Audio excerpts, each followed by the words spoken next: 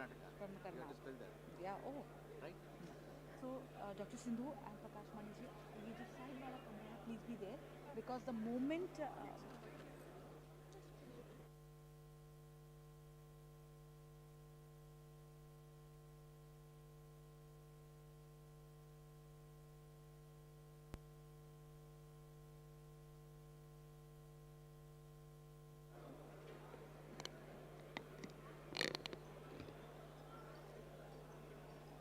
requesting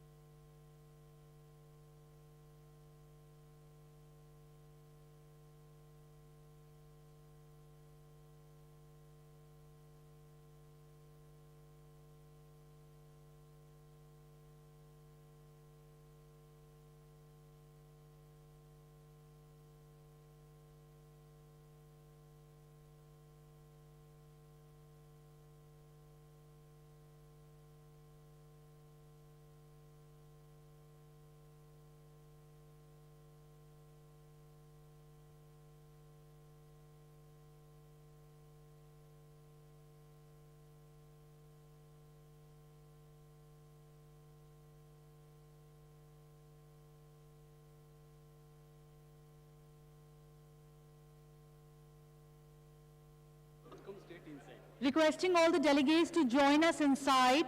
We request the authorities at the registration desks to allow the delegates inside. Kindly be seated.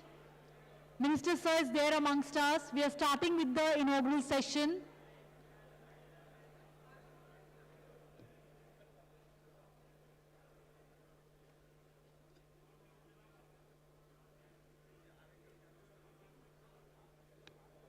Requesting everyone to be seated.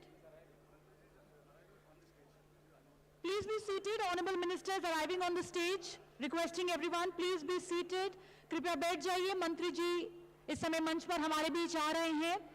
आप सभी से अनुरोध है, जब हमारे बीच आज विश्व पशु चिकित्सक दिवस 2023 में आदरणीय मंत्री जी, आज के मुख्य अतिथि व वरिष्ठ अतिथिगण हमारे बीच आए, तो आज के इस कार्यक्रम को हम अपने साथ व सहयोग के साथ संपूर्ण रूप से सफल बनाएं.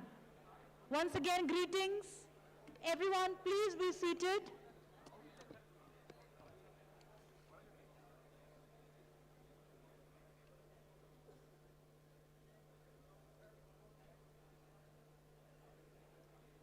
We're delighted to share with you that Honorable Union Minister Shri Purushottam Rupala ji, Honorable Minister of State Dr. Sanjeev Kumar Balian ji, they are amongst us and they are shortly joining us on the stage. Requesting everyone to be seated.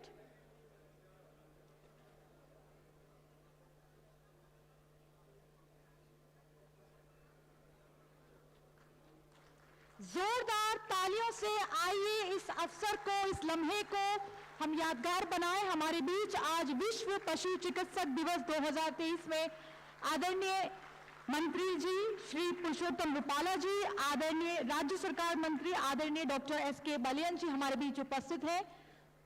Everyone, a round of applause as we begin the World Veterinary Day 2023, jointly organized by Department of Animal Husbandry and Dairying and Veterinary Council of India. धन्यवाद, नमस्कार. मंच पर उपस्थित आदरणीय श्री पुरुषोत्तम रूपाला जी, Honorable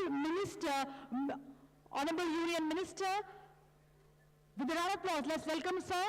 आदरणीय doctor S K. Balyan ji, Honorable Minister of State Government of India. तालियां बरकरार रहे. I would request Shri Rajesh Kumar Singh sir, IAS, Secretary DPIIT and former Secretary Animal Husbandry sir, please join us on stage. Dr. Anil Kumar Rana ji, DG RVC sir, please join us on stage. The applause must continue. Dr. Abhijit Mitra ji, AHC DAHD Government of India sir, please join us here on stage. Dr. B.N. Tripathi ji, DG ICAR sir, please be there. Dr. Umesh Chandra Sharma ji, President Veterinary Council of India. Dr. Pradeep Kumar Yadav ji, Vice President Veterinary Council of India. Dr. Vinod Bhatt ji, Secretary Veterinary Council of India. एक बार फिर मंच पर उपस्थित आदरणीय मंत्री जी व सभी उपस्थित वरिष्ठ अतिथियों का नमन, वंदन, नमस्कार व स्वागत. Warm welcome to dignitaries on the dais as well as dignitaries across the dais. Greetings to all on the occasion of World Veterinary Day 2023. And today we are here for the celebration of World Veterinary Day 2023, jointly organized by Department of Animal Husbandry and Dairying and Veterinary Council of India. एक बार फिर आप सबका विश्व पशु चिकित्सक दिवस 2023 में स्वागत है. As we all know that the last Saturday of the month of April marks the observation of World Veterinary Day.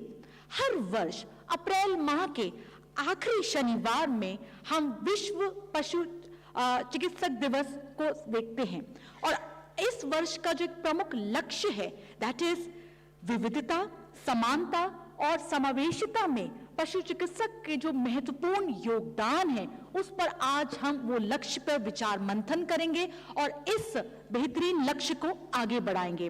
Promoting diversity, equity and inclusiveness in the veterinary profession, that will be an important theme of this year's World Veterinary Day 2023. एक बार फिर पुनः मंच पर उपस्थित अतिथिगण का स्वागत. Warm welcome to dignitaries on the dais as well as dignitaries across the dais. And now, taking the program forward, I would like to invite on Dr. Sindhu and Prakash Mani ji for the invocation. कार्यक्रम की शुरुआत में मैं doctor Sindhu जी व प्रकाश मणि जी को invocation हेतु आमंत्रित करती हूं. प्लीज तालियों के साथ करें स्वागत. All the way from Karnataka, doctor Sindhu and Prakash Mani ji.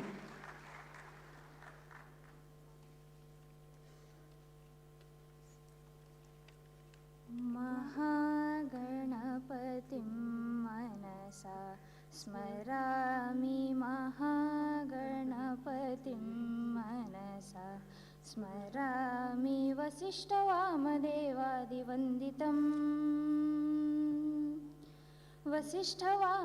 Recording stopped. महागणपतिं महादेवसुतं महादेवसुतं गुरुगुहनुतं मारकोटि प्रकाशं शान्तं महाकाव्यनाटकादिप्रियम् महाकाव्यनाटकादिप्रियमूषिकवाहनमोदकप्रियं महागणपतिं मनसा स्मरामि, महागणपतिं मनसा स्मरामि, महागणपतिं. वक्रतुण्डमहाकाय सूर्यकोटि समप्रभा, निर्विघ्नं कुरु मे देव, सर्वकार्येषु सर्वदा. Shubham.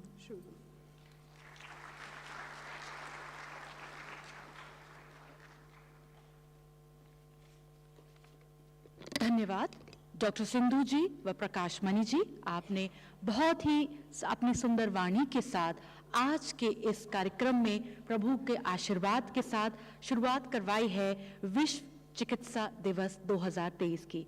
Thank you very much.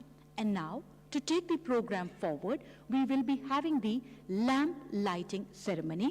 मंच पर उपस्थित आदरणीय अतिथिगण से मैं इस समय अनुरोध करूंगी कि दीप प्रज्वलन करके आज विश्व चिकित्सा दिवस 2023 के इस कार्यक्रम को हम आगे बढ़ाते हैं. आई रिक्वेस्ट आदरणीय श्री पुरुषोत्तम रूपाला जी, आदरणीय doctor Sanjeev Kumar Balyan ji, I request Shri Rajesh Kumar Singh ji, doctor Anil Kumar Rana ji, doctor Abhijit Mitra ji, doctor BN Tripathi ji, doctor Umesh Chandra Sharma ji, doctor Pradeep Kumar Yadav ji, doctor Vinod Bhatt ji. And इस लम्हे को, इस खास क्षण को तालियों से आइए हम सब लोग सजाएं.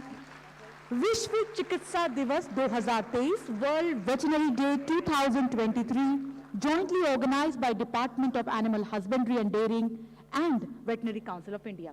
जोरदार तालियां आदरणीय Shri Purushottam Rupala ji, honourable union minister, doctor Sanjeev Kumar Balyan ji. जोरदार तालियां बरकरार रहें, ये बहुत ही खास लम्हा है.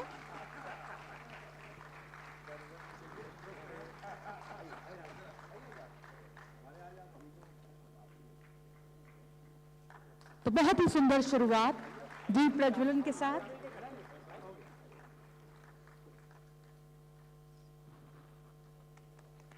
बहुत बहुत धन्यवाद.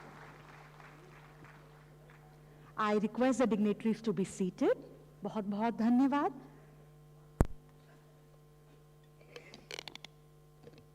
Please be seated.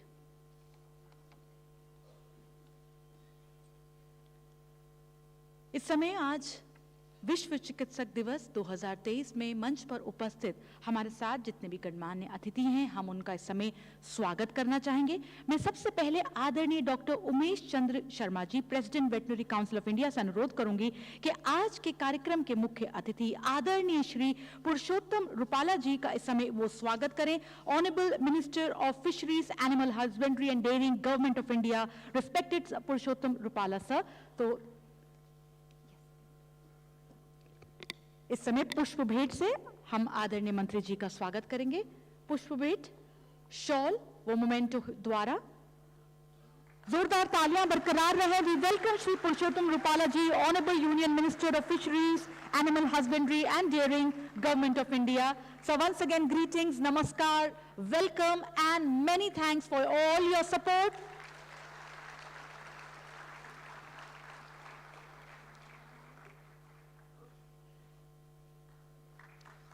Welcome.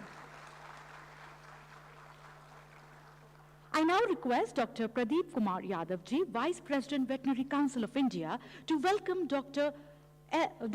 Sanjeev Kumar Balian ji, Honorable Minister of State, Fisheries, Animal Husbandry and Dairying, Government of India. तालियां बरकरार रहें. डॉक्टर प्रदीप कुमार यादव जी इस समय स्वागत करेंगे आदरणीय doctor Sanjeev Balyan ji, honourable minister of state, fisheries, animal husbandry and dairying, government of India.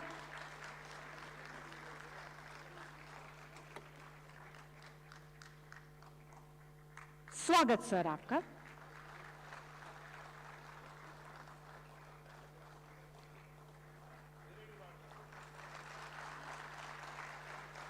Welcome, sir. I now request Dr. Vinod Bhatt, Secretary, Veterinary Council of India, to welcome Shri Rajesh Kumar Singh, sir.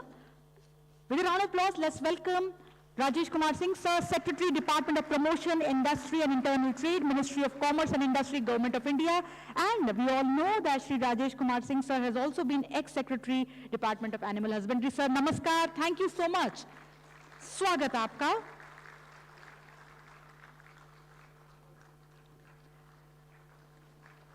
I would now request Dr. S.L. Sulekha ji, Assistant Commissioner and Member, Veterinary Council of India, to welcome Dr. Anil Kumar Rana ji, DG RVC. Once again, calling on Dr. S.L. Sulekha to welcome Dr. Anil Kumar Rana, sir, DG RVC. Sir, namaskar. Thank you so much for your gracious presence.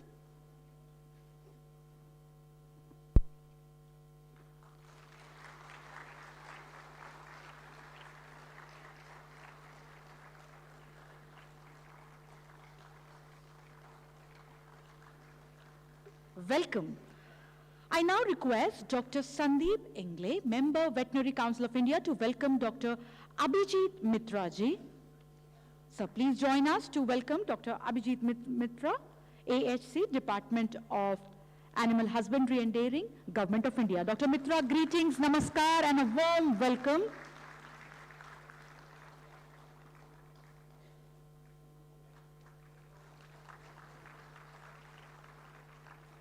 I now request Dr. Amit Nain, Member, Veterinary Council of India, to join us and welcome Dr.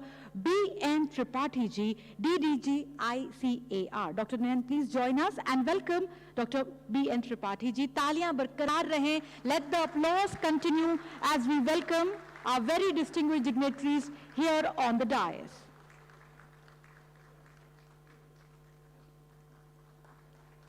Welcome. Swagatam.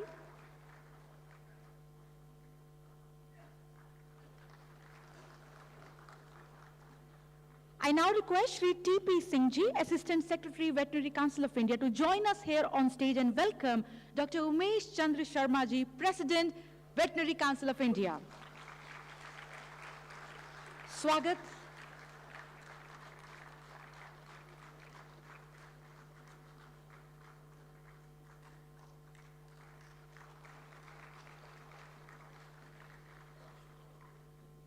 Dhanyavad. I now call on Dr. Jayendra Kumbhakar ji, Scientific Officer, Veterinary Council of India, to welcome Dr. Pradeep Kumar Yadav ji, Vice President, Veterinary Council of India. I request Dr. Jayanta ji, please welcome Dr. Pradeep Kumar Yadav ji, and taaliyan barkarar rahe. The applause must continue.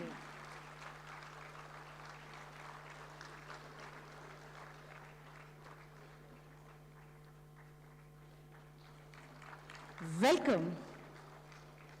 And lastly, but surely not the least, I call on Shri Balbir Singh ji, Section Officer, Veterinary Council of India, to join us and welcome Dr. Vinod Bhatt ji, Secretary, Veterinary Council of India. स्वागत सबका एक बार फिर मंच पर उपस्थित सभी गणमान्य अतिथियों का स्वागत, नमन, वंदन व अभिनंदन. साथ ही मंच के उस पार हमारे साथ उपस्थित सभी वरिष्ठ डेलीगेट्स, आप सबका स्वागत. Dhanyavad, sir.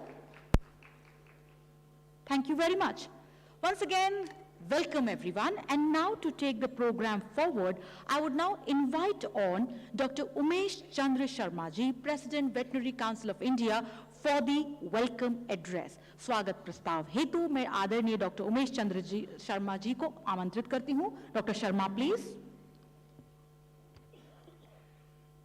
आज के इस गरिमामयी कार्यक्रम में उपस्थित देश के हमारे यशस्वी कैबिनेट मंत्री आदरणीय परसोत्तम रूपाला जी, मैं आपका संपूर्ण देश के पशु चिकित्सकों की ओर से विश्व पशु चिकित्सा दिवस की ओर से आपका हार्दिक अभिनंदन करता हूं कि आपने अपने इतने व्यस्त समय में और हमें आशीर्वाद देने के लिए आज यहां उपस्थित हुए. इसलिए आपका इस देश के वेटरनरियन हमेशा आपको के कृतज्ञ रहेंगे. हमारे बीच उपस्थित हमारे बड़े भाई जिनका आशीर्वाद हमें हमेशा मिलता रहता है, ऐसे आदरणीय डॉक्टर संजीव बालियान जी, मैं उनका भी अभिनंदन करता हूं. और आज इस सभागृह में हम उपस्थित हैं और ये जो कार्यक्रम की रचना हुई है और इस कार्यक्रम के सूत्रधार जिन्होंने मुझे बहुत प्रोत्साहित किया, जब मैं उनके पास गया कि सर हमें ऐसा वर्ल्ड वेटरनरी डे पे कार्यक्रम करना चाहते हैं, तो उन्होंने कहा करिए और अच्छे से करिए. ऐसे हमारे पूर्व सचिव और वर्तमान में वाणिज्य सचिव आदरणीय राकेश सिंह सर, आपका भी मैं अभिनंदन करता हूं. हमारे बीच उपस्थित हमारे डीडीजी आईसीआर आदरणीय त्रिपाठी जी, हमारे डीजी आरबीसी आदरणीय राणा सर, हमारे बीच उपस्थित एनिमल हस्बेंड्री कमिश्नर आदरणीय Abhijit Mitra ji, veterinary council of India के वाइस प्रेसिडेंट आदरणीय प्रदीप यादव जी, हमारे बीच उपस्थित secretary veterinary council of India Vinod Bhatt ji, मेरे सामने इस सभागृह में उपस्थित मैं सभी देश भर के वेटरनरियन का अभिनंदन करता हूं. पद्मश्री अवार्डी हमारे और भी आउटस्टैंडिंग वेटरनरियन जो विभिन्न सामाजिक, आर्थिक, राजनीतिक एवं ब्यूरोक्रेटिक क्षेत्र में काम कर रहे हैं, उनका भी बहुत बहुत अभिनंदन करता हूं वेटरनरी काउंसिल ऑफ इंडिया. पूरे भारत के अंदर दूरस्थ हर प्रत्येक राज्य से आए मेरे पशु चिकित्सक भाइयों और बहनों, मैं आज के शुभ अवसर पर आप सभी का अभिनंदन करता हूं और मैं वेटरनरी काउंसिल ऑफ इंडिया की ओर से विश्व पशु चिकित्सा दिवस के अवसर पर आपको बहुत हार्दिक और अभिनंदन करता हूं. हमारे लिए गौरव की बात है कि इस देश के यशस्वी प्रधानमंत्री के नेतृत्व में हम इस एनिमल हस्बेंड्री डिपार्टमेंट में काम कर रहे हैं और उनका जो सोच है, हम सबका दायित्व बनता है कि उनका सोच समाज के नीचे तबके तक लेके जाएं. 2019 में एक बहुत बड़ा क्रांतिकारी परिवर्तन हुआ देश में. यशस्वी प्रधानमंत्री ने ये डिपार्टमेंट अलग किया. इसीलिए मैं माननीय मंत्री जी आपके माध्यम से इस देश के समस्त वेटरनरियन से, जो मैं देखता हूं पूरे देश के अंदर, कि उनके इस निर्णय से इस देश के वेटरनरियन तो खुश हैं ही, साथ में जिस प्रकार से सामाजिक क्रांति में पशुपालन विभाग में जिस तेजी के साथ विकास किया है, आज सबसे ज्यादा ग्रोथ रेट करने वाला अगर कोई विभाग है पशुपालन है. आपके माध्यम से मैं अनुरोध करता हूं कि प्रधानमंत्री जी को धन्यवाद करिए. पूरे देश के वेटरनरियन आज इस बात से खुश हैं, एक ऐसे प्रधानमंत्री के नेतृत्व में जिसमें पहली बार ऐसा हुआ कि किसानों की सही पीड़ा को समझने का प्रयास किया. आज आप देख रहे हैं किस प्रकार से देश में लघु और सीमांत किसानों की संख्या बढ़ रही है. ऐसी परिस्थितियों में किसानों को कैसे लाभ हो, आपने जो मोबाइल वेटरनरी डिस्पेंसरी योजना जो लागू की है देश के अंदर, कि किसान को ऐसे समय जब उसका पशु बीमार होता था, उसको इलाज नहीं मिल पाता था, उसकी पशु की मृत्यु हो जाती थी, उसमें उसको काफी आर्थिक हानि होती थी, क्योंकि आज पशु की कीमत बहुत हो गई है. आप सोचिए कितना बड़ा सोच और कितना बड़ा विजन आज जो हमारे कैबिनेट मंत्री लेके आए हैं कि एक फोन करिए और आपके घर वेटरनरी डॉक्टर होगा. इसीलिए पूरे देश के समस्त वेटरनरियन और समस्त किसान और पशुपालक आपका अभिनंदन करते हैं. केवल हमारा उद्देश्य यह नहीं है, हमारा भारत आध्यात्मिक दृष्टि से, कि हम केवल प्रोडक्शन के आधार पर अपने जीवन को आगे बढ़ाएं, कि उत्पादक पशु नहीं, जितने भी पशु हैं, हमने हमेशा कहा है कि भारत के अंदर चाहे मनुष्य के अलावा जितने भी जीव हैं उनको क्वालिटी वेटरनरी सर्विसेज मिलना चाहिए. और इसका काम आपने किया है, इसलिए जितने भी जीव हैं अन्य, वो सब आपको दुआएं देंगे और आपका इतिहास में नाम स्वर्ण अक्षरों में लिखा जाएगा कि आने ऐसे समय ऐसे माने यशस्वी प्रधानमंत्री के नेतृत्व में एक कार्यक्रम हुआ, 14,000 करोड़ का एफएमडी कार्यक्रम चला, हमारा इंफ्रास्ट्रक्चर डेयरी फंड का कार्यक्रम आप लेके आए, जिसका आप देख रहे हैं देश में एंटरप्रेन्योरशिप का तेजी के साथ विकास हो रहा है। हम सब वेटरनरी काउंसिल ऑफ इंडिया की ओर से भी मैं आपको बताना चाहूंगा कि एक समय 2014 में जब से मैं स्वयं प्रेसिडेंट था, माननीय संजीव बालियान जी राज्य मंत्री थे, उस वक्त देश में मात्र 34 वेटरनरी कॉलेज थे, आज 71 वेटरनरी कॉलेज हैं। ये ऐसा नहीं है हमने पॉलिसी बनाई, जैसे हमारे माननीय प्रधानमंत्री के पॉलिसी पैरालाइसिस था देश के अंदर, हमने नए वेटरनरी कॉलेज खोलने के लिए पॉलिसी बनाई और उसके कारण देश में तेजी के साथ इस सेक्टर में लोग आ रहे हैं। इस वर्ष माननीय मंत्री जी 1,000 करोड़ का निवेश हुआ है इसमें। दूसरा, हमने पहली बार, अभी आप देखेंगे कि इस देश में बहुत सारे वेटरनरियन हमारे अन्य स्थानों पे, चाहे वो आईएएस हो, सामाजिक कार्यकर्ता हो, पॉलिटिकल क्षेत्र में हो, सबकी इच्छा थी कि एक बार विज्ञान भवन में हम सब किसी भी स्थान पर हो, चाहे कहीं भी काम करते हो, चाहे इंटरप्रेन्योरशिप हो, लेकिन सबको एक साथ मिलके बात करनी चाहिए। और जो हमारे माननीय प्रधानमंत्री जी का और जो मंत्री जी का जो विजन है देश में, किस प्रकार से हम सबका साथ, सबका विकास और इस डिपार्टमेंट और सेक्टर को कैसे आगे ले जाएं, इसीलिए माननीय मंत्री जी, यहाँ आप केवल वेटरनरी नहीं है, वेटरनरी ग्रेजुएट ऐसे भी हैं जो आईएएस हैं और जो बहुत विभिन्न सेक्टर्स में काम कर रहे हैं। ये हमने पहली बार प्रयास किया है कि देश के समस्त वेटरनरियन एक मंच पर आए। हमने पहली बार minimum standard veterinary practice regulation लागू किया है देश में। अभी ड्राफ्ट आज उसका रेगुलेट करें, वो ड्राफ्ट माननीय मंत्री जी से हम लोग उसका वो उद्घाटन कराएंगे, क्योंकि हमने माना है कि देश में हॉस्पिटल का मिनिमम स्टैंडर्ड होना चाहिए, ये बहुत आवश्यक है। इससे हमारे क्वालिटी वेटरनरी सर्विसेज निकले अच्छी होंगी। हमने MSB 2016 minimum standard veterinary education को भी रिफॉर्म करने का, उसमें परिवर्तन करने का, समयानुकूल परिवर्तन करने का प्रयास कर रहे हैं। अभी देश के अंदर 83,000 वेटरनरी डॉक्टर काम कर रहे हैं, रजिस्टर्ड वेटरनरियन है, जो कि 2014 में जिनकी संख्या 40,000 थी, जस्ट डबल। यानी जो देश के अंदर आवश्यकता के अनुसार वेटरनरी काउंसिल ऑफ इंडिया अपना काम कर रही है। हमने फॉरेस्ट डिपार्टमेंट में काम करने के लिए भी मिनिमम स्टैंडर्ड तैयार किया है। हमने इस बार पीजी और पीएचडी रेगुलेशन को भी हम लेके आने वाले समय में लेके आने वाले हैं। यानी कुल मिला के ये है कि हमारे जो यशस्वी प्रधानमंत्री और जो मंत्री जी का और केंद्र सरकार का हमारा जो विजन है कि किस प्रकार से खेती को लाभ का धंधा बनाया जाए, किस प्रकार से देश में जो मनुष्यों में जो बीमारियां हो रही नई उसमें 75% जोनोटिक डिसीज हैं, इसलिए वेटरनरी के हेल्थ इंफ्रास्ट्रक्चर को किस प्रकार मजबूत किया जाए, कैसे देश के अंदर हम लोग इस काम को आगे बढ़ाएं। इसलिए केवल वेटरनरी डॉक्टर का काम है, ये नहीं है केवल कि उत्पादक पशुओं की चिंता तो उसको करनी है, लेकिन देश के अंदर जितने जीव हैं उनके लिए भी चिंता करना है। क्योंकि माननीय मंत्री जी, ये जो प्रोफेशन है ये उन लोगों के लिए काम करता है जो गरीबी रेखा के अंतिम छोर पर खड़े व्यक्ति हैं। मैं एक आपको इस बात का, जो किसान है गांव का, वो कभी कभी अपने पशु का इलाज कराना पहले प्राथमिकता देता है, अपने बच्चे को बाद में देता है, कि उसको पता है कि उसकी आजीविका वही चलने वाली है। इसीलिए हम लोगों को कभी ये नहीं लगना चाहिए कि इस प्रोफेशन में हम एक्सीडेंटल आए हैं। कई बार मैं कहता हूं, लोग कहते हैं, मैं कहता हूं, दुनिया में ईश्वर से हम तो प्रार्थना करते हैं कि हमको उन जीवों की जो बोल नहीं सकते उनकी सेवा करने का अवसर मिला और उन गरीबों की सेवा करने का अवसर मिला जो इस पर डिपेंड है। इसीलिए भगवान से प्रार्थना करते हैं कि जब अगर पुनर्जन्म हो तो इसी वेटरनरी डिपार्टमेंट में और वेटरनरी डॉक्टर करने का काम करें, क्योंकि हमारा महान काम है। इसीलिए कभी ये मन में मत लाओ कि हम वेटरनरी डॉक्टर के बारे में लोग क्या सोचते हैं। हमारा काम है, देश की इकोनॉमी में हमारी जो भूमिका है कि हम आज 12 लाख करोड़ का कंट्रीब्यूशन है हमारे पास, हमारा 32 करोड़ लोग देश के, हमारी इस आजीविका उनकी डिपेंड है इसके ऊपर। आज पूरे भारत के अंदर 32 करोड़ लोग हैं जो इस पशुपालन के पर ही उनका जीवन आधारित है। इसलिए बहुत बड़ा डिपार्टमेंट है। हम सबको मिलके, हमारे जो यशस्वी प्रधानमंत्री हैं उनका जो उद्देश्य है, इसलिए गांव में हम जब किसानों के पास जाएं, इसलिए माननीय मंत्री जी यहाँ नॉर्थ ईस्ट रीजन से भारत के समस्त राज्यों के फील्ड वेटरनरियन भी आए जो आपकी योजनाओं को नीचे तक ले जाने का काम करते हैं। इसलिए हमें जो योजनाओं को भी नीचे ला के अपने सरकार की जो उद्देश्य है उसको आगे बढ़ाने का काम करने की आवश्यकता है। मुझे लगता है कि आज हम सब माननीय मंत्री जी को सुनना चाहते हैं और हम सब धन्यवाद अर्पित करते हैं कि आज उन्होंने जो है यहाँ हमें समय निकाल के आए। और मैं पुनः आप सभी का पुनः अभिनंदन करता हूँ, विश्व पशु चिकित्सा दिवस का आप सबका अभिनंदन करता हूं। आने वाले समय में हम इसी प्रकार एक साथ मिलकर काम करते रहेंगे। आपका बहुत बहुत धन्यवाद।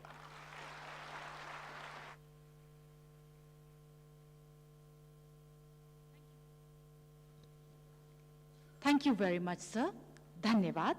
And now to take the program forward, I invite on Dr.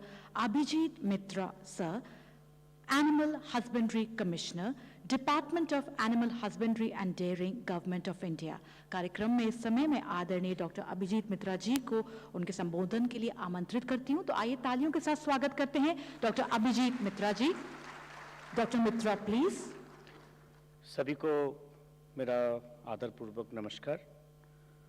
मंचासीन माननीय केंद्रीय मंत्री पुरुषोत्तम रूपाला जी, मंत्री डॉक्टर संजीव बलियान जी, बीसीआई के प्रेसिडेंट उमेश शर्मा जी, आज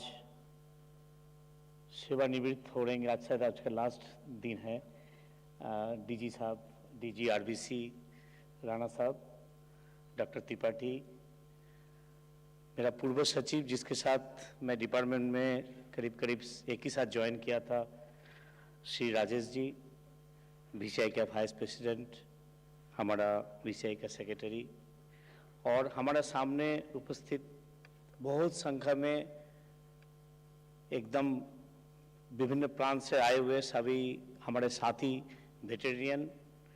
मैं कुछ अपना टीचरों को भी देख पा रहा हूँ। डॉक्टर अमलेंदु चक्रवर्ती सर, आपने मुझे पढ़ाया है, और हमारा टीचर डॉक्टर मदन साहब, सुषमा यपी मैडम, आप मेरा एलुमिनी रहे हैं इंडिया रही में, मेरा गर्व का विषय है कि आप पद्मश्री से भूषित है। डॉक्टर महेंद्र पाल यादव जी और सभागार में उपस्थित सभी गणमान्य लोगों का मेरा आदरपूर्ण नमस्कार। आज एक बहुत गर्व का दिन है, इसलिए भी है कि 75 साल में पहला बार हमारा भारत सरकार और बीसीआई मिल के इस दिवस को इकट्ठा विज्ञान भवन जैसे जगह में बनाने का एक प्रयत्न किया है, और इसके लिए मैं माननीय मंत्री, दोनों मंत्रियों को एवं हमारा पूर्व सचिव राजेश जी को और हमारा बीसीआई का प्रेसिडेंट उमेश शर्मा जी को विशेष रूप से बधाई देना चाहता हूं। हम ये कार्यक्रम के बाद हम जब दोबारा मिलेंगे तब विशेष रूप से चर्चा करेंगे सरकार का क्या कार्यक्रम है, हम क्या आगे करना चाहिए। मैं खाली 2-3 बिंदुओं पर हम अपने आप को याद कराना चाहते हैं। मुझे पता है वेटेरियन होना कई बार एक विडंबना होता है सोसाइटी में। लोग कहते हैं कि आप डॉक्टर नहीं बन पाए इसलिए वेटेरियन बने।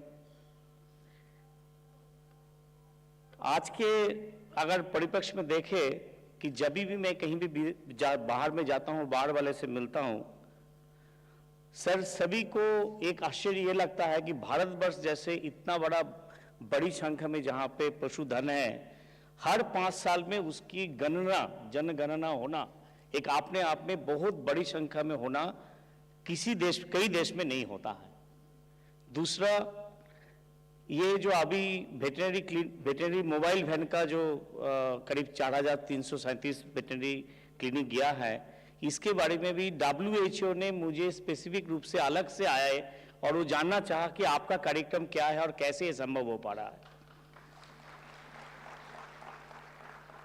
आप सभी को जान के ये गर्व होगा कि हमारा भारतवर्ष का जो डेयरी सेक्टर है ये तो बढ़ ही रहा है, सबको पता है कि देश में 1 नंबर में है, लेकिन सबसे जो मूल विषय है कि पूरा दुनिया का करीब 23% जो भागीदारी है हमारा देश का है, और उससे भी बड़ा बात यह है कि जिस गति से डेयरी सेक्टर बढ़ रहा है बाकी विश्व में, बाकी देशों में, हमारा गति उनसे कई गुना ज़्यादा है और करीब 13 से 15% गति से हमारा सेक्टर बढ़ रहा है। और 2-3 सेक्टर के तरफ आपको मैं ध्यान आकर्षित करना चाहूँगा। एक animal feed sector, poultry feed sector, और एक सेक्टर के ऊपर हम लोगों का ध्यान थोड़ा इतना संख्या में नहीं है, जो है हमारा पेट केयर सेक्टर। अभी जो आंकड़ा बोलते हैं वो आंकड़ा ये बताते हैं कि पेट केयर मार्केट का करीब वैल्यू है $434 मिलियन इंडिया का पेट मार्केट है। और उसके साथ साथ जो उमेश जी ने कह रहे थे कि कंटिन्यू वेटरनरी एजुकेशन, और इसके बारे में और विशेष रूप से चर्चा होगा। खाली इस बात का ध्यान रखना होगा कि मेडिकल कॉलेज का संख्या जहाँ पे 681 है, उमेश जी हमारा संख्या करीब करीब 71 है, तो इसके ऊपर भी बात करना है। मैं अपने तरफ से और दफ्तर से तरफ से सभी को पुनः सबको अभिनंदन देते हुए और इस विशेष दिवस के सबको बधाई देते हुए मेरा वाणी का विराम देता हूँ। नमस्कार, जय हिंद, जय Bharat.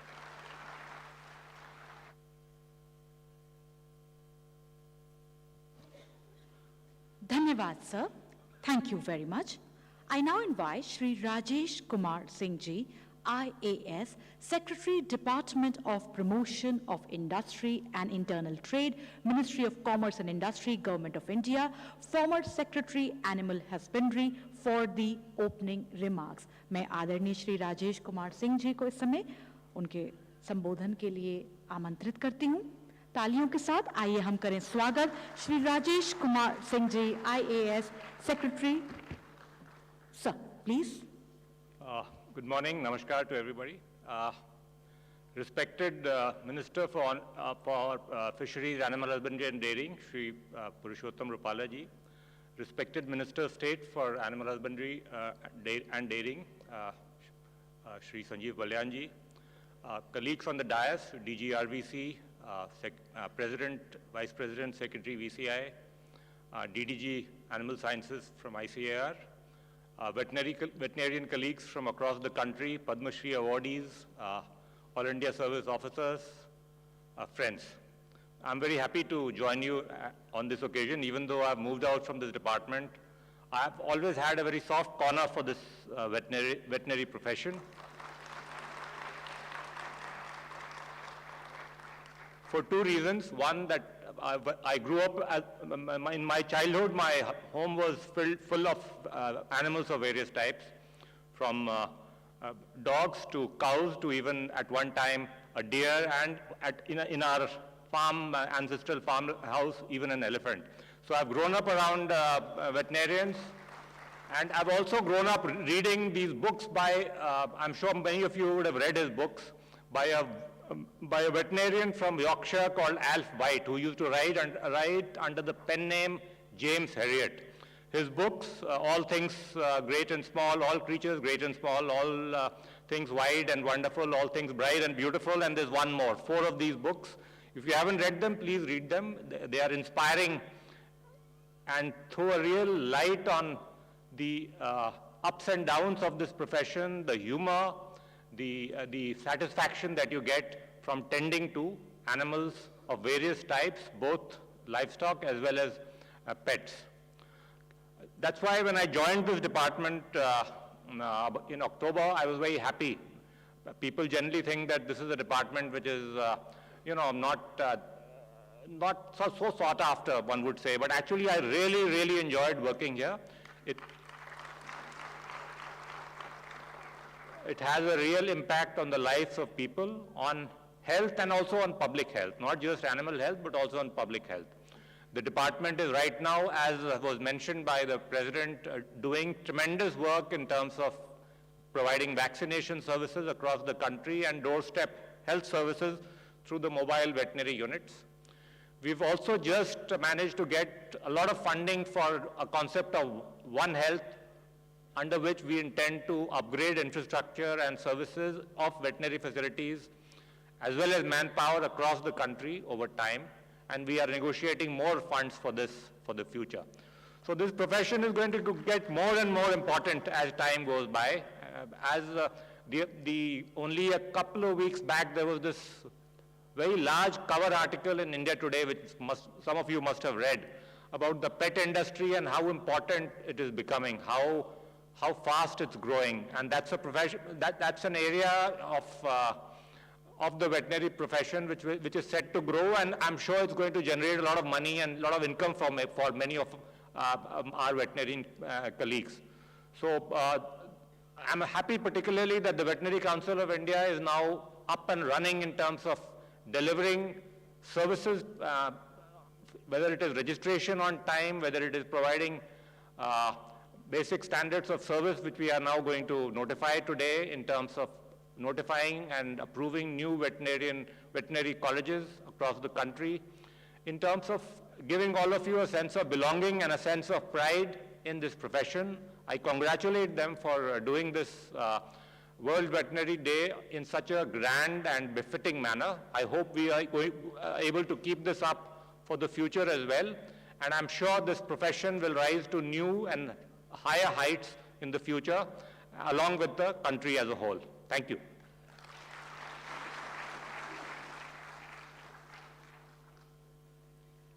Dhanyavad, sir. Thank you very much, sir, for those very significant words of motivation. Thank you. And now we have a very special moment, एक बहुत ही विशेष सत्र, और उसके लिए मैं आदरणीय डॉक्टर विनोद भट्ट जी से अनुरोध करूंगी कि वो सत्र में हमारा मार्गदर्शन करें। तालियों के साथ आइए इस विशेष सत्र की ओर आगे बढ़ते हैं डॉक्टर विनोद भट्ट जी के साथ।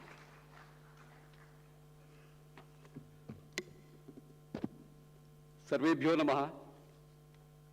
Honorable Minister Rupala Sahab, Bhawan Sahab, Honorable President VCI, Tripathi Sahab, Rana Sahab, most respected Secretary Dr. Singh Sahab, Mitra Sahab, and Vice President Dr. Yadav. In fact, at this moment, at the outset, I should thank all the veterinarians, congratulate all the veterinarians, because it is our day, Veterinarians Day. And call back, the legacy has started 24 years back when we started this momentum, sometime in April 2000. We should be proud. We started recognizing our strength, our potentials. It is a good way out. Sabji, I have 3 events in 5 minutes. I won't take much time, Adaraniya Mantri Sahab. So to begin with, VCI portal. As you know, indeed, in VCI, we were wanting and waiting for a long time for the platform to exhibit, to showcase some of our dates and deliveries in the last 2.5 years. Today, with the support from the department, that gracious moment has come to us.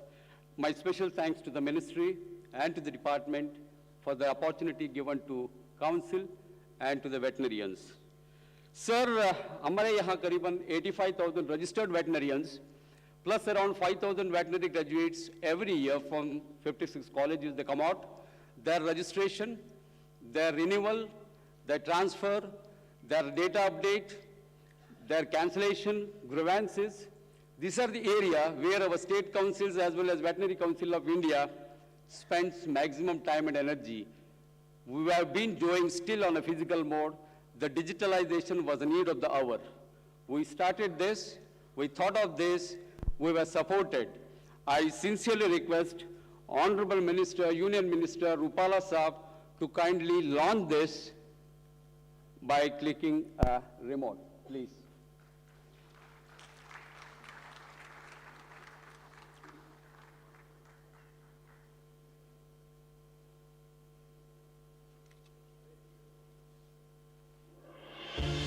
Veterinary Council of India, registration for practitioner, launched by Shri Parshottam Khodabhai Rupala, Honorable Union Minister of Fisheries, Animal Husbandry and Dairying, Government of India.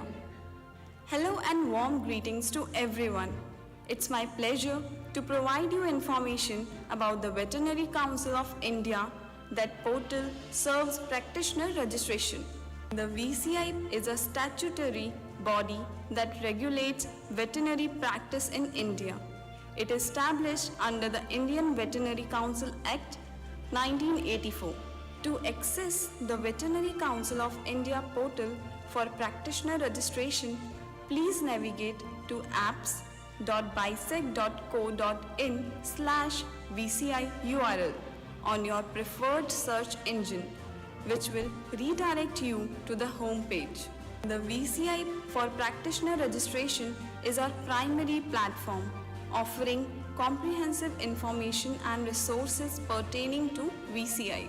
The VCI portal covers the roles like college, student or intern, practitioner, State Veterinary Council, Veterinary Council of India, grievance. Now we start our journey of students become practitioner. In the VCI practitioner registration portal, sign into a category. Initially, a college or institute must register and submit its detail to the Veterinary Council of India for approval. Once the Veterinary Council of India approves a college or institute, entity may proceed to add the details of its students or interns. The portal is now accessible to students and interns who have completed the registration form. The State Veterinary Council is responsible for approving student information, which may also be viewed by the Veterinary Council of India. Ultimately, students or interns are required to register as practitioners to obtain permanent registration status. Once this is done, the State Veterinary Council grants approval for the successfully completed practitioner registration. Now, practitioners have SVC and VCI numbers and a uniform certificate across the councils, which auto-generated registration number for State Council as well as for VCI.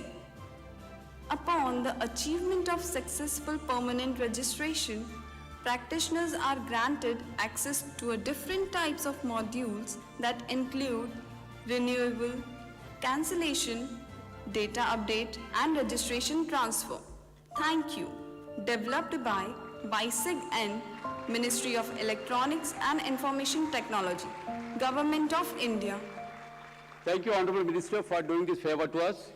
This portal is going to be a game changer and facelifting in our activities. The Honorable DG and ADG of BISAG are with us. I request all my veterinarians to give a big hand to them, please. Thank you. We have the second one, MSVPR, in short, otherwise Minimum Standards in Veterinary Practice Regulation. Few days back, probably Rupala Saab may be remembering this, we had a manthan chal raha tha minimum standard ka Gujarat mein.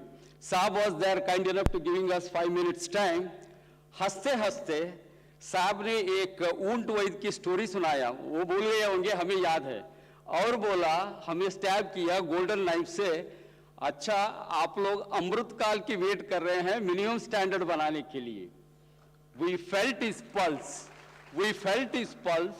realizing to the that the Veterinary Council and all the experts accelerated, exploited the time, and in a rapid speed, we started working on that big exercise, which is going to be a minimum standards in our standard clinics, services, and other conducts and things. And I wish that this Amrut Kal, the time has come. On behalf of the Council, I sincerely request Honorable Union Minister to release this consolidated standards for the use of veterinary profession.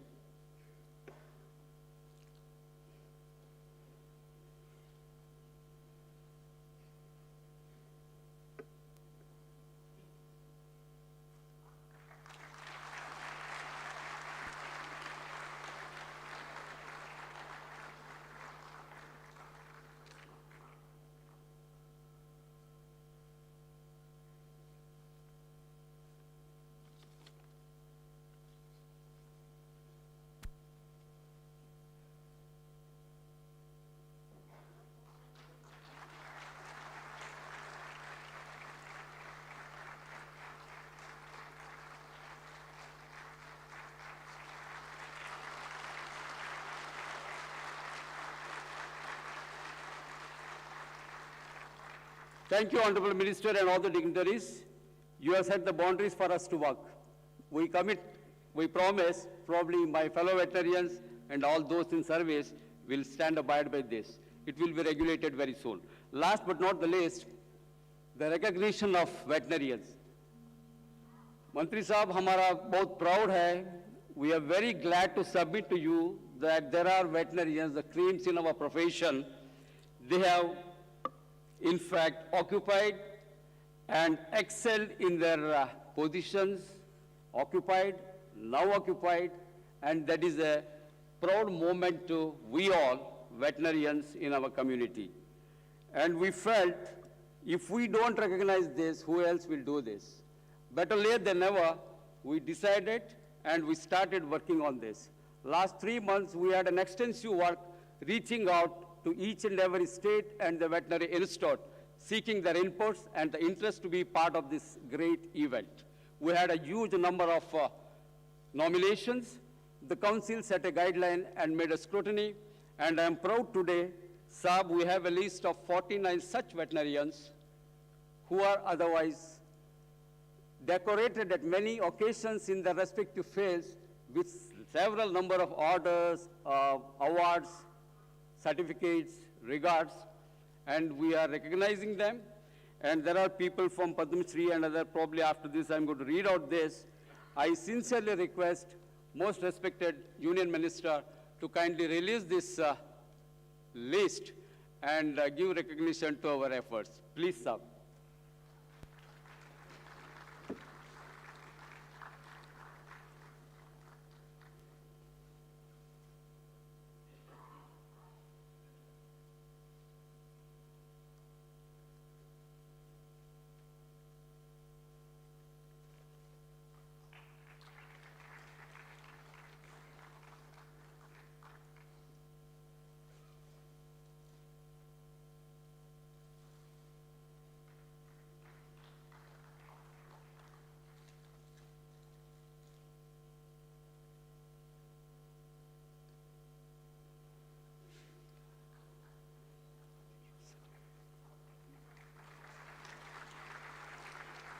Thank you once again.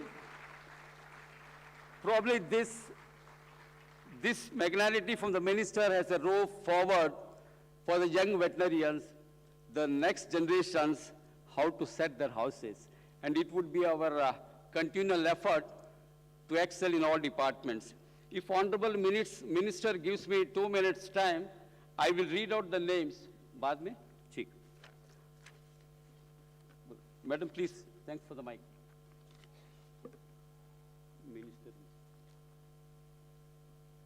Dhanyavad, sir. Thank you very much. So the launch of VCI portal, release of draft of MSVPR 2023 and release of list of outstanding veterinarians. Congratulations. आप सबको बधाई, शुभकामनाएं व साधुवाद. This is going to be the moment that we all have been waiting for. अब बहुत ही विशेष क्षण जिसका हम सब बड़ी देर से प्रतीक्षा कर रहे हैं. I request Honorable Respected Shri Purushottam Rupala Ji, Honorable Union Minister of Fisheries, Animal Husbandry and Dairying, Government of India, to address us for the occasion. मैं इस समय आदरणीय श्री पुरुषोत्तम रूपाला जी से विनम्र निवेदन करती हूँ कि आज के इस कार्यक्रम में हमारा मार्गदर्शन व हमें आशीर्वाद प्रदान करें.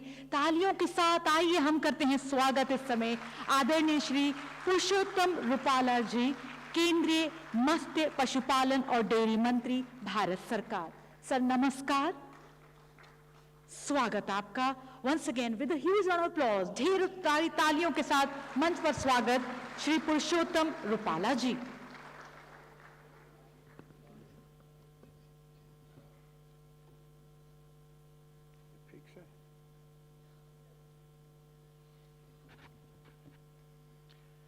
राम राम.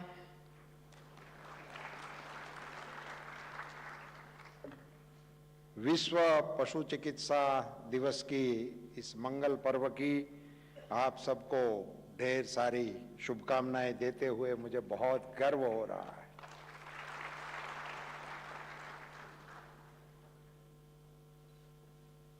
अपने आप में विज्ञान भवन में पशु चिकित्सा दिवस को मनाने का उपक्रम बनाना वही बता रहा है कि अब आप आगे बढ़ ही रहे हैं.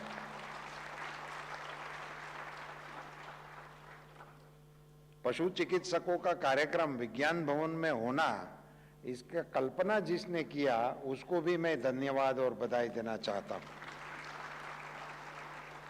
ऐसे गरिमापूर्ण कार्यक्रम के मंच पर विराजमान मेरे साथी और बिजनेस की दृष्टि से या एजुकेशन की दृष्टि से भी पशु चिकित्सक है, जिसका मुझे बड़ा गर्व है, मेरे साथी डॉक्टर संजीव बालियान जी.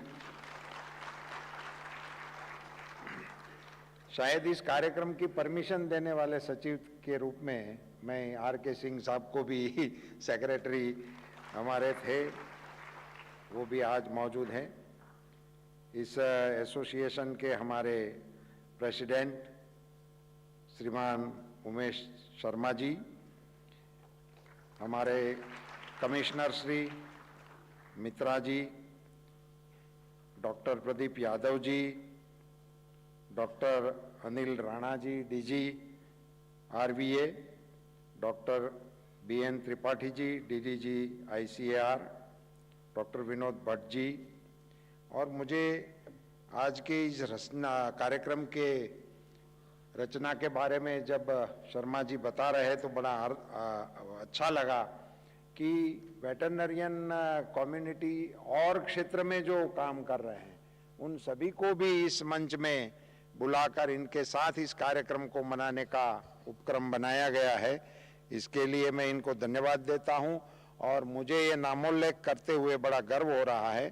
पद्मश्री डॉक्टर मोतीलाल मदन जी, जो हम पूरे देश इनको बड़ी गरिमा से याद कर रहे हैं, पद्मश्री महेंद्र पाल साहब डॉक्टर, पद्मश्री डॉक्टर सोम्मा जी, आप सभी को मैं बहुत बहुत धन्यवाद देता हूं। Doctor KS. जवाहर रेड्डी जी, जो chief secretary government of Andhra Pradesh के हैं, डॉक्टर ओम मंचुदान एमडी जो है अपने लालपैथ लैब के, वो आज ही मुझे पता चला। मैं उस लैब का कई बार विजिट कर चुका हूं। मैं मानता था कि वो और डिसिप्लिन के ही होंगे। ये दिल्ली का सबसे प्रतिष्ठित लैब है और उनका नेतृत्व आप कर रहे हैं। अब एक बड़ी खुशी की और गर्व की बात है। कर्नल प्रदीप पुनिया जी विराजमान हैं और भी कई गणमान्य लोग होंगे जो आईएएस, आईएफएस और सोशली और ऑर्गेनाइजेशन में अपना कंट्रीब्यूशन दे रहे हैं। इन सभी को तहे दिल से मेरी ओर से शुभकामनाएं और धन्यवाद। आपने 2-3 चीज़ों का इनॉग्रेशन मेरे हाथ से करवाया। एक में इसमें पोर्टल जो आपने लॉन्च किया है और ये डिजिटल इंडिया के इस उपक्रम में, इस दौर में वीसीआई और हमारा एनिमल हस्बेंड्री डिपार्टमेंट भी कदम से कदम मिला रहा है, उनका ये सबूत है। ऐसा नहीं है कि अब एनिमल हस्बेंड्री कभी भी करेगा, होगा नहीं होगा। हमारा भी पोर्टल है और इसके जरिए हमारे वेटरनेरियनों का रजिस्ट्रेशन, ग्रीवेंस है, सारी चीज़ें अब ये पोर्टल के जरिए हम मेंटेन करेंगे। इसके लिए मैं वीसीआई को और हमारे विभाग के अधिकारियों को सभी को धन्यवाद देना चाहूँगा और सभी को बधाई देना चाहूँगा। ये एक बहुत बड़ा मैं मानता हूँ कि अचीवमेंट है। जो आउटस्टैंडिंग अचीवमेंट वाले जो लोग हैं, कंट्रीब्यूशन करने वाले लोग हैं, उनकी सूची बनाना और इसको प्रकाशित करना, ये पहली बार हो रही है तो संभव होगा कि इसमें और नाम जुड़ सकते हैं। वो इसको अपडेट करेंगे, अगले बार इसको और ठीक से प्रकाशित करेंगे। मगर इनसे एक ऐसा संदर्भ ग्रंथ बन जाएगा कि जिससे देशवासियों को पता लगेगा कि इस क्षेत्र में काम करने वाले लोग क्या क्या कर रहे हैं। उसी को देख के भी पता चलता है। और हमारे गरिमापूर्ण घटनाओं का इतिहास हम लिखते नहीं है। इसकी एक वजह ये हो गई कि हमारे इतिहास को पुराण माना गया। मतलब ऐसे मान लिया गया कि ये तो कपोल कल्पित कथाएं हैं। वास्तव में पुराण हमारा हिस्ट्री है। उसका लिखने का तरीका ऐसा था, इन्होंने ऐसे लिख दिया, रूपक के रूप में लिख दिया, कैसे ऐसे लिख दिया। तो अब यहाँ दुनिया वाले हमसे पूछते रहते हैं कि ये आपका कोई हिस्ट्री ही नहीं है। अभी ये ऐसे लिखते रहने से इनमें इनके साथ ये भी पता लगेगा कि हमारे आउटस्टैंडिंग लोगों ने क्या किया था, उनका अचीवमेंट क्या था। उसको एक प्रकार से रिकॉर्ड करने का ये प्रारंभ करने के लिए मैं वीसीआई को बधाई और धन्यवाद देना चाहूँगा। और आज ही आपको एक सजेशन भी कर रहा हूँ कि आप इसमें एक नाम जोड़ देना मेरे सजेशन की तौर से। आप तो हम एनिमल हस्बेंड्री की बात कर रहे हैं, मगर हमारे सिविलियनों की देखभाल करने वाले भी वेटरियन ही है, मनसुख भाई मांडविया जी हेल्थ डिपार्टमेंट ही इनके हवाले है। सो एक प्रकार से देश का पूरा हेल्थ जो देख रहे हैं वो वेटरनरी ही देख रहे हैं। मनसुख भाई मांडविया जी अपने वेटरनरियन है, पशु चिकित्सक हैं। सो वो भी अपना का अब देश का ये बड़े गरिमापूर्ण बात है। मुझे ये आपका मुझे पढ़ के तुरंत मैंने देख लिया कि मैं देख लूं मेरे साथी का नाम जोड़ने का मैं सजेशन भी कर दूं। बहुत ही अच्छा ये प्रयास रहा और इस दिवस पर मैं फिर से आप सभी को बधाई देना चाहता हूं। अभी नए भारत की जो बात हमारे प्रधानमंत्री जी कर रहे हैं उसके कई पहलू हैं उनके मन में। वो बहुत ही विजनरी नेता होने की वजह से कई बिंदुओं पे, कई आयामों पे एक साथ काम करने की कुदरत ने उनको महारत दी है, तो उसी पे वो चल रहे हैं। मैं अपने नज़रिए से जब देखता हूँ तो उन्होंने भारत के पशुधन के लिए, जहाँ जिसका जिक्र हुआ अपने मोबाइल वेटरनरी यूनिट का, हमारे वैक्सीनेशन ड्राइव का, ये जो 2-3 कदम उन्होंने लिए हैं, इनके चलते भारत के पशुधन का पूरा जो कारोबार चल रहा था अपने ट्रेडिशनली, हम तो पशुपालक ही थे, ये देश पशुपालकों का ही था, हमारा टाइटल कृषि प्रधान देश का है, मगर मेरा विनम्र मंतव्य है कि हमारे यहाँ पहले पशुपालन शुरू हुआ होगा, उसके बाद खेती शुरू हुई होगी। हमारा कल्चरल पोस्चर आप देखेंगे देश का तो आप सभी को पता लगेगा, हमारा कोई भी देवी देवता जो है वो बिना पशु के है ही नहीं, उनका सारा ट्रांसपोर्टेशन पशुओं पर ही था।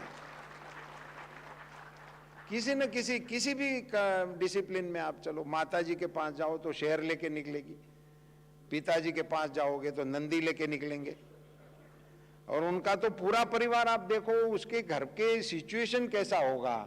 ये वन हेल्थ का प्रोग्राम पहले से वहीं शुरू हुआ होगा। आप देखो, एक ही घर में नंदी का रहना, एक ही घर में कछुए का रहना, एक ही घर में उंदर का रहना, और उन सभी की रखवाली के लिए सांप का रहना, और सारे को एक ही परिवार में रहना, ये जो कल्पना है वो हमारी संस्कृति का, मैं तो मानता हूं कि ये प्रतीक है। दुनिया को हमें डंके की चोट पे बताना चाहिए कि हम वन हेल्थ पे मानने वाला पहला देश है, हमें ऐसा कहना चाहिए। ये हमारी मान्यता है, ये हमारी श्रद्धा है, उसी पर हम चलते थे। और पहली सर्जरी भी एनिमल हस्बेंड्री के तौर पे ही गणेश जी की हुई होगी ना।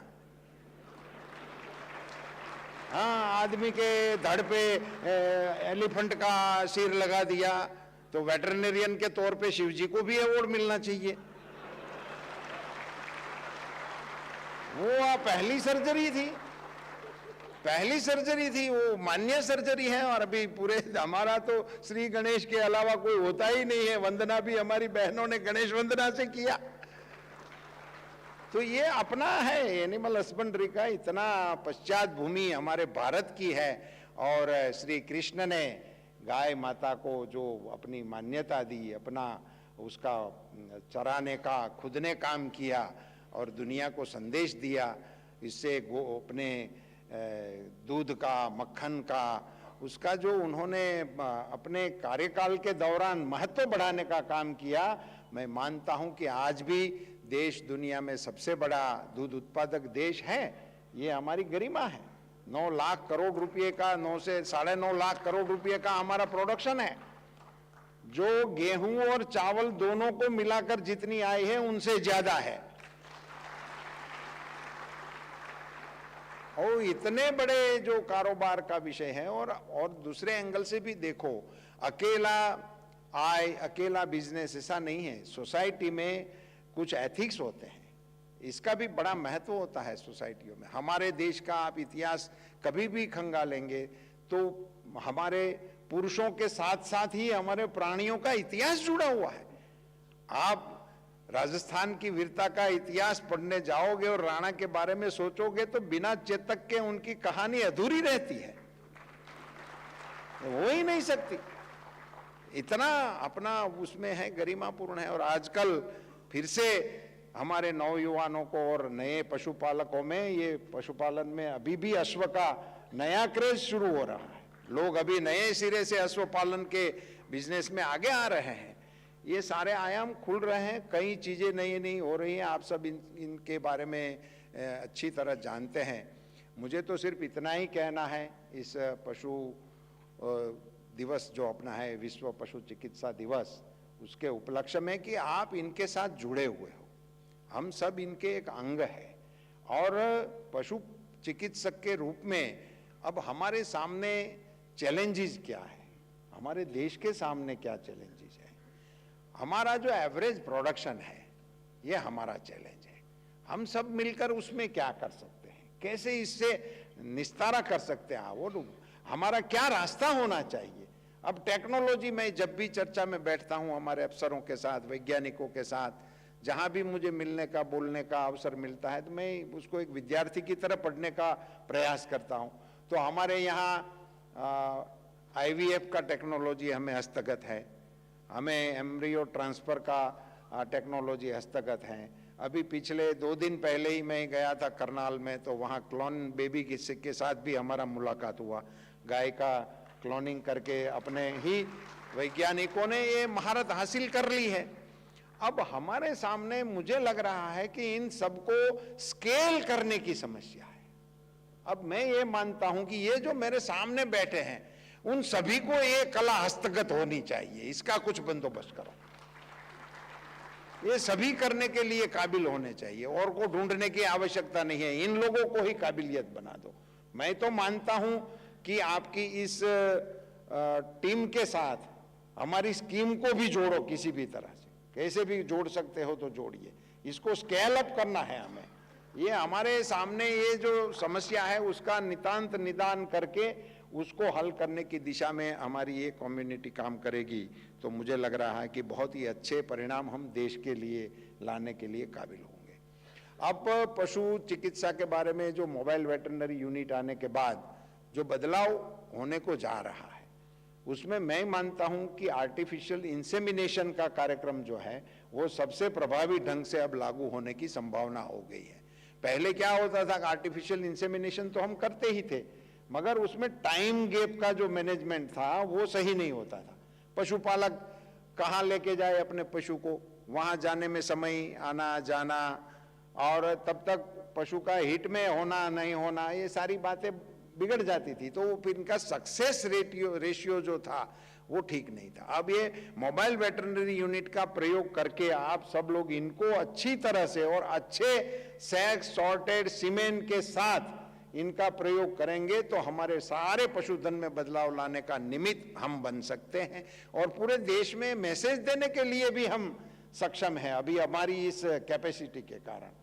उसी के दिशा में हमें काम करने की आवश्यकता है। पशुपालकों में यहाँ पेट का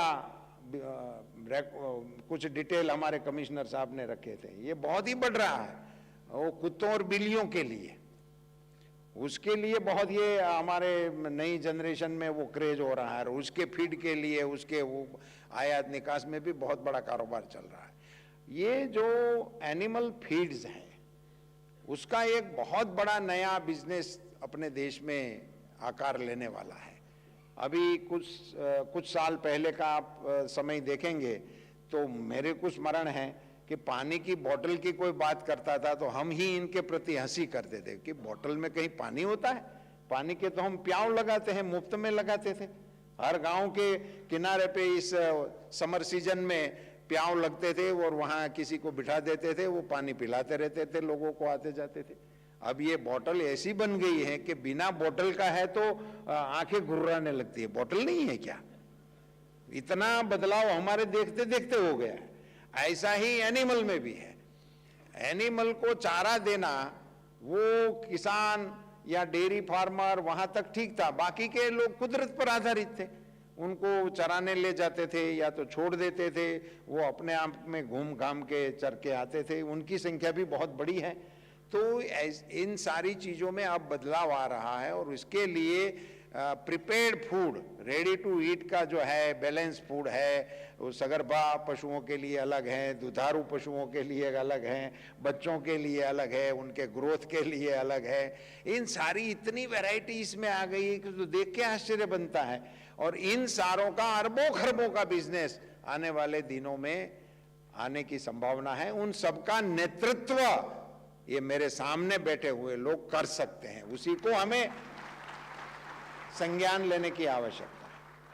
और हेल्थ के बारे में अभी पिछले कितना महीना भी अभी नहीं हुआ है, एपी करके जो एक हमारा लॉन्च हुआ कार्यक्रम, एनिमल पेंडेमिक प्रिपेयर्डनेस इनिशिएटिव करके हमारे विभाग की ओर से एक नया इनिशिएटिव लिया गया, जो दुनिया में शायद पहला है। भारत पहला ऐसा देश है जिन्होंने इस प्रकार का इनिशिएटिव लिया है। तो वो तो आपके बलबूते पे ही चलने वाला है, वो चलाने का तो काम आप ही करोगे। प्रिपेयर्डनेस कैसे होगा, हमारा मानव संसाधन जो है वो उनके लिए सज्ज कैसे होगा, क्योंकि अभी दुनिया को पता लग गया है। एक बात का संज्ञान इस कोरोना ने दुनिया को एजुकेट बहुत कर दिया है।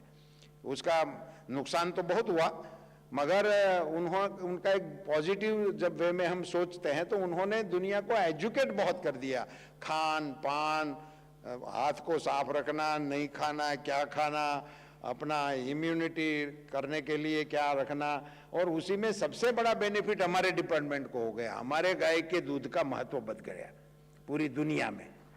अब इंडिजिनस गायों के दूध का, इनके घी का बहुत ही बड़ा चलन पूरे विश्व में हो रहा है। और उनके हेल्थ के बगैर हमारा हेल्थ वो कामयाब होने वाला नहीं है।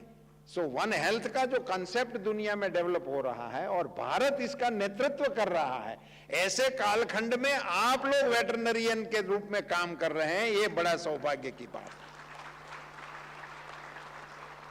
मोदी जी के चलते, प्रधानमंत्री जी के कालखंड में कई क्षेत्रों में भारत अब नेतृत्व कर रहा है, मगर ये इस क्षेत्र में हमारा काम करने का बहुत ही अच्छा अवसर इस अमृत कालखंड में आया है। मुझे मेरे पूर्व प्रवचन का भी जिक्र करवा के बड़ी खुशी दिलाई है आपने, क्योंकि ये नाम हमारे साथ जुड़ा हुआ था। कोई कुछ गलती करे, मेडिकल गलती करे इसको ही नहीं, एकेडमिक भी कोई गलती करेगा, कोई व्यावहारिक गलती करेगा तो भी लोग उनको बोलते थे कि ऊंट वैदा क्यों किया तूने। ये हमारा एक वो चल रहा है, मेरे दोनों डिपार्टमेंट की दो कहावत मेरा पीछा कर रही है, ये कि ऊंट वैदा, और दूसरा मेरा फिशरीज डिपार्टमेंट है। कहीं पे भी कबाड़ पड़ा होता है तो बोलते हैं कि क्या फिश मार्केट जैसा लगा के रखा है। कहीं पे भी अव्यवस्था है तो उसी को फिश मार्केट का टाइटल दे रहे हैं। मैं उसी पे भी लगा हूं, अभी फिश मार्केट भी मॉल जैसा होना चाहिए, वहां लोग देखने के लिए जाए, घूमने के लिए जाए, शॉपिंग के लिए जाए। ऐसे उसी दिशा में भी हम काम कर रहे हैं। मगर अभी एनिमल हस्बेंड्री के इस क्षेत्र में, पशुपालन के इस क्षेत्र में मैं मानता हूं कि विश्व की जो मानस स्थिति बदल,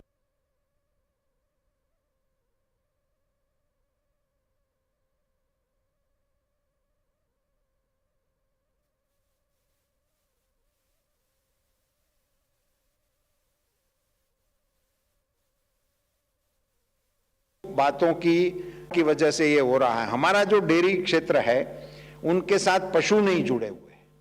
हमारी डेयरिया जो डेवलप हुई है, अमूल, मैं गुजरात से आ रहा हूं, आप सब जानते हैं, मगर अमूल के पास पशु नहीं है। वो 2.5 करोड़ लीटर दूध का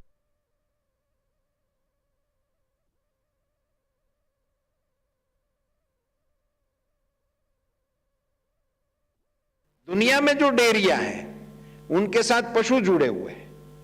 वहां डेयरी का मतलब होता है, डेयरी मतलब 5,000 पशु के साथ की डेयरी है, 10,000 पशु के साथ की डेयरी है। ऐसे ही है हमारे यहाँ डेयरी और पशु अलग अलग है।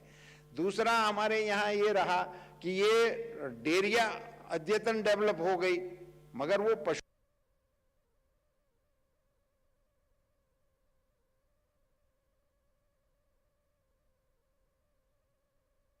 जो इंडिविजुअल उत्पादकता वाला विषय रहा वो इतना डेवलप नहीं हुआ। हम सब साथ मिलकर उनको सही दिशा में प्रयास करें और उसमें टेक्नोलॉजी का सहारा लेकर हम सब मिलकर क्या कर सकते हैं उसी दिशा में हम काम करें। एक दूसरा मेरे मन में विषय चल रहा है, मैं कोशिश भी कर रहा हूँ कि यहाँ बताया गया कि इतने बड़े पशुधन को नियमित रूप से उनकी गिनती होना, फिर प्रकाशित होना, ये सब इसी देश में हो रहा है। मगर फिर भी अभी इनका जन्म रजिस्टर नहीं है और डेथ रजिस्टर भी नहीं। ये कमी है मेरे हिसाब से, ये हमारे एनिमल सेक्टर की कमी है। इसको कैसे ठीक किया जाए? जैसे हमारा जन्म और मरण रजिस्टर करना कानूनी व्यवस्था, तो इनका जन्म मरण नहीं रजिस्टर होने से क्या हो रहा है? हम गिनती कर लेते हैं, फिर इसका डेथ हो जाने के बाद उसका कमी होना, ऐसी वो साइंटिफिक व्यवस्था कम है। उसको कैसे सुदृढ़ किया जाए और इससे रियल टाइम डेटा कैसे हम अर्जित कर सके, उसका भी मनोमंथन इस प्रकार के मंच से होगा। तो मुझे लग रहा है हमारे देश के पशुधन को, पशुपालन हमारा जो सब्जेक्ट है देश का, उसको दिशा देने में हम कामयाब रहेंगे। अभी आप सब लोग और भी सेशन यहाँ करने वाले हैं, पूरा मंथन भी चलने वाला है। आपके इस नवाचार को, इस नए प्रयोग को, नए उत्साह, वेटरनरियन का, पशु चिकित्सा का दिन मनाने के लिए दिल्ली में विज्ञान भवन को पसंद करके और क्षेत्र के तेजस्वी जो लोग थे उन सबको बुला के उनका सम्मान करके उन सभी को जोड़ के आपने जिस प्रकार का आयाम किया है, वो मैं मानता हूँ कि भारत के लिए बहुत शुभ निशानी है, देश के पशुपालन क्षेत्र के लिए बड़ी शुभ निशानी है। आपके इस प्रयास को मैं सफलता कामना करता हूँ। आपके इस पूरे दिन के कार्यक्रम को भी मेरी शुभकामनाएं देता हूँ। पशुपालन के क्षेत्र के साथ जुड़े पशु चिकित्सकों के कुछ बिंदु विषय के मैं बीसीसीआई को यह आश्वासन देता हूँ कि आपके साथ बैठकर, आपकी छोटी टोली के साथ बैठकर हमारे पशु चिकित्सकों के जो भी उनकी डिमांड रहेगी, इनके जो इश्यूज होंगे, उसको और आगे बढ़ाने के लिए भी मैं नितांत रुचि लूंगा और उसका समाधान करने के प्रयास हम नियमित रूप से करते रहेंगे। इन्हीं शब्दों के साथ पुनश्च आप सबको बहुत बहुत धन्यवाद।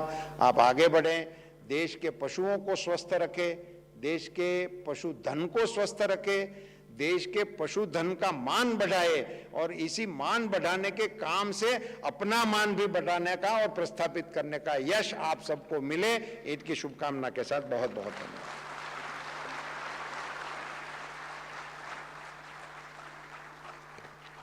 बहुत बहुत धन्यवाद आदरणीय सर, आपके आशीर्वाद व मार्गदर्शन के लिए एक बार फिर जोरदार तालियां। बहुत बहुत धन्यवाद sir, many thanks. I now invite Dr. Vinod Bhatt sir once again here on the dais for the very special moment of felicitation of outstanding veterinarians for their excellence and achievements. Dr. Vinod Bhatt ji, please.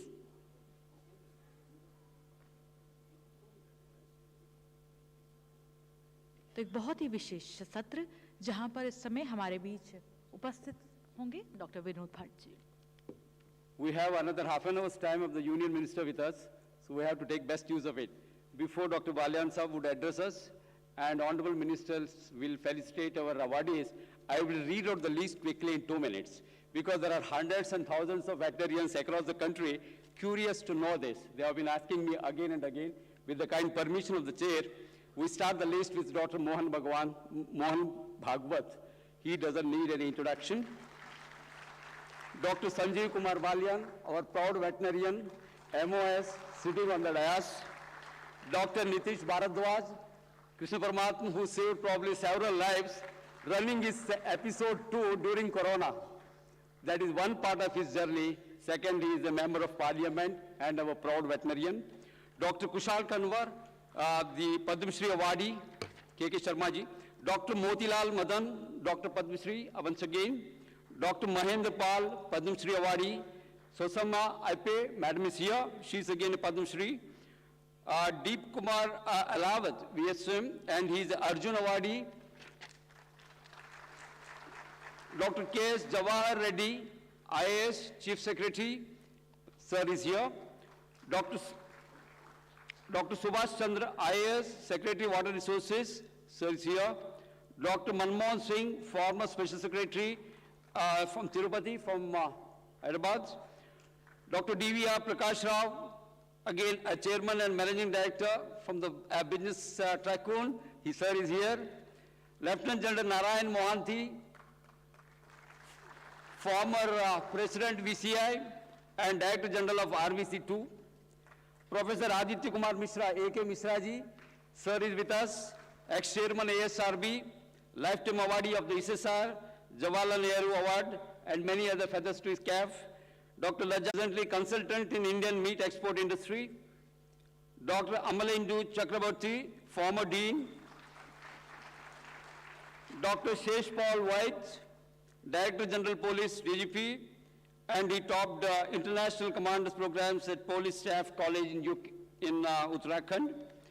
Dr. S. Abdul Rahman, sir is with us, one of the Indian representative and the executive director of Commonwealth Veterinary Association, former dean of Bangalore Veterinary College, and Dr. Amrita Patel, again she doesn't need any introduction, ex-chairman NDDB, a former and Indian business icon associated with the White Revolutions, environmentalist.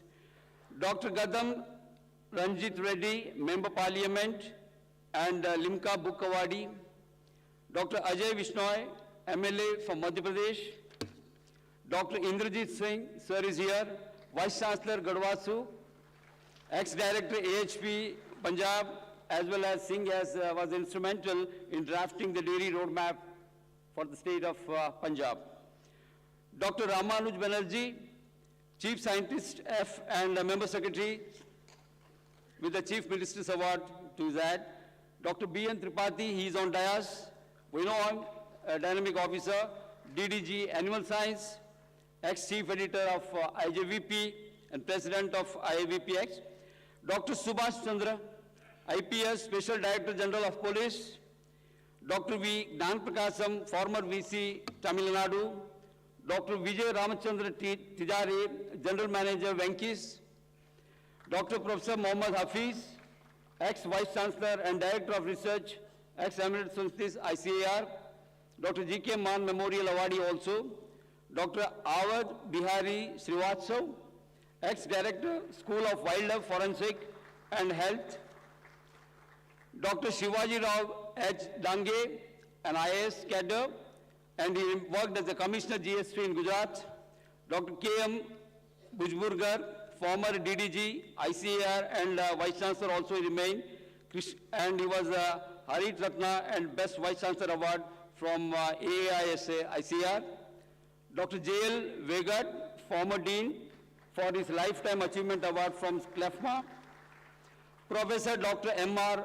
Sasindranath, Vice Chancellor Kerala, and he was the Chairman and Eminent Scientist from outside the ICR system nominated by the DG ICAR.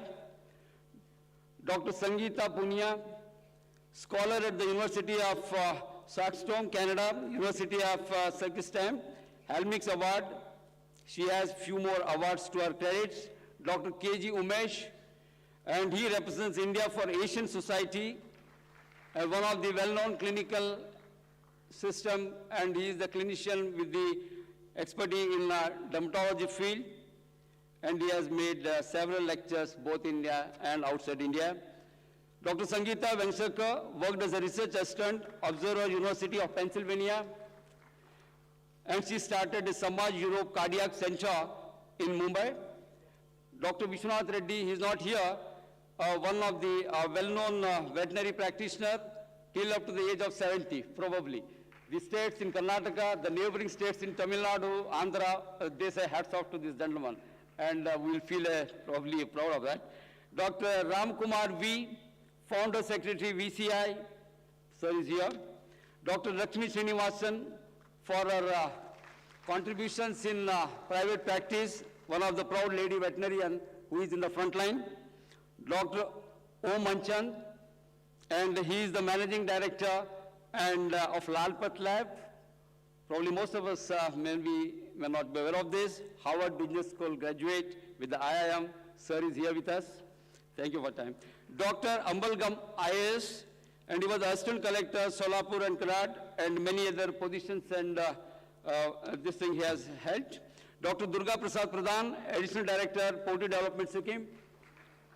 Dr. Amit M. Kanani, Deputy Director of Animal Husbandry, with many awards, field awards at his credit. Dr. Sajjan Singh Yadav, Additional Secretary, Department of Expenditure, and he is again from Harvard and MBA grad. Dr. Ambika Deka, Managing District Poultry Farm, he was the man heading the unit. And he has the Karam Shri Chief Minister's Award for his excellence in Assam. Dr. Govind Ram Chaudhary, Senior Veterinary Officer, and he was recognized for his services in AI techniques, and he was recognized as a field veterinarian, and he was into Limca book also. Dr. Sanjay T. Desai, he is a graduate from IRMA, and Chairman All Gujarat Veterinarian Social Security Trust, and Chairman Gujarat Environmental Service Society. Colonel Pradeep Punia, Chief of Army Staff, Commendation Card in 2005, Vice Chief of Army Staff, Commendation Card in 2008, and many more positions in the services. This is the list of our 49 claims. And now we sincerely request most honored minister to spare some time for us and felicitate them. Probably we will call our esteemed veterinarians by name. Kindly be kind to come to the dais and accept our honor. Please, sir, one by one. Do you have the list, right?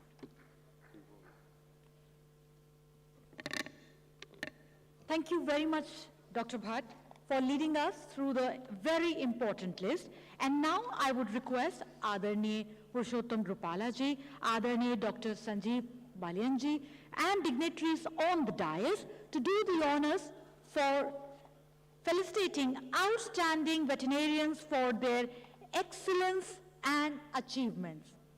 Dr. Bhatt, this list?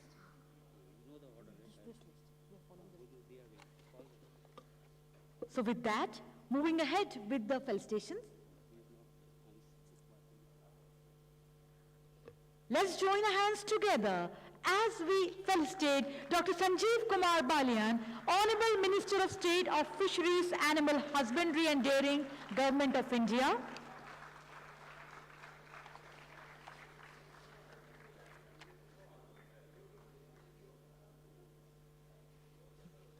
आशीर्वाद रूपी तालियों से आइए इस क्षण को हम और भी यादगार बनाते हैं।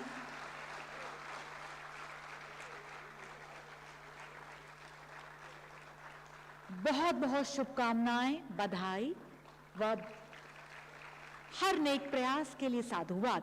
Moving ahead, calling on doctor Motilal Madan ji, Padmashri Haryana Vigyan Ratna award.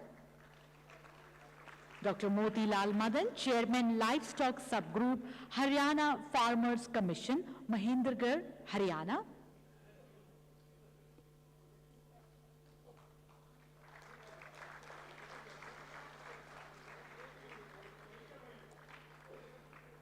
बहुत बहुत शुभकामनाएं।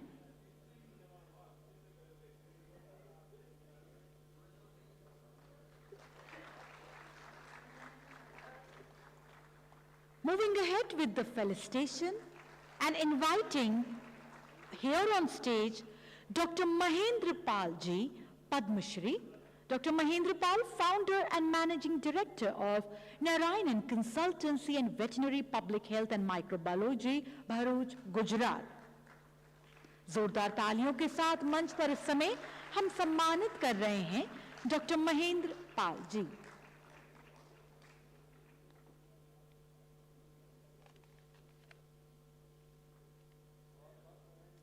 बहुत बहुत बधाइयां और आशीर्वाद रूपी बधाई रूपी तालियां बरकरार रहें देश के सर्वश्रेष्ठ पशु चिकित्सक आज हमारे बीच।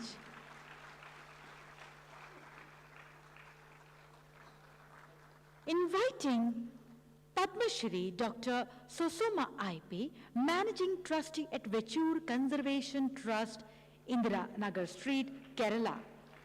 Namaskaram. A round of applause to welcome here on stage Padma Shri Dr. Susuma IP.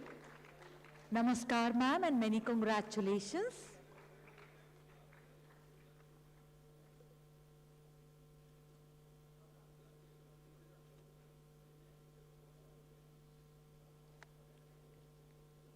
There should be a thunderous applause. Thank you.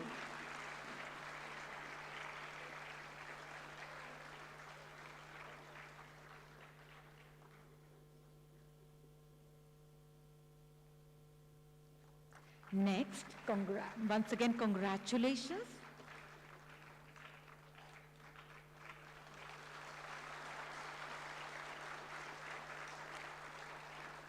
Inviting for the felicitation, Dr. K.S. Jawahar Reddy, Chief Secretary, Government of Andhra Pradesh.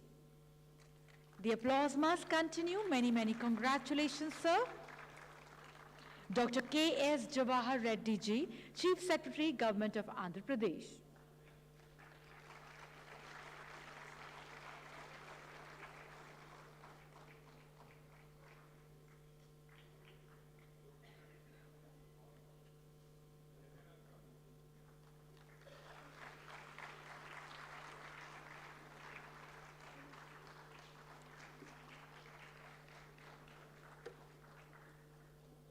Dr. Manmohan Singh ji, IAS, former Special Chief Secretary, Animal Husbandry, Dairy Development and Fisheries Department, Andhra Pradesh, and former Vice Chancellor, SVVU Tirupati. A round of applause to congratulate Sir Dr. Manmohan Singh ji, IAS.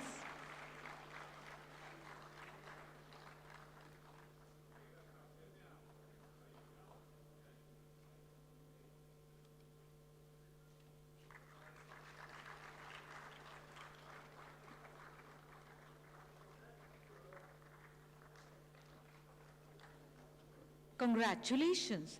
Inviting next for felicitation, Dr. Sajjan Singh Yadav ji, IAS, Additional Secretary, Department of Expenditure, Ministry of Finance, Government of India.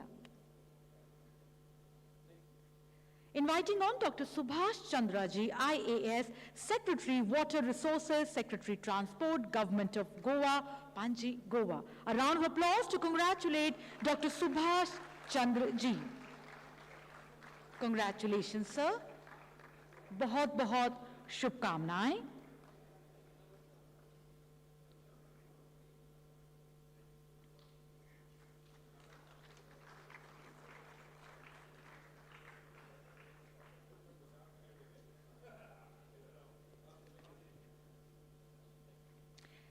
Inviting for felicitation, Dr. P. Balaganji, IAS, Chairman and Managing Director, Maharashtra Power Generation Company Limited. A round of applause to congratulate Dr. P. Balaganji, IAS. Congratulations, sir.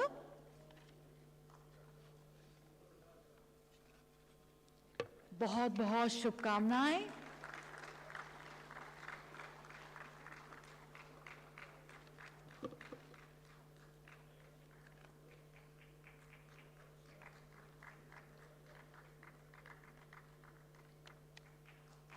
Shubkamnai, congratulations. Inviting for felicitation next, Dr. Lieutenant General Narayan Mohanty ji, former President Veterinary Council of India, New Delhi, and advisor and main functionary of Pipli Sanskritika Parishad, Odisha. A round of applause to congratulate Dr. Lieutenant General Narayan Mohanty ji, PVSM, AVSM, VSM.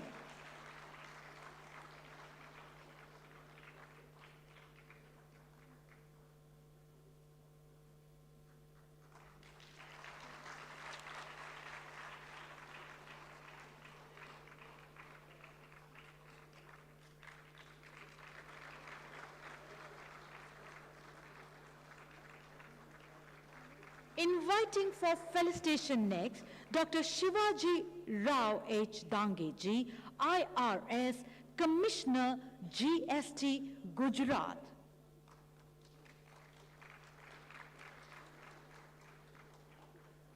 और शुभकामनाएं और बधाई रूपी तालियां बरकरार रहें. Many congratulations to everyone. And right now we have Dr. Shivaji Rao H. Dange ji, IRS Commissioner, GST, Gujarat.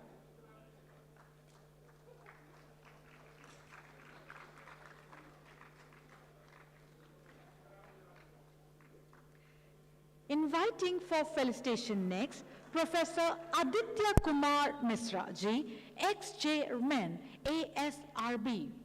A round of applause to congratulate Professor Aditya Kumar Misra, sir. Congratulations, sir.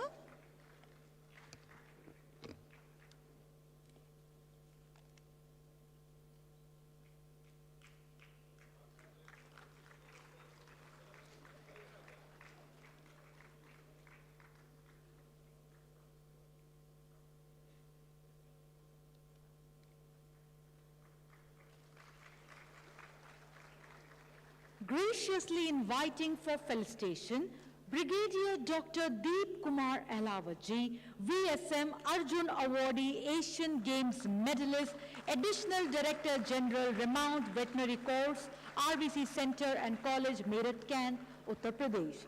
Many congratulations.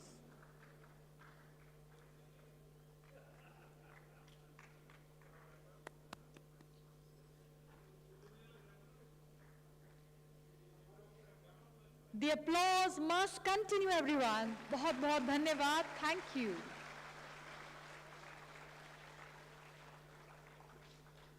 Inviting for felicitation next, Dr. Indrajit Singh Ji, Vice Chancellor, Guru Angad Dev Veterinary and Animal Sciences University, Ludhiana.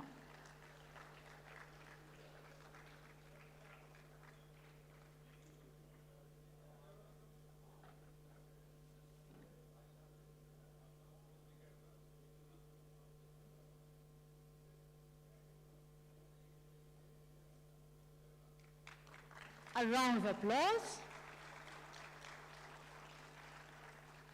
Inviting next for felicitation, Professor Dr. M.R. Sasitranath Ji, Vice Chancellor, Kerala Veterinary and Animal Sciences University, Kerala.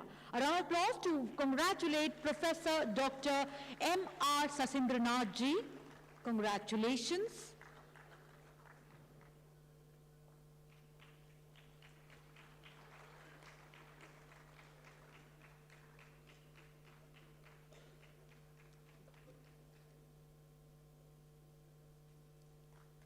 Congratulations. Graciously inviting for felicitations next, Dr. S. Abdul Rahman Ji, former Dean, Bangalore Veterinary College, Bangalore, and Executive Director, Commonwealth Veterinary Association. Congratulations, sir. बधाई रूपी तालियां बरकरार रहें. बहुत बहुत शुभकामनाएं. सभी सर्वश्रेष्ठ पशु चिकित्सक जो हमारे बीच उपस्थित हैं, आप सबको शुभकामनाएं. Next, inviting on Dr. D.V.R. Prakash Rao Ji, Chairman and Managing Director, Prakash Food and Feed Mills Private Limited, and President, National Academy of Veterinary Sciences. Sir, please.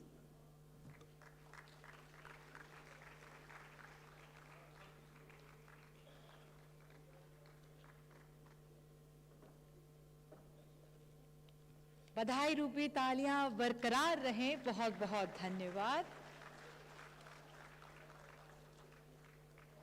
Graciously inviting for felicitation, Dr. K.M. Bajur Barua Ji, former DDG ICAR and Vice Chancellor, Assam Agricultural University, Assam. Congratulations, sir. बहुत बहुत शुभकामनाएं.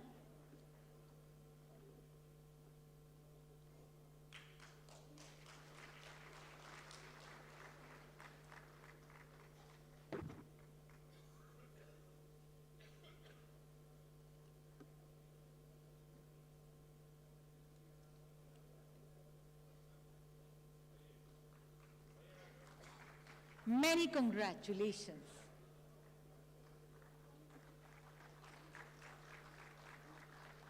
Graciously inviting for felicitation, Dr. B.N. Tripathi Ji, DDG Animal Sciences, Indian Council of Agricultural Research, ICAR, New Delhi. The applause must continue. आशीर्वाद रूपी तालियों के साथ हम इस समय शुभकामनाएं देना चाहते हैं Dr. B.N. Tripathi ji.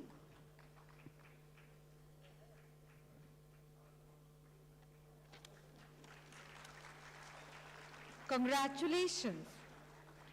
Graciously inviting for felicitation next, Dr. Om Manchanda ji, Managing Director, Dr. Lal Path Labs Limited. Dr. Om Manchanda ji, please.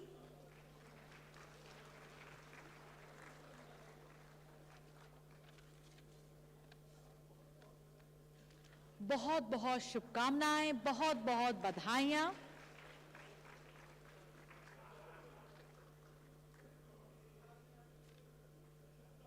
Graciously inviting for felicitation next, Colonel Pradeep Punia ji.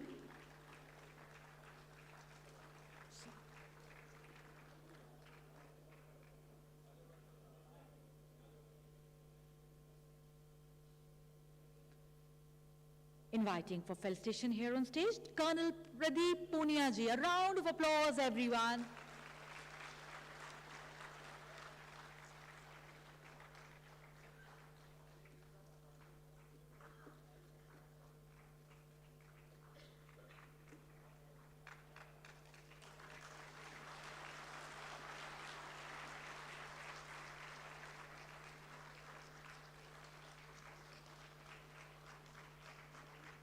Sikkim. A round of applause to congratulate Dr. Durga Prasad Pradhan ji.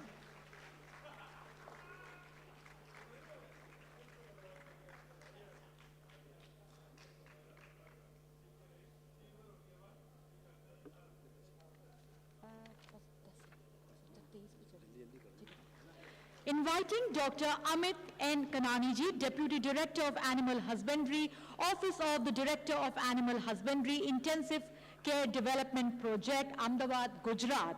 A round of applause to congratulate Dr. M. Kanani ji. Dr. Amit N. Kanani ji, congratulations.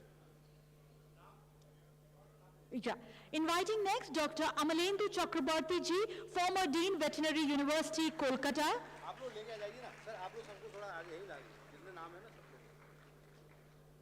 Congratulations, Dr. Amalendu Chakrabarti, sir. Many congratulations. The applause must continue as we are felicitating. Yeah. Dr. Ramanoj Banerjee ji, Scientist and Member Secretary, RDI and Princeton Development of Scientific and Industrial Research, Ministry of Science and Technology. Congratulations, Dr. Ramanoj Banerjee ji.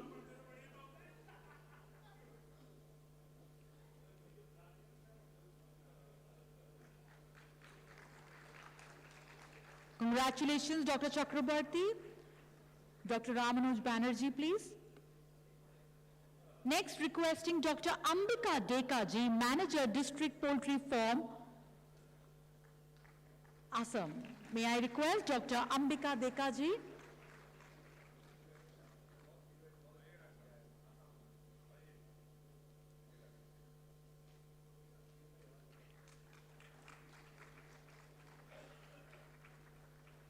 Inviting on Dr. Sanjay T. Desai, Anupam Kumar, Mangalpura, Anand, Gujarat. Congratulations, Dr. Sanjay T. Desai ji.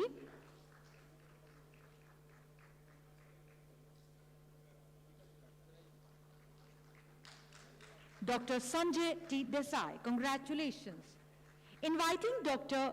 Vijay Ramachandra Tijare, General Manager, Wekis India Limited, Pune, Maharashtra.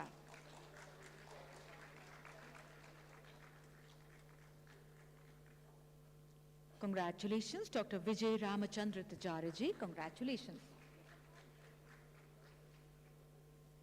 Graciously inviting for felicitation Dr. Awadh Bihari Srivastav ji, Director, School of Wildlife for Sainik and Health, Jabalpur, Madhya Pradesh.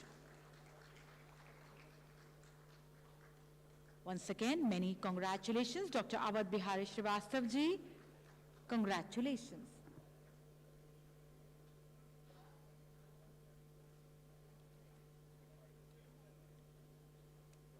Graciously inviting for felicitation Dr. Sangeeta Punia ji, Assistant Director, Animal Husbandry and Dairying Department, Haryana.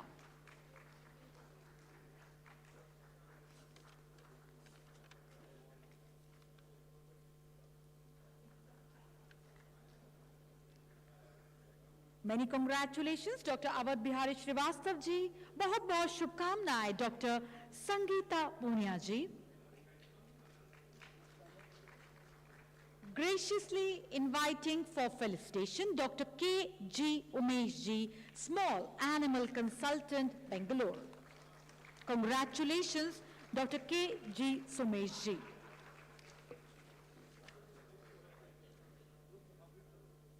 और तालियां बरकरार रहें as we are calling out the names for felicitations. Congratulations and inviting for the felicitation Dr. Sangeeta Vengaskar ji from Mumbai. Congratulations. Dr. Sangeeta Vengaskar ji, many congratulations. Congratulations and inviting for felicitation Dr. Lakshmi Srinivasan ji. Many congratulations. Dr. Lakshmi Srinivasan Garu from Hyderabad, Telangana. Congratulations, ma'am. The applause must continue, everyone.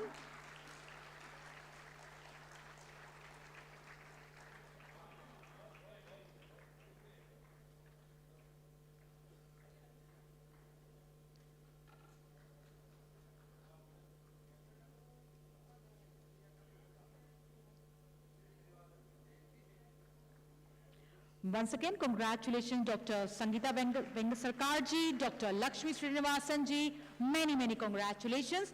Inviting for felicitation, Dr. Govind Ram Chaudhary ji, Senior Veterinary Officer, Veterinary Hospital, Panchwa, Rajasthan.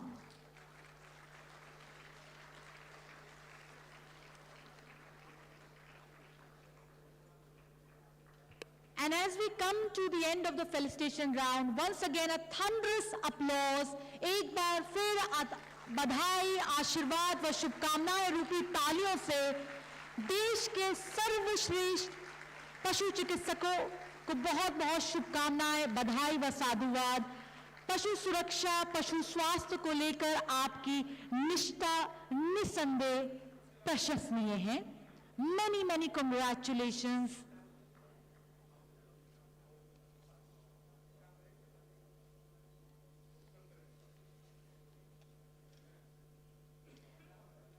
आदरणीय पुरुषोत्तम रूपाला जी, आपका बहुत धन्यवाद। आपने अपना मार्गदर्शन, अपना आशीर्वाद आज के विश्व पशु चिकित्सा दिवस 2023 में हमें दिया। बहुत धन्यवाद सर आपका। many thanks everyone. और कार्यक्रम आगे बढ़ रहा है अब। I now request honourable doctor Sanjeev Kumar Balyan sir to join us here for his address. Everyone with a thunderous applause, Dr. Sanjeev Balian ji, Honorable Minister of State Fisheries, Animal Husbandry and Dairying, Government of India, requesting everyone to join us back. Kindly be seated. Again a very special moment. आदरणीय doctor Sanjeev Balyan जी हमारे बीच उपस्थित, और मैं sir से विनम्र निवेदन करूंगी कि वो आप आज हमें मार्गदर्शन व आशीर्वाद प्रदान करें। तालियों के साथ एक बार फिर आइए करते हैं स्वागत doctor Sanjeev Balyan ji. Sir please. धन्यवाद। शायद पहली बार हम सब लोग इस तरह इकट्ठा हुए, मुझे ऐसा लगता है कि इससे पहले, और वो भी विज्ञान भवन। तो आज वेटनेरियन गांव से निकल के विज्ञान भवन तक पहली बार आए हैं, शायद अच्छी जगह। क्योंकि जब यहां मीटिंग होती है तो बड़ा नाम सा होता था, विज्ञान भवन। तो मैंने उमेश को कहा, भाई ऐसी जगह ले चलो जहां ऐसा लगे कि बड़ा सा नाम हो। और अभी त्रिपाठी जी कह रहे हैं मुझे कि भाई कोई बड़ी सी घोषणा कर दो। मैंने कहा त्रिपाठी जी, 2016 में मैंने सोचा वेटनरी काउंसिल ऑफ इंडिया की कहानी सुना दूं उनकी बात पे कि वेटनरी, उमेश शर्मा प्रेसिडेंट थे, तो मैंने कहा यार एक वेटनरी काउंसिल ऑफ इंडिया की बड़ा सा एक बिल्डिंग हो दिल्ली में, एक बड़ा सा गेस्ट हाउस हो 50-60 कमरे का, पूरे देश से कोई वेटनेरियन आए तो दिल्ली में रुके, और वहां कुछ इस तरह का पूरा बड़ा 2-3 एकड़ जमीन में दिल्ली में बनना चाहिए। तो मैंने बड़ी कोशिश शुरू करी। 2016 में कैबिनेट लेके गया मैं केस को, उसको मैंने केस बनवाया, कैबिनेट में गया, और 2016 के लास्ट में हमें 2 एकड़ जमीन IRI पूसा में अलॉट होगी, भारत सरकार ने कर दी कि 2 एकड़ जमीन मिलेगी। अब 2 एकड़ जमीन मिलने के बाद शायद 2017 में मेरा ट्रांसफर हो गया। उस समय कृषि मंत्रालय था, तो मेरे ट्रांसफर थोड़े ज़्यादा होते हैं, जैसे वेटरनरी के वैसे हूँ फील्ड में। तो मैं वाटर रिसोर्सेज मिनिस्ट्री में चला गया और उमेश शर्मा को घर भेज दिया गया। जब मैं गया तो उसे भी भेज दिया बेचारे को। तो मैं वापस 2019 में आया तो 2 एकड़ जमीन अलॉट हुई, फाइल ऐसी की ऐसी पड़ी। मैंने कहा इस फाइल को निकाल लो। फाइल निकलवाई तो थोड़े दिन बाद कोरोना जी आ गए। 2 साल कोरोना जी में चले गए। जब कोरोना आने के बाद फिर मैंने कहा भाई फाइल निकालो, जमीन देखो। पैसे की व्यवस्था की दिक्कत आई, 50 करोड़ रुपए की व्यवस्था मंत्रालय से करवाई। चलो भाई 50 करोड़ रुपए मिल गए। उसके बाद जब जमीन पर हम पहुंचे सीपीडब्ल्यूडी के लेके, पता लगा जो डॉक्टर त्रिपाठी ने आईसीआर ने जमीन दी वो ग्रीन जोन में, उसमें बिल्डिंग ही नहीं बन सकती। 2016 से 2022 में जाके पता लगा कि जो जमीन 2 एकड़ थी उसमें बिल्डिंग नहीं बन सकती। तो क्या घोषणा करूं डॉक्टर साहब बताओ, यह घोषणा को 6 साल और लगेंगे, पता नहीं मैं 6 साल बाद कहां होऊंगा। तो खैर अब वो दोबारा पटरी पे है।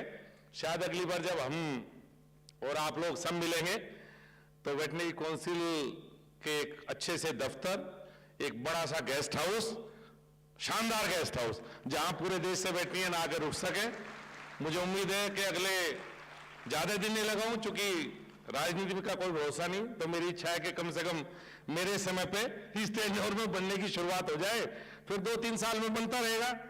तो डॉक्टर साहब घोषणा तो करते हैं पर सरकारों में घोषणा के बाद नहीं पता लगता क्या हो, तो थोड़ी ये समस्या, इसलिए आज घोषणा दे देते हैं।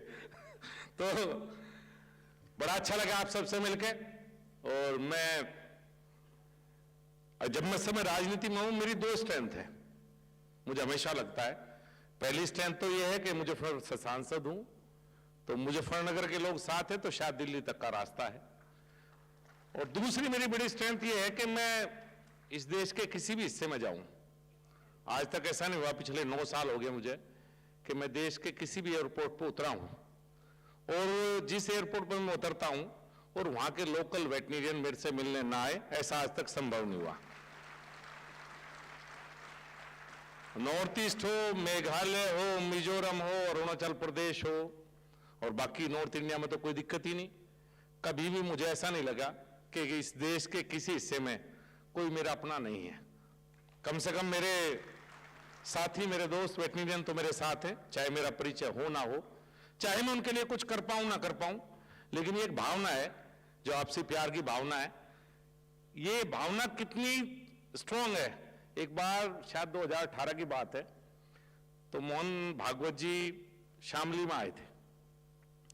तो जहां वो शायद 3 दिन रहे वो शामली में। नॉर्मली जब वो कहीं जाते हैं संघ के कार्यक्रम में तो राजनीतिक व्यक्तियों से वो नहीं मिलते।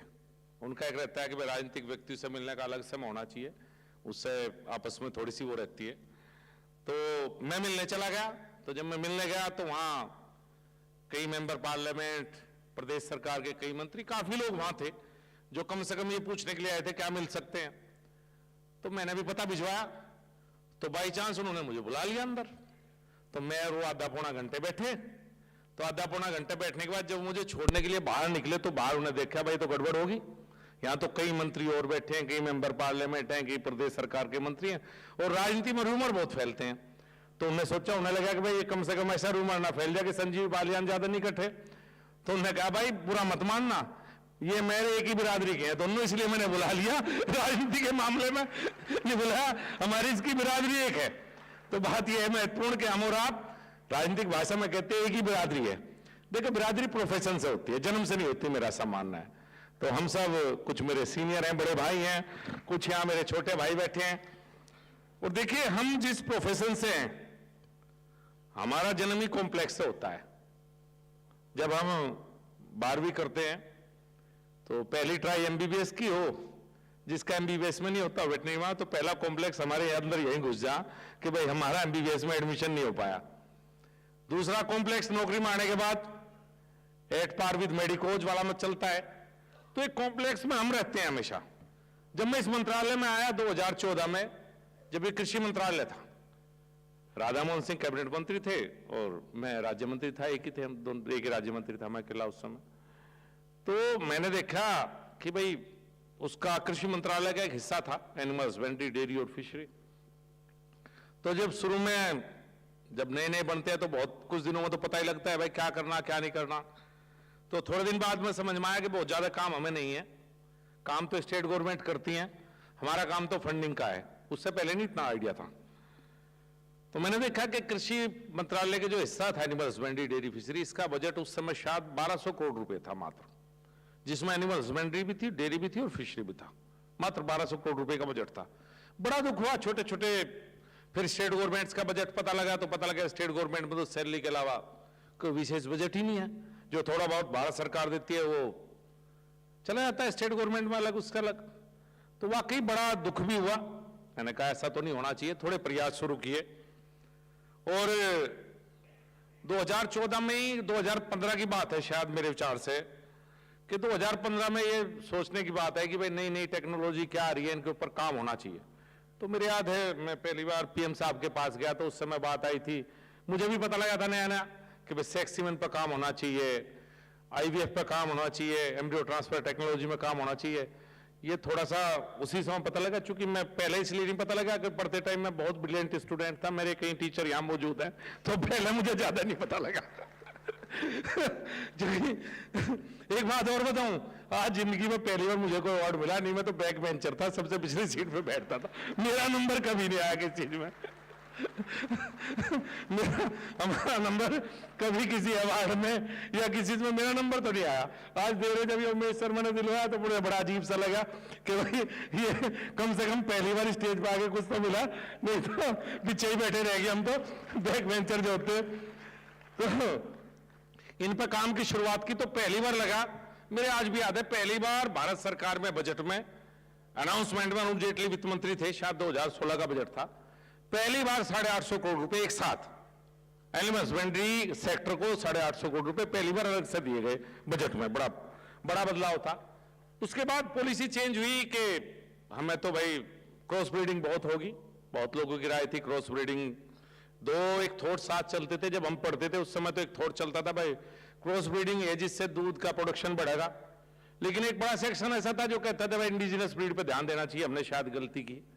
तो मैं भी इसके दोनों के बीच में उथल पुथल में रहता था, क्योंकि पढ़ते टाइम तो पढ़ा था क्रॉस ब्रीडिंग अच्छी है, और बाद के समय में कुछ ऐसे लोग बने जिसने कहा भाई इंडिजिनस पे ध्यान देने की बजाय क्रॉस ब्रीडिंग के बजाय इंडिजिनस पे हम ध्यान दे तो बेहतर रहेगा। फिर गोकुल मिशन आया, फिर एक यात्रा सी शुरुआत हुई। ये हुआ कि थोड़ा बजट बढ़ना शुरू हुआ, प्रधानमंत्री जी का ध्यान गया इस मंत्रालय पे, कुछ हमने प्रयास किए। क्योंकि सरकार एक ऐसी है, मैंने बताया जैसे अभी बताया कि 6 साल में हम ऑफिस नहीं बना पाए, सरकार में काम धीरे धीरे होते हैं इस देश में, एक साथ कोई बहुत बड़ा बदलाव की संभावना नहीं रहती। उसके बाद 2019 में जब ये नया मंत्रालय बना तो बड़े परिवर्तन की संभावना इसमें पैदा हुई कि नहीं, पहली बार इस प्रोफेशन को कुछ अलग जगह मिलेगी, कुछ सरकार का फोकस है। और पहली बार ही मंत्रालय बनने के तुरंत बाद जो एफएमडी और ब्रूसेलोसिस का था करीब 12,500 करोड़ रुपए का बजट हमें मिला, सिर्फ 2 बीमारियों के वैक्सीनेशन के लिए, ब्रूसेलोसिस और एफएमडी। कभी कल्पना नहीं करते थे कि एनिमल हस्बेंड्री सेक्टर को कोई 12,500 करोड़ रुपए का सेंट्रल गवर्नमेंट बजट देगी। और उसके बाद तो ये स्थिति है, अब मैं पिछले 2-3 साल की आपको बताऊं, आपको पता होना चाहिए कि सच बात यह है कि हम तो पैसा खर्च करते नहीं, पैसा खर्च करती है स्टेट गवर्नमेंट, जहां आप सब लोग ज्यादातर स्टेट गवर्नमेंट से आए हैं। भारत सरकार का काम है जब स्टेट गवर्नमेंट किसी उसमें पैसा मांगती है किसी भी उसके लिए, हम उसे प्रोजेक्ट के बेस पे पैसा प्रोवाइड करवाते हैं। वैक्सीनेशन तो ज्यादातर भारत सरकार ने हाथ में ले लिया, आपको पता ही है, चाहे वो स्वाइन फीवर की हो, ब्रूसेलोसिस की हो, एफएमडी की हो, सी पॉक्स हो, ये सब वैक्सीनेशन भारत सरकार के हाथ में है। 100% भारत सरकार इसको वैक्सीन खरीद के स्टेट गवर्नमेंट को सप्लाई करती है। यहां तक की बात है कि सिरिंज और ये तक भी भारत सरकार ही देती है, चाहे इसका इंसेंटिव हो, सिरिंज हो, सब।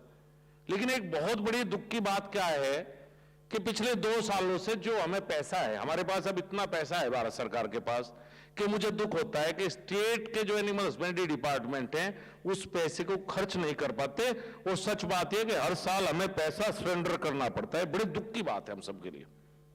और मुझे पता है इसमें आपका बहुत बड़ा योगदान नहीं, क्योंकि जो ब्यूरोक्रेटिक सेटअप प्रदेश में बैठा हुआ है या जो प्रदेश सरकार के मंत्री हैं, उन्हें इस बात को देखना चाहिए कि हमारी कैपेसिटी खर्च करने की कैसे बढ़े। इस साल भी हम पूरा बजट, सच है कि पूरा बजट इस साल भी हम खर्च नहीं कर पाए। पहले तो हमारा बजट आरई में घटता है क्योंकि शुरुआत में खर्च नहीं होता, और घटे हुए बजट के बाद भी प्रदेशों को कह कह के स्थिति नीचे ठीक नहीं है, लेकिन प्रदेश सरकार नहीं खर्च कर पाती। उसका एक सबसे बड़ा कारण वहां भी कॉम्प्लेक्स है। जो आईएएस स्टेट में एनिमल हस्बेंड्री में बैठता है, वो एक कॉम्प्लेक्स में बैठा रहता है कि मैं तो यार इस विभाग में बैठ गया, मैं क्या करूं, मैं तो किसी बड़े अच्छे विभाग में होना चाहिए था, मेरा तो इसमें था, मेरा कैलिबर तो ये है, मेरा बैचमेट तो पीडब्ल्यूडी में है और मैं एनिमल हस्बेंड्री में हूं। और वही मंत्रियों के साथ समस्या आ जा, जो स्टेट गवर्नमेंट में एनिमल हस्बेंड्री डेयरी फिशरी का मंत्री बन गया, वो पूरे साल इस जुगाड़ में रहे कि मंत्रालय कैसे बदला तेरा, कोई बढ़िया सा मंत्रालय तेरे हाथ कैसे लगे। तो ये समस्याएं ऐसी हैं कि कम से कम आज हम एक परिवार के रूप में यहां बैठे हैं, तो कम से कम आपको आइडिया हो इस बात का कि आज शायद इंपॉर्टेंस भी हमें मिलनी शुरू होगी। जब मैं 89 में एडमिशन हुआ, 2004 में मैं एचयू से बाहर निकला, लंबा सफर था मेरा, मेरे कई साथी यहां बैठे हैं। शायद इस हॉल में कोई ऐसा व्यक्ति ना हो जो 15 साल यूनिवर्सिटी में रहा हो, मुझे तो लगता नहीं। पढ़ाने के लिए जरूर होंगे, पढ़ने के लिए कोई नहीं रहा होगा। मुझे 3 डिग्री करने में 15 साल लगे। सोचो मेरी फाउंडेशन कितनी मजबूत है, आप अंदाजा लगाइए इस बात से।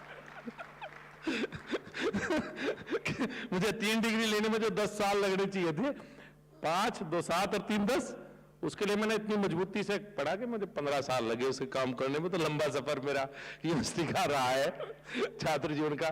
तो मैं समझता हूं कि उस समय जो हालात थे, या बार फील्ड में गए, मैं फील्ड में नौकरी की, उसके बाद जो एक सोशली हमारा वो था, वो स्टैंडर्ड कहीं ना कहीं हमारा बढ़ा है, लोगों की नजरों में, जनता की नजरों में भी और सरकारों की नजरों में, मुझे ऐसा लगता है। और कम से कम भारत सरकार में तो बहुत बड़ा है। तो हम धीरे धीरे बेहतर की तरफ है, मुझे ऐसा लगता है। कुछ इश्यूज हैं जिन पर हम काम कर रहे हैं धीरे धीरे, चाहे वो पूरे देश में एनपीए का इश्यू हो, धीरे धीरे मेरे प्रयास है कि मैं बात तो करता रहता हूं, लेकिन सीधा कंट्रोल में सिस्टम नहीं है, आप कह सकते हैं प्रदेश सरकारों का। तो ये नहीं कह सकता कि भाई मैं कितने समय पे होगा, लेकिन मेरे अपना प्रयास रहते कि प्रोफेशन के लिए, जब मैंने इस प्रोफेशन में हूं, और मुझे एक बात बताऊं मैं सच आपको, पता नहीं किसी के मन में कॉम्प्लेक्स रहा हो, रहा ना रहा हो, मेरे जीवन का मुझे सबसे बड़ा अचीवमेंट ये है कि मैं वेटरनरियन हूं। मुझे इस पर हमेशा गर्व रहा है, और मैं जब तक जिंदा हूं मुझे गर्व रहेगा।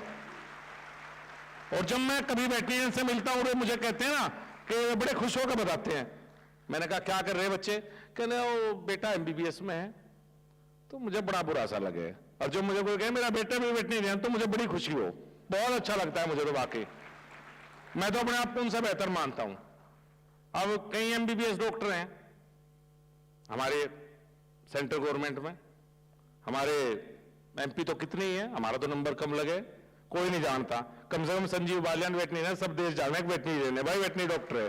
कितने एमबीबीएस डॉक्टर को आप जानो, मुझे तो अच्छा लगता है, और मैं हमेशा इस बात को हमेशा कहता हूं। तो अभी धीरे धीरे प्रोफेशन में बदलाव है, टेक्नोलॉजी आई है, और टेक्नोलॉजी का आगे जमाना भी है, और धीरे धीरे मुझे लगता है हम इस बात पे आगे भी बढ़ेंगे। कुछ इश्यूज रूपाला जी उठा के गए हैं, वाकई उन पे आवश्यकता है कि उन इश्यूज पे हम काम करें, टेक्नोलॉजी के साथ धीरे धीरे प्रोफेशन आगे बढ़े, प्रोफेशन भी बड़ा होता जा रहा है। तो आज बहुत ज्यादा तो मुझे कहने की आवश्यकता नहीं कि मैं बहुत ज्यादा बात आपके बीच में कहूं ना, परिवार में बहुत ज्यादा कभी कहना बोलना चाहिए। मेरे सीनियर बहुत बैठे हैं, मेरे टीचर भी बैठे हैं, तो मैं डॉक्टर उमेश शर्मा को धन्यवाद देता हूं, वेटरनरी काउंसिल ऑफ इंडिया को धन्यवाद कि आज इतना बेहतरीन आयोजन आपने किया है। और डॉक्टर साहब, अगली बार वैसे हम वेटरनरी काउंसिल ऑफ इंडिया की बिल्डिंग के लिए जल्दी मिलेंगे, 2 से 3 महीने के अंदर निश्चित रूप से हम दोबारा, चाहे कुछ करना पड़ो, दोबारा हम बैठेंगे। और अगली बार जब ये आप वर्ल्ड वेटरनरी डे मनाएंगे, तो कहीं गोवा में ऐसी जगह मनवाना है, सबको 2-3 दिन के लिए लेके जाना, शाम को कल्चर प्रोग्राम करवाना। तो ऐसे तो मजा सा नहीं आने का कि भाई आए, फॉर्मेलिटी में आए, इतनी दूर से दिल्ली आए, देखो आज दे दो, शाम को इनका चालान हुए मिलेंगे, आज दोगे शाम को, आज जाने से पहले दिल्ली पुलिस वो फूंक मरवाओगी, ध्यान रखियो, शाम को जरूर।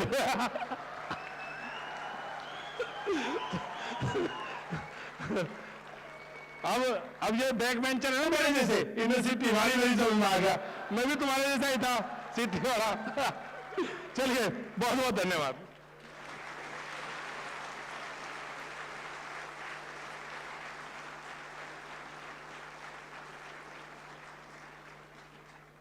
बहुत बहुत धन्यवाद sir, thank you very much. एक बार फिर जोरदार तालियां हो जाएं। सर, आपने बहुत ही सुंदर, स्पष्ट, सरल अंदाज में आज अपनी बात रखी, अपना आशीर्वाद दिया और आगे के लिए भी अपना साथ व सहयोग हमें कहा है। बहुत बहुत धन्यवाद sir. And now to take the program forward for the inaugural session, lastly but surely not the least, I invite on Dr. Vinod Bhattji, Joint Secretary DAHG and Secretary Veterinary Council of India for the vote of thanks. धन्यवाद प्रस्ताव हेतु मैं विनोद जी को एक बार फिर मंच पर आमंत्रित करूंगी। Doctor Vinod ji please. So last, we have a national anthem followed by this. We are on time also.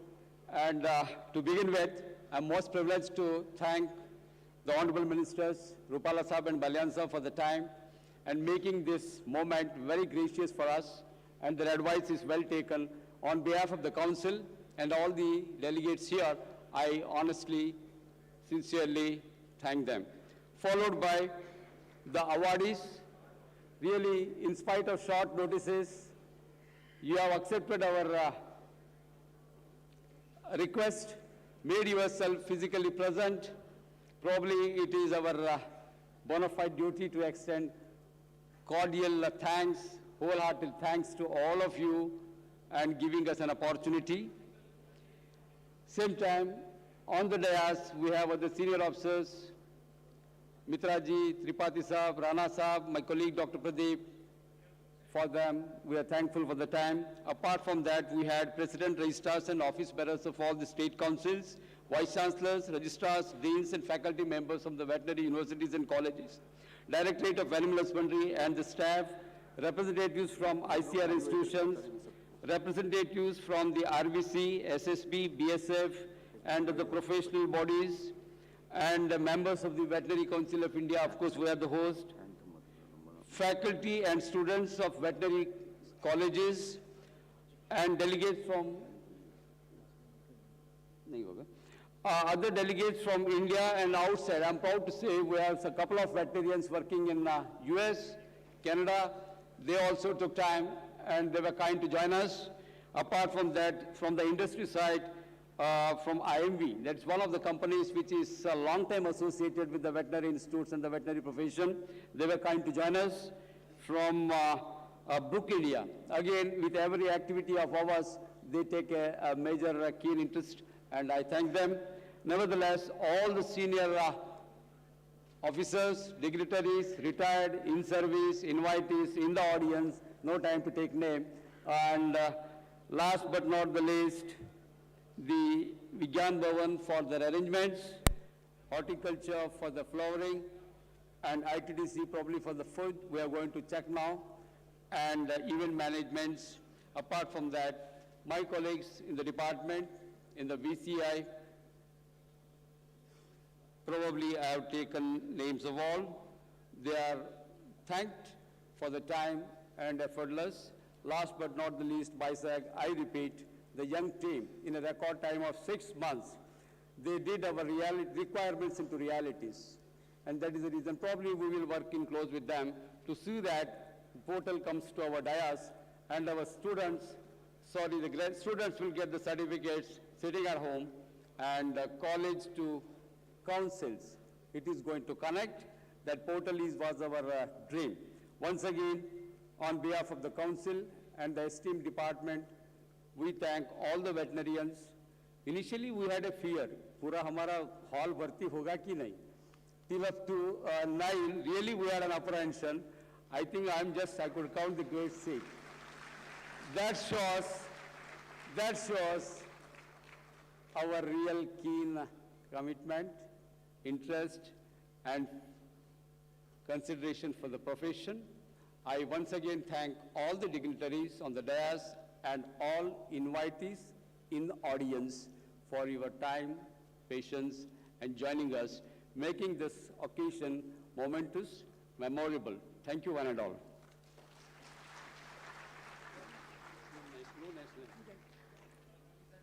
Thank you very much, sir. And group photograph.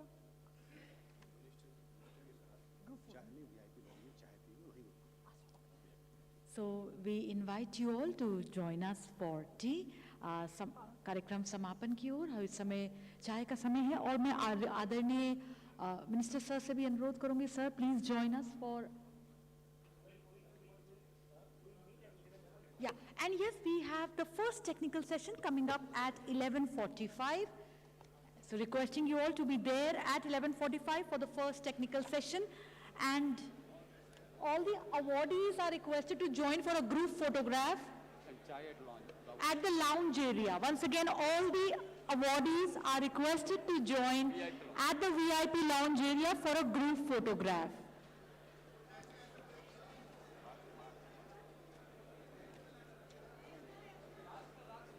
Last. Sorry, the national anthem will be at the end of the day, maybe around 4:45 when we close the session, close the day. Now we will join for the tea. All awardees are requested to come to the VIP lounge for a tea break. And others can have in the foyer and join us. Once again, please join us for tea. We have the first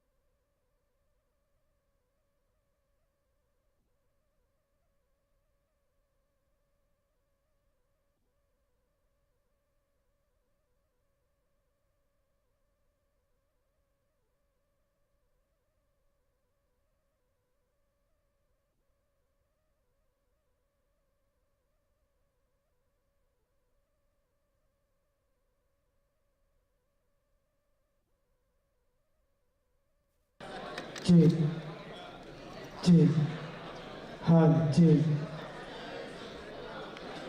check, check, hall check, उसका card दे दो ये check, कल लाया होगा ना check, हाल मैं check, उसका card इसमें लगा लूँ या इसी के check, इसी में चल रहा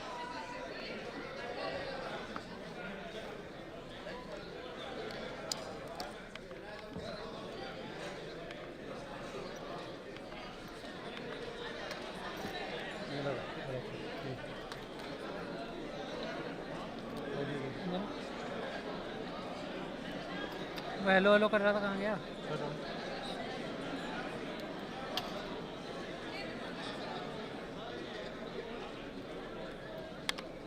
check, हाल check, check, हाल मैं check, check, check, check, hall check, check, check, check, hall check, check,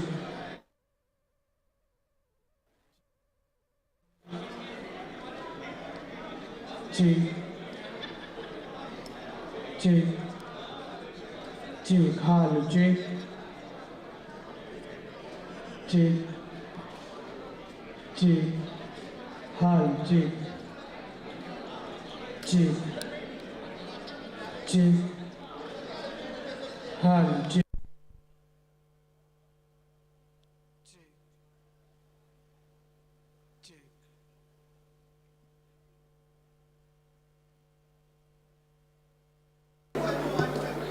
check, hall check, check, check, hall check, check, check, check, hall check, check.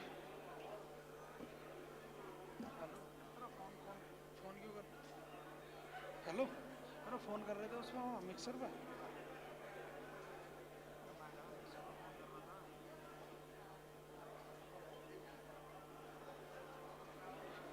check, check,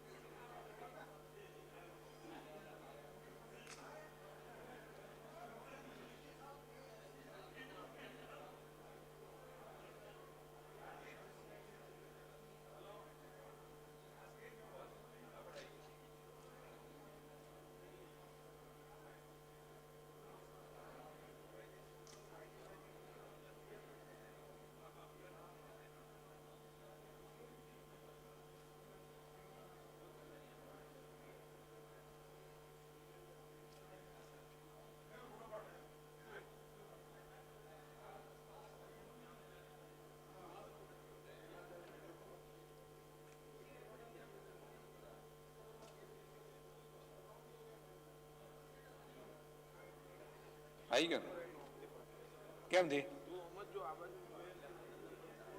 hello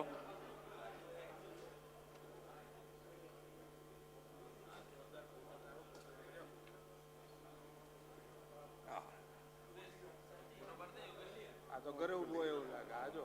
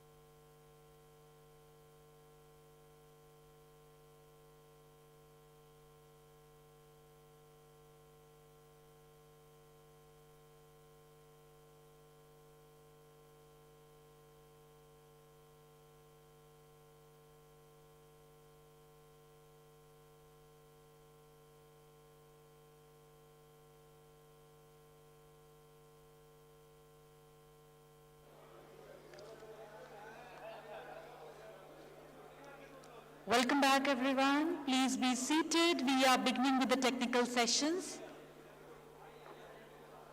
And I know it's a great occasion of celebration. Welcome back, everyone. Kindly be seated.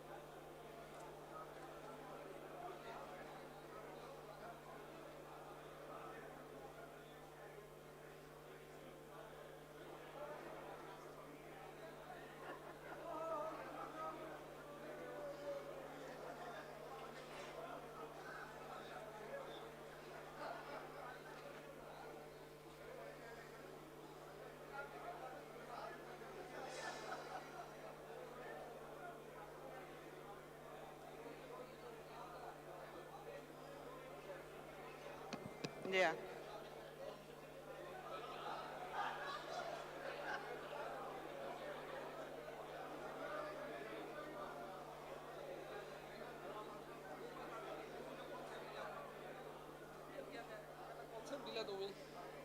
दिया सुन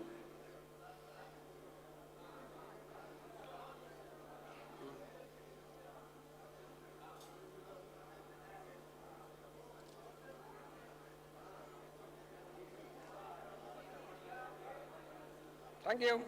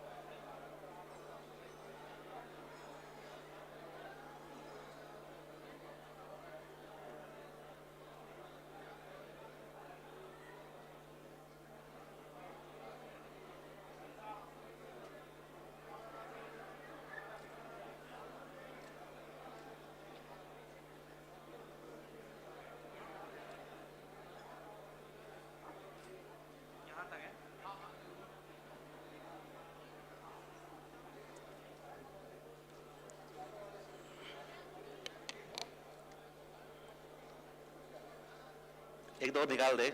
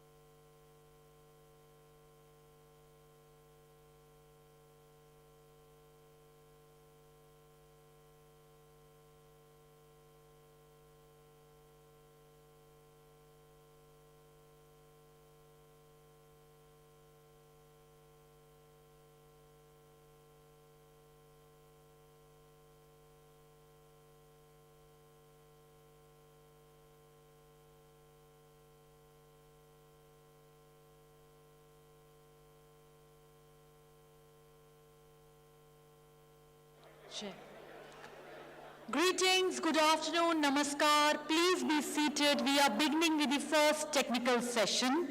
Once again, a warm welcome to everyone as we cordially celebrate the World Veterinary Day here at the Vigyan Bhawan, co-organized by Department of Animal Husbandry and Dairying, Ministry of Fishing, Animal Husbandry and Dairying, Government of India, and the Veterinary Council of India. So on that note, let's begin the first technical session. Requesting everyone to be seated. Please keep the mobiles and communication devices on the silent mode. Please बैठ जाइए आप सब लोग. कार्यक्रम की हम शुरुआत कर रहे हैं. ये पहला टेक्निकल सत्र होने वाला है. And without further ado, let me invite on the chairperson for the session, Dr. Abhijit Mitra, Animal Husbandry Commissioner, Department of Animal Husbandry and Dairying, Government of India. I request Dr. Mitra, please join us here on stage, and I request everyone for a big round of applause to welcome our chairperson. Dr. Mitra, may I have your attention, please? Let's begin with the technical session. Requesting our chairperson, Dr. Abhijit Mitra, Animal Husbandry Commissioner, Department of Animal Husbandry and Dairying, Government of India.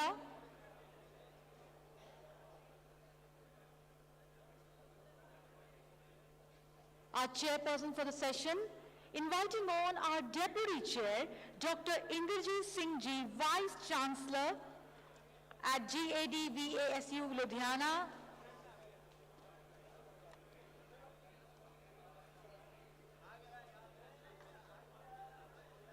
Dr. Inderjit Singh Ji, Vice Chancellor, Guru Angad Dev Veterinary and Animal Sciences University, Ludhiana. Requesting Dr. Singh, please join us here on stage.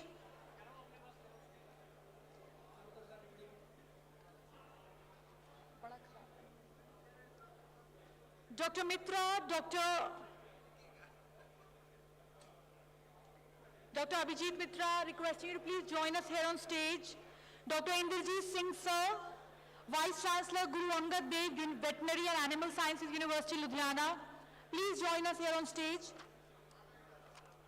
Our panel experts, member, I request Pradeep Yadav Sir, Vice President, Veterinary Council. Our panel expert, please join us.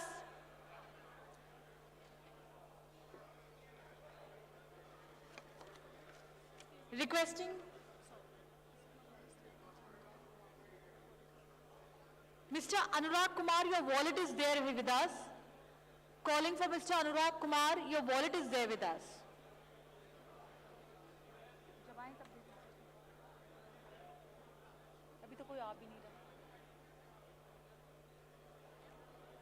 Dr. R.G. Bambal, Joint Secretary, Department of Animal and... Requesting Dr. R.G. Bambal, Joint Commissioner, Department of Animal Husbandry and Dairying, Government of India. Please join us here on stage. Our rapporteur, Dr. Jayan Kumbhakar, Scientific Officer, Veterinary Council of India. Please be seated, everyone. Kindly be seated. Requesting everyone to be seated.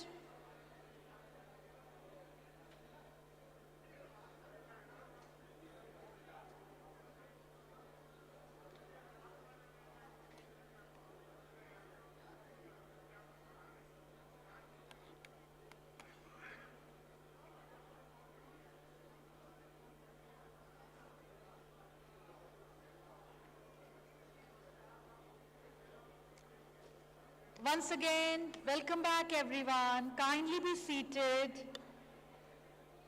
Inviting on our chairperson, Dr. Abhijit Mitra, our deputy chair, Dr. Inderjeet Singh sir, please join us here on stage. Our member for the panel, expert member, Dr. Pradeep Yadav, Vice President, Veterinary Council of India, please join us. Our panel expert member, Dr. R.G. Bambal, Joint Commissioner, DAHD, Government of India. Our rapporteur, Dr. Jayant Kumbhakar, Scientific Officer, Veterinary Council of India.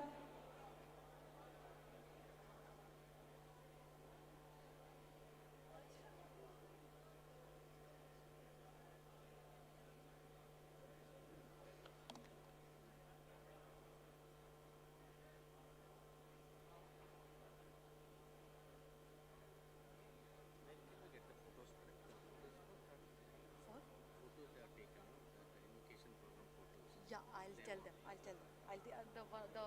The VCI team will be having. I'll tell them. Yeah.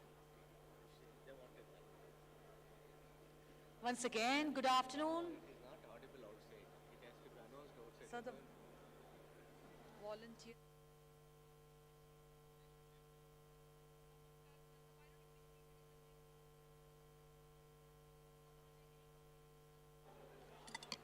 Dr. Inderjeet Singh के लिए जोरदार तालियां हो जाए. Our deputy chair for the technical session, Dr. Inderjeet Singh sir is here. May I invite on Dr. Pradeep Yadav sir, our member expert, R.G. Bambal sir.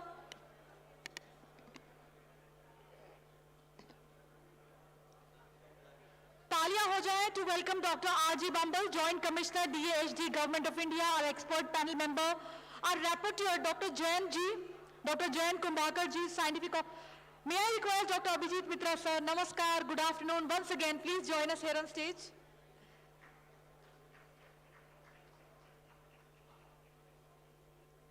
So in this technical session, we have two very interesting presentations, followed by the Q&A. Once again, sir, greetings, welcome on stage. With a round of applause, let's welcome Dr. Abhijit Mitra, sir, Animal Husbandry Commissioner, Department of Animal Husbandry and Dairying, Government of India. Talia, everyone. Zordar talia. Sir, welcome. Dr. Inderjeet, sir, is there with us. Dr. Pradeep Yadav and Dr. Jayant. May I request you, please join us here on stage. Dr. Inderjeet Yadav, Dr. Jayant. Yeah, okay, sir. Namaskar, welcome. So on that note, I would hand it over to our chairperson, Dr. Abhijit Mitra, sir, to take the proceedings forward. Dr. Sir, Abhijit Mitra, please.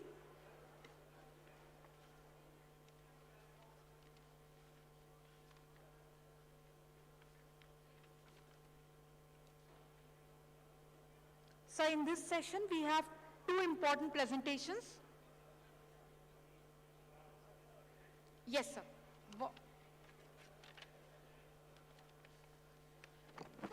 Once again, everyone, welcome back after the tea break. Please be seated. Please come forward and be seated. आप सब लोग आगे आ जाइए, request है.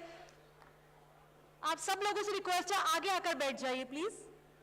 Technical सत्र को हमें बहुत ही सफल बनाना है.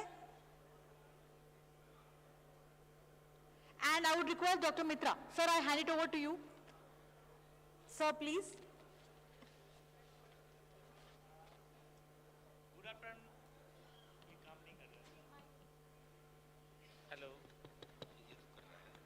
Hello, good afternoon to everyone. We are going to start the technical presentation. I know that after such a interesting and thought-provoking lectures from our honorable two ministers and other lectures. And then it is very tough to get together and coming together and again settle down in the hall. So may I request all of you to settle down as quickly as possible? And if possible, the people who are sitting at the back, I know balcony is good for the movie, but balcony is not good for the lectures. If you can come in front, that will be good. Everybody can be minister sitting in the back. Right. Please come forward. आ जाइए, सामने आ जाइए. Please.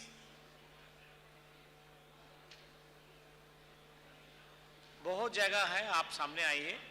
Requesting everyone, please come forward. It's a chairperson's call. Because many of our people have left after, I think this. मंच की इस समय अध्यक्षता करते हुए डॉक्टर अभिजीत मित्रा ने हम सब से अनुरोध करा है कि आप लोग आगे आइए. बहुत ही विशेष टेक्निकल सत्र है ये. Thank you everyone. Please come forward.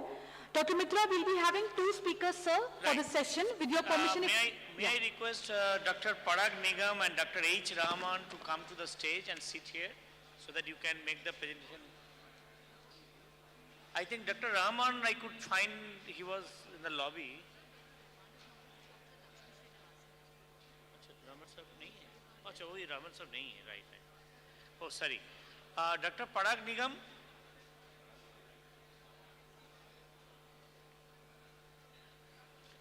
And Dr. Lakshmi Srinivasan. आप आइए बैठिए शुरू करते हैं.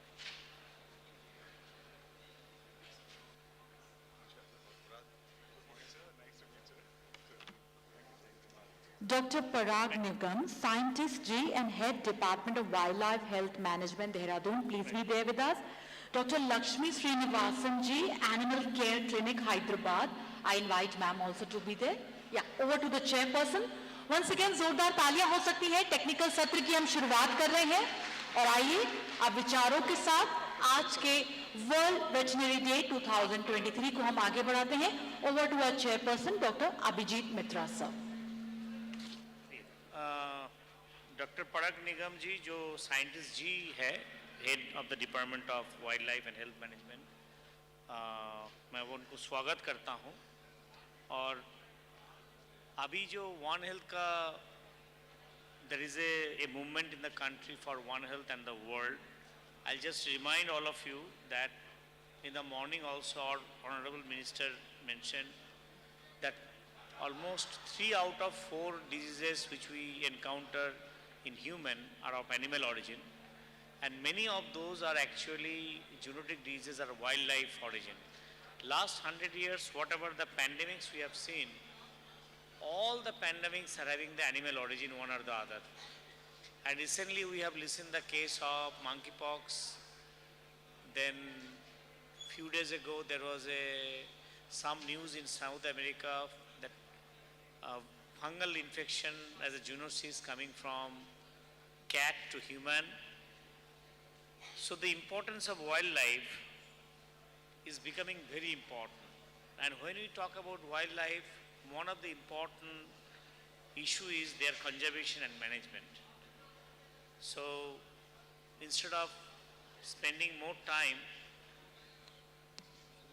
may I request Dr. Parag Nigam, Scientist G and Head of the Department of Wildlife and Health Management, to do the and present this lecture. Over to Dr. Parag Nigam ji.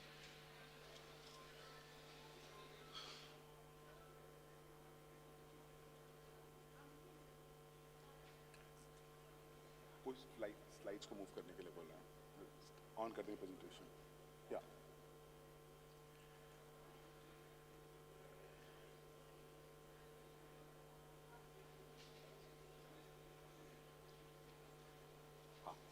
So very good afternoon, and it's been a pleasure to be here.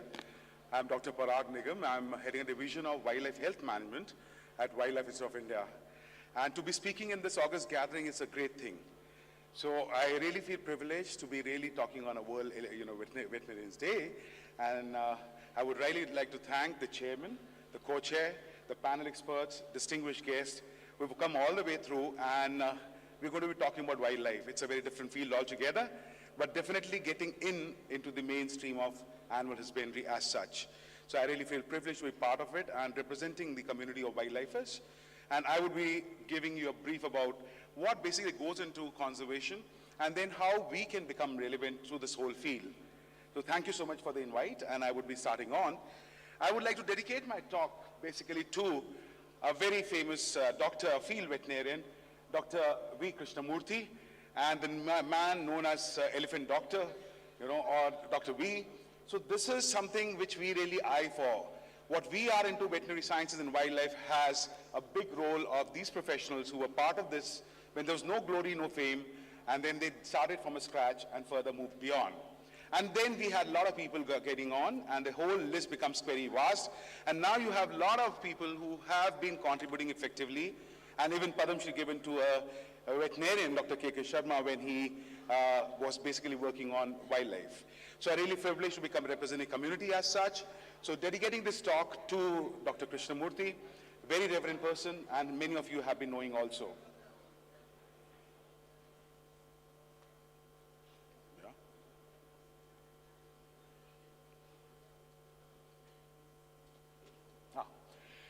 So when we talk about, veterinary profession conservation, we have been known as a traditional, practitioners initially to bringing in science, and then it was mainly revolving around, managing sick and injured animals, or we were talking about production.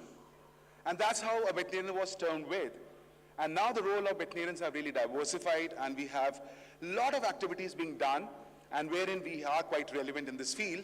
And I'm going to be talking briefly about this. The responsibilities has really increased now, and the veterinarians have totally changed up the whole view of doing vet. So today what I'm going to talk about is the sector which is still open, but also about the challenges which are there and how would we really be able to overcome those. So wildlife is a very important chapter which has come up, and we have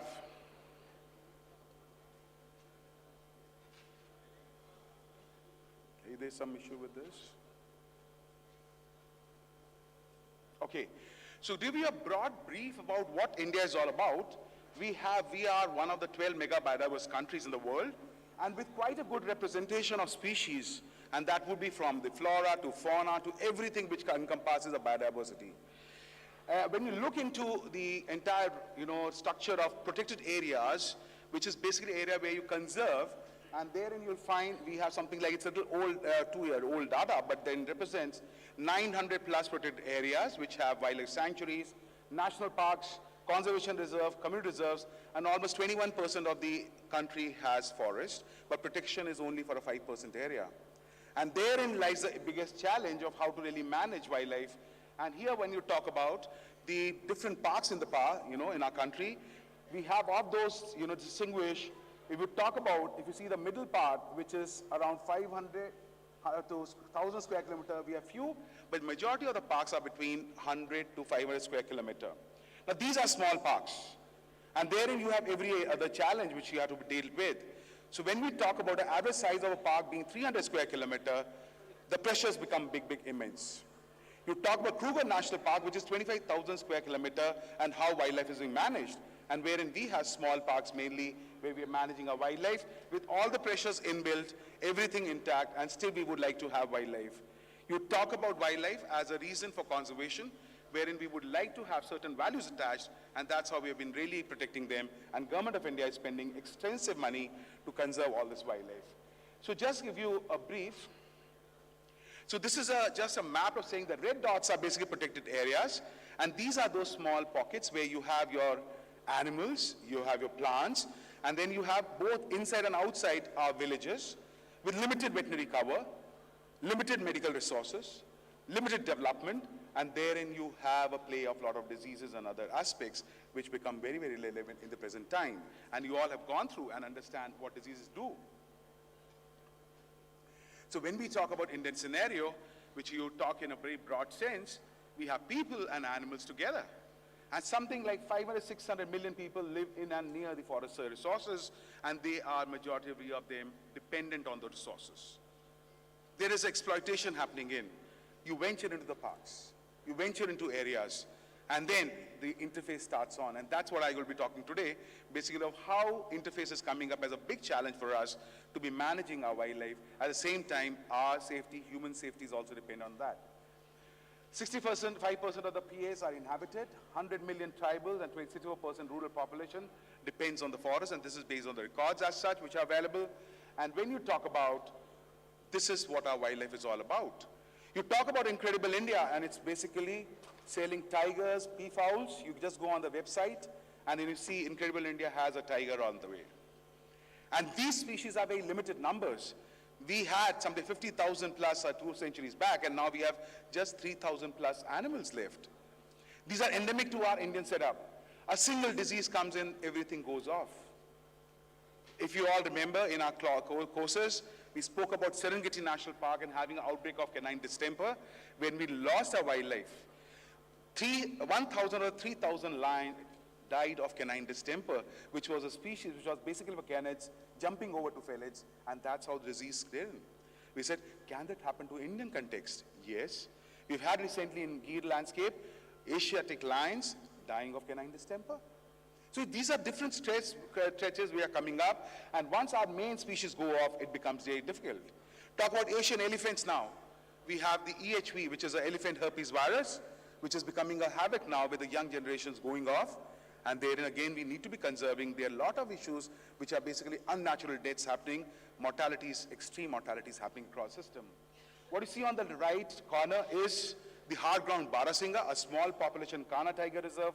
And then you have challenges of EHV, brucellosis, and other things which have been reported in this population as such.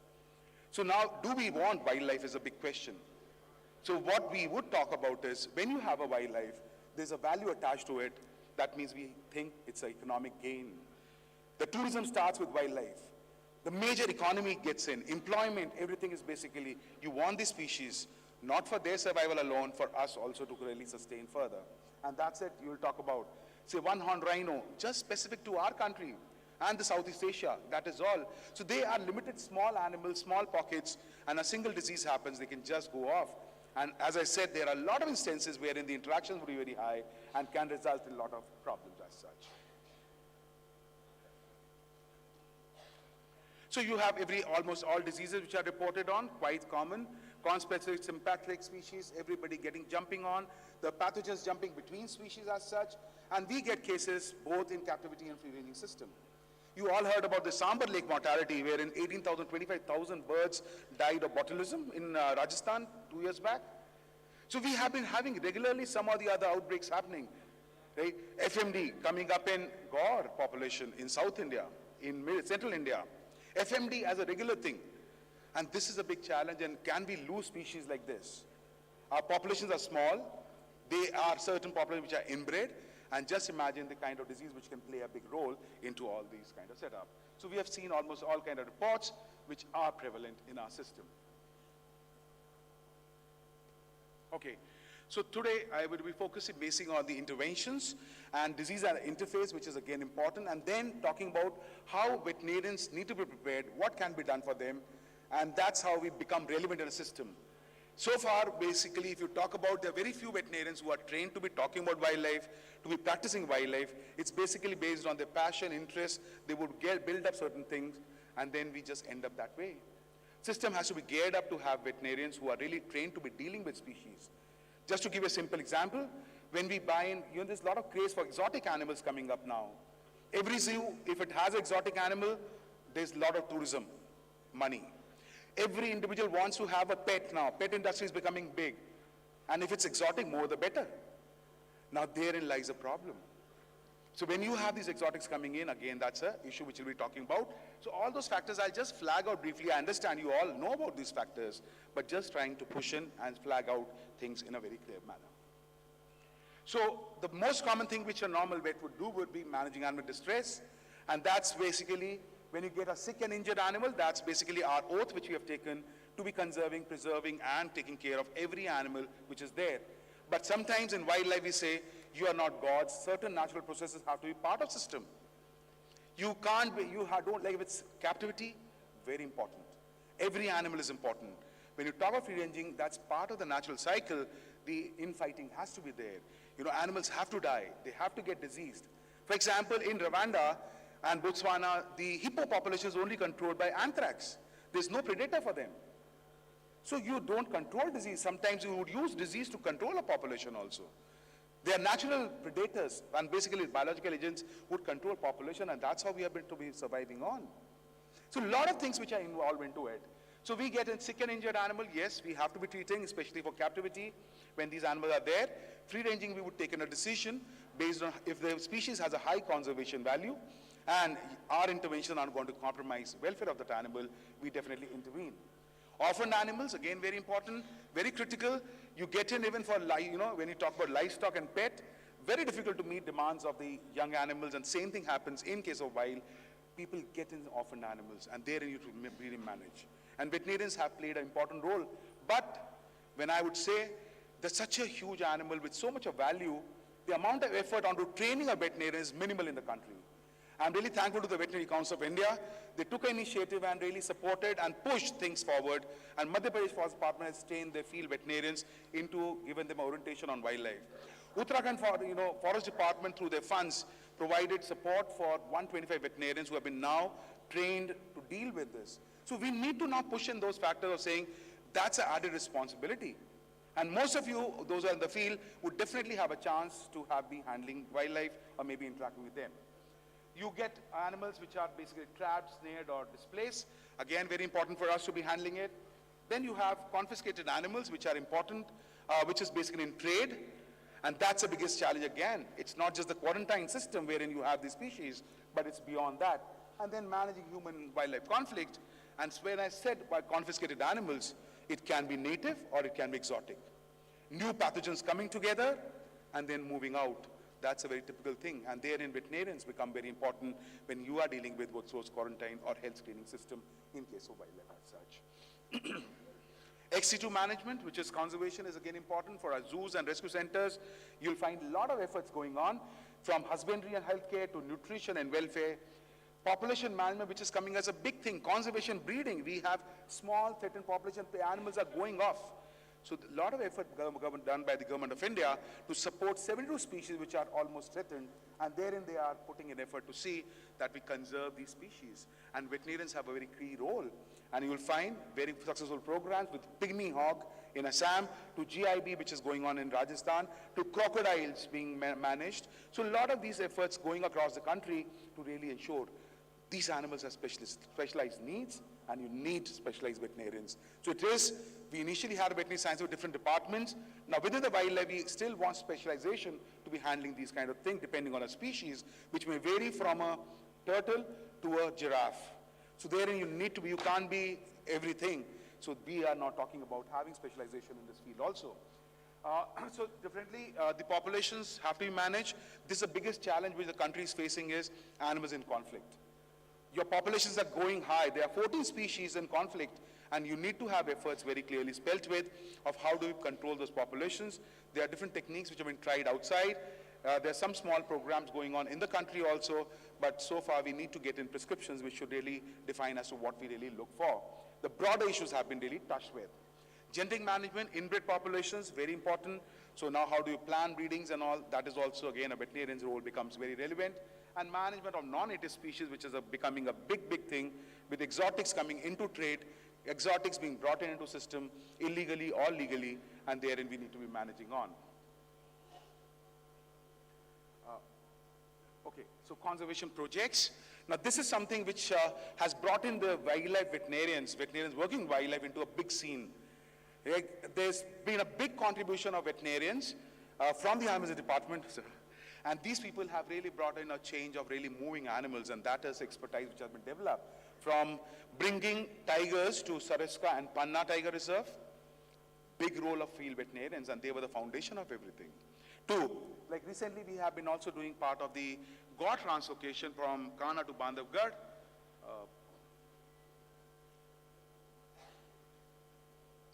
So these are from carnivore, a lot of good authority. Everybody's been asking for this big change which has happened. And now we have the Indian god, which is becoming a big thing, symbol now for Madhya Pradesh and beyond states. And these efforts have been done from smaller animals also. So everybody's putting in effort of seeing how do you populate species, how to bring a species back from extinction. You all know the effort of the government of India for bringing cheetah back to the country, which is again a very big effort being done. So these small events of species recoveries are happening at a bigger level because the government understands that the importance of wildlife is much beyond.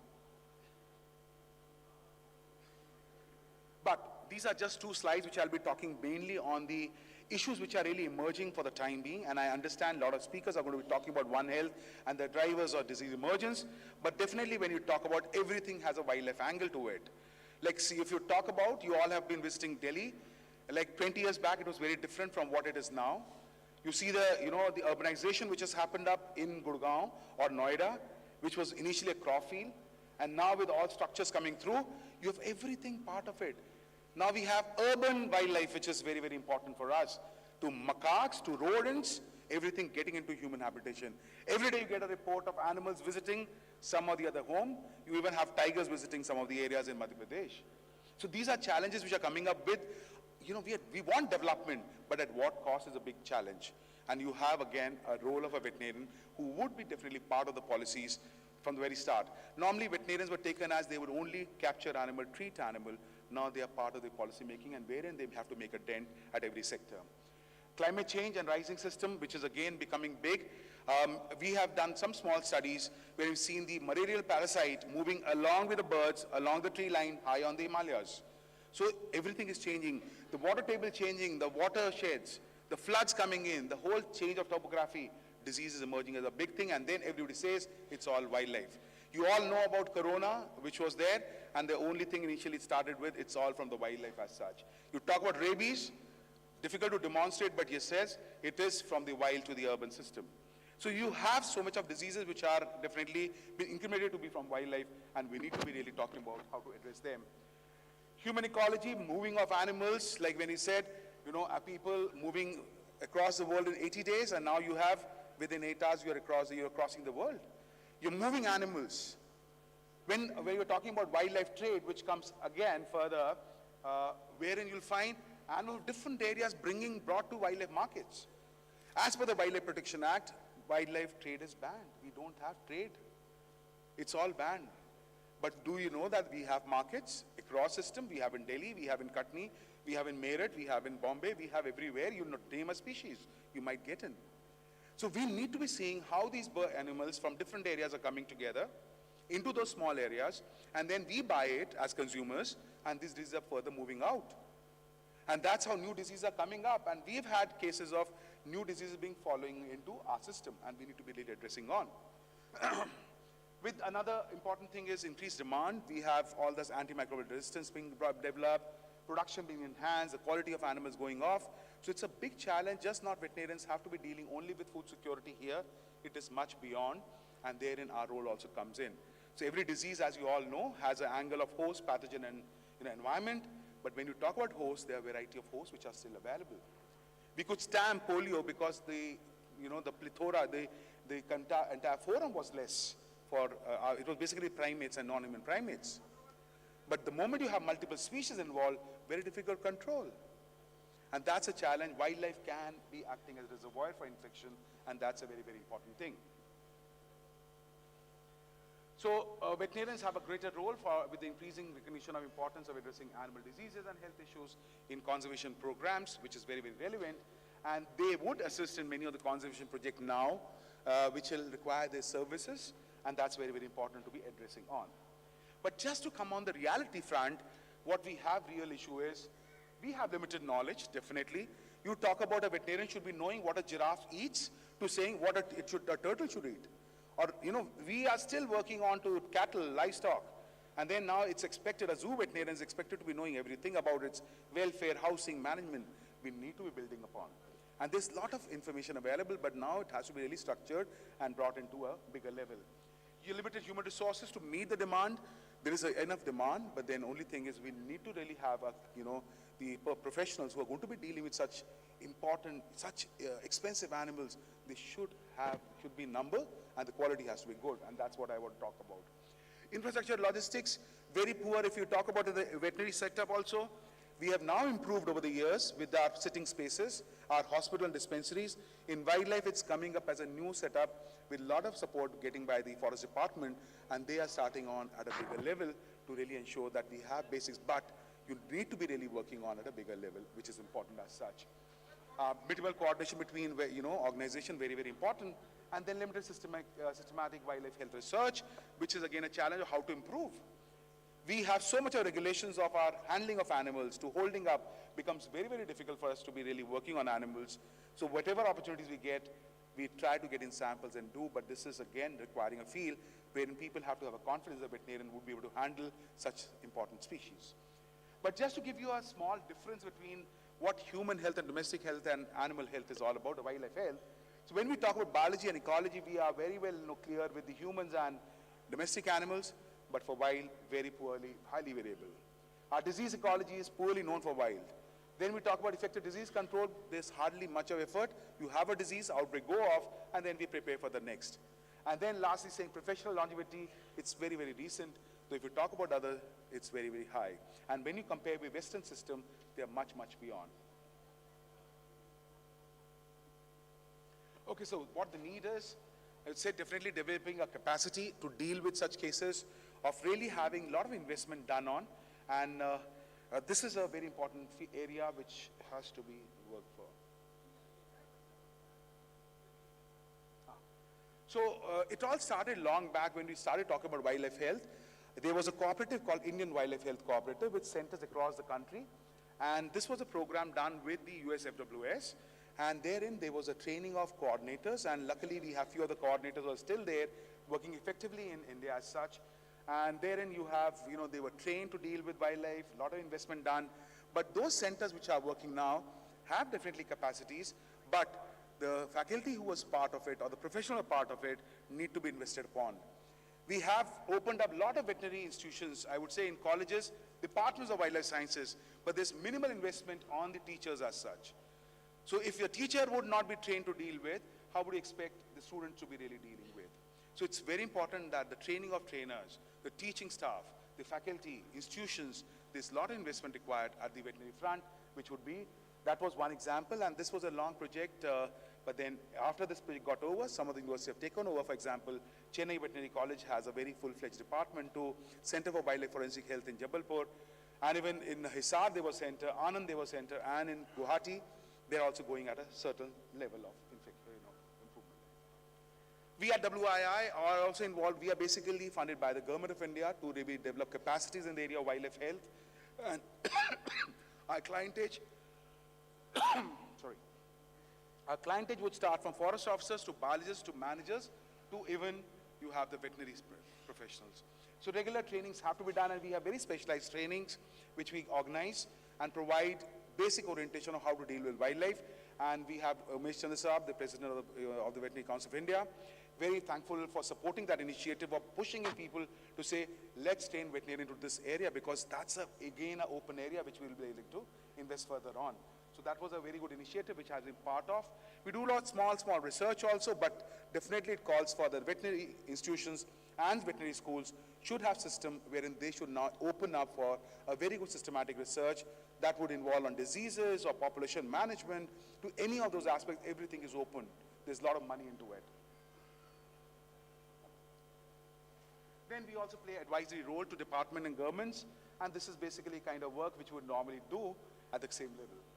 This is another important wildlife health bridge which has been done, which is basically a collaborative initiative between Zoological Society of London, Wildlife Society of India, University of Edinburgh, and this is the 8th year we have been running these courses, and you'll not believe we have more than 202 veterinarians who are trained under it. It's an expensive course, and the government has sponsored them for the Indian veterinarians, and they're doing wonderful as such. So why I've tried to put in these kind of courses which are within the country itself, that these can be utilized and maybe for developing capacities across the system, and that can be really at a bigger level. So here the courses would be providing high quality education onto wildlife as such. So definitely capacity development is the key for everything when we start with. So this would involve a lot of work. There are a variety of works being done into this kind of courses. And it's not just WII, there are a lot of institutions now doing it with. The colleges organizing it, international courses which are part of it, and they have also been doing these kind of courses, but we need to really get trained onto it.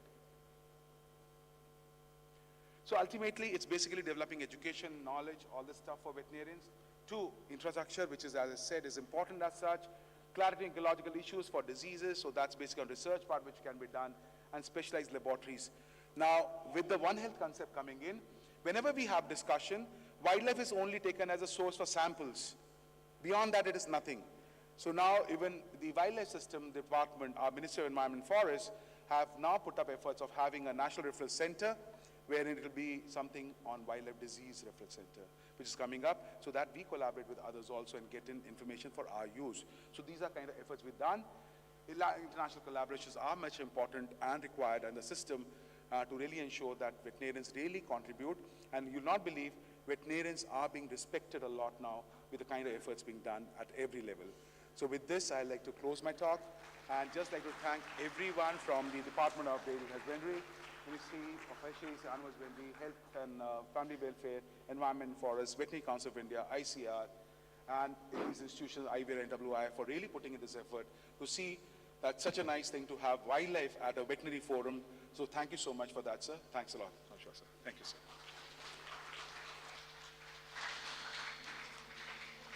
Thank you very much, Nigam sir. Please come and take your chair, or maybe you can be there for some question. If any questions from the audience, maybe we take 5 questions, quick questions. Then you can break for lunch and have a group photograph, because our Honorable Minister has to go also. So, thank you very much, sir, for staying with us for after this session. It shows your love and affection for the profession. Thank you very much, sir. Quick question. Yeah, please go ahead.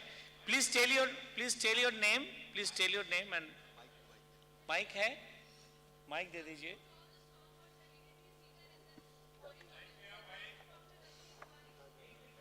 ये थोड़ा mic आने दीजिए.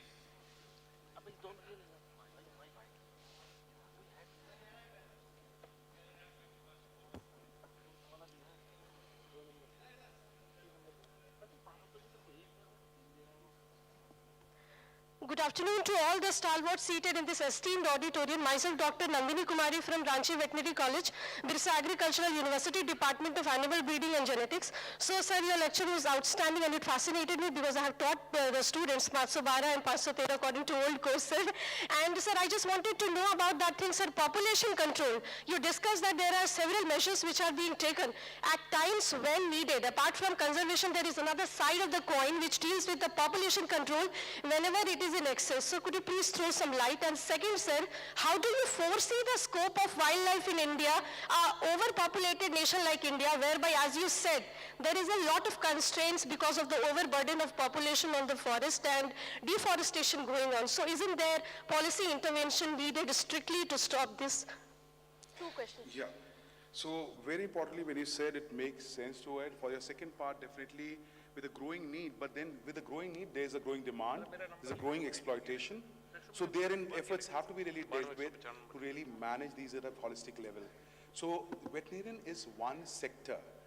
When we talk about wildlife, it's a very broad field which would encompass a lot of other areas altogether. As a vet, we would not be involved in solving every issue, remember that.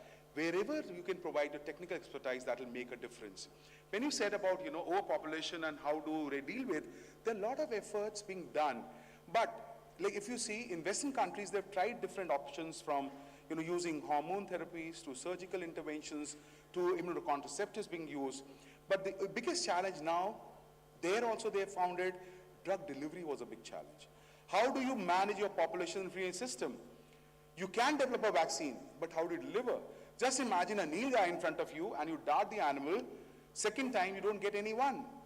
You see a macaque, you can, if it's oral baiting, which is now being planned for rabies also, still animals are fishy about it. But when you start with vaccines, with injections or anything, first dart, everything goes on well. Second time, the troop goes on the high on the, on the tree, or they would keep in distance. And these, whatever vaccines and hormones, when you have to give, they don't have a long life of saying, whole life you're going to be really saved.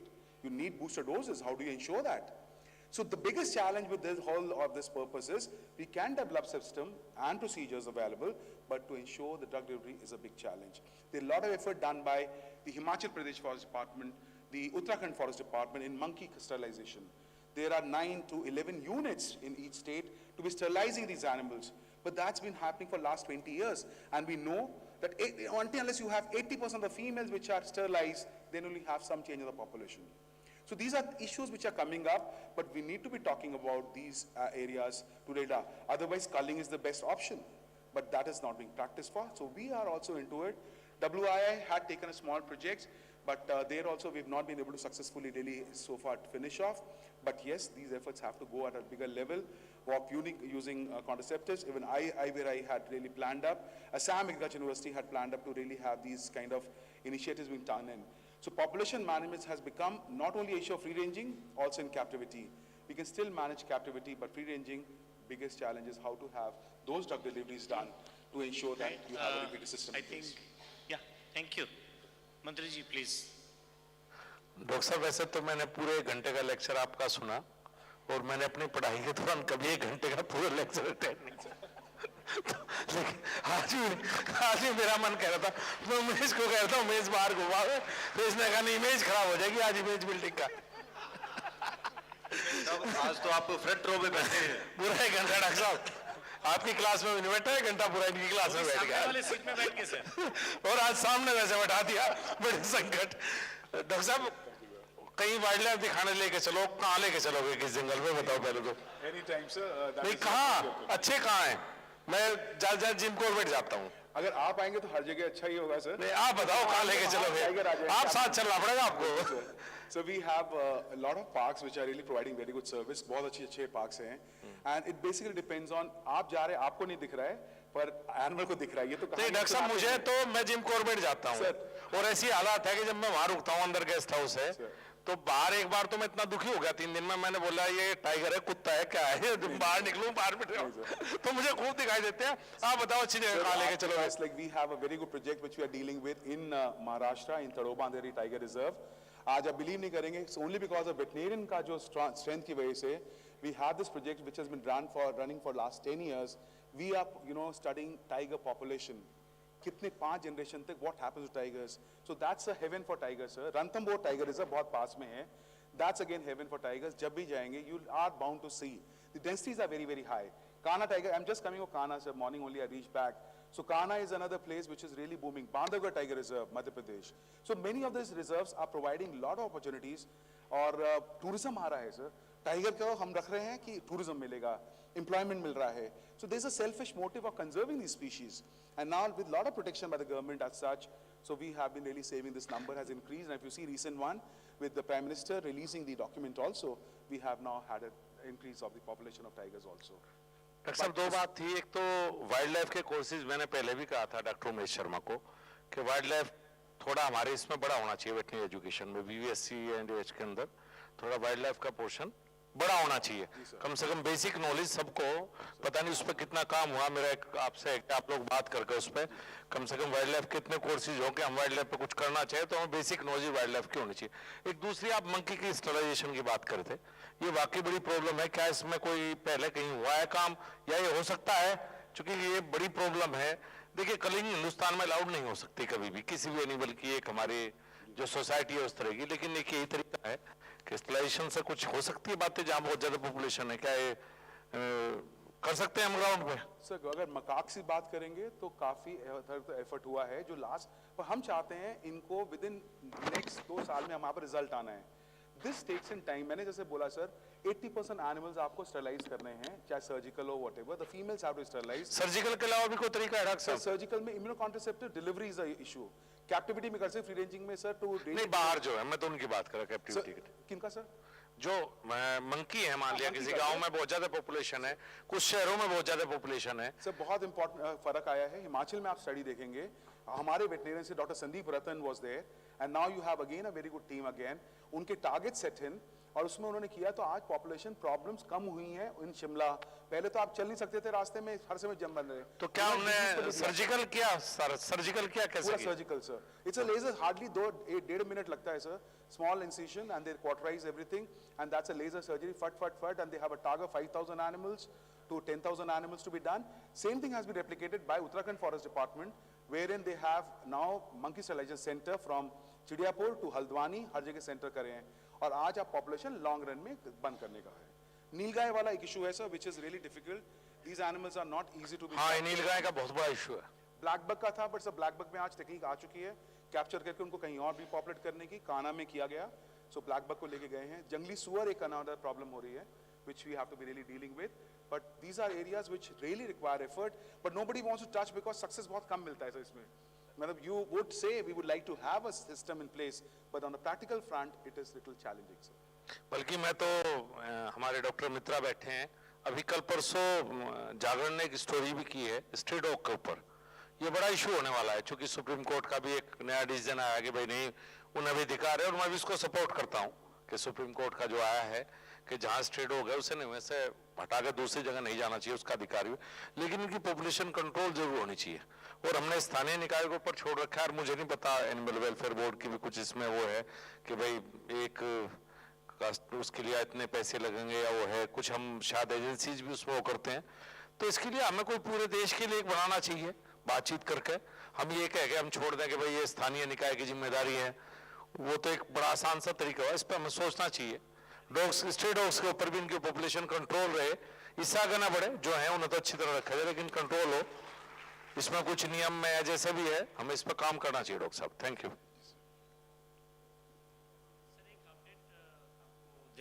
मतलब क्या हुआ, अभी 2-3 दिन पहले की बात है, जब राजेश जी थे हमारा सचिव, तो एक डॉक्टर गुहा करके एक प्रोफेसर है एम्स के, एसके गुहा, वो एक ऐसे व्यक्ति है, करीब 88 की ऊपर उम्र है, he is BTech pass out from Kharagpur IIT।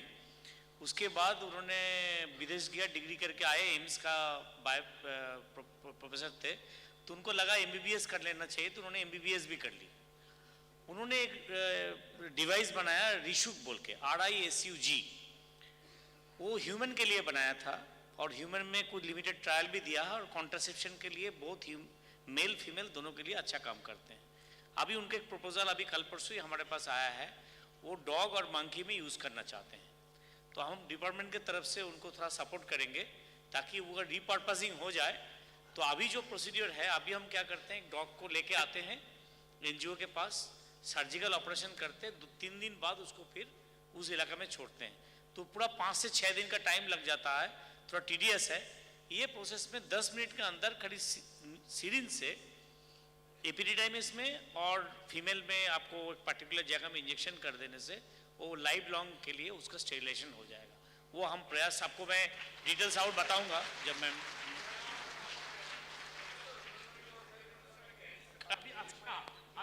नहीं डॉक्टर इसमें यह है कि जो डॉक्टर SK गोवा जो IIT से हैं, वो एम्स के हैं, उन्होंने आप पे मेरे यहाँ ट्रायल किया था मंकीज पे, और ये प्रपोजल एम्स में भी है, जो हम झज्जर में इसे इम्प्लीमेंट करने वाले हैं जल्दी। नहीं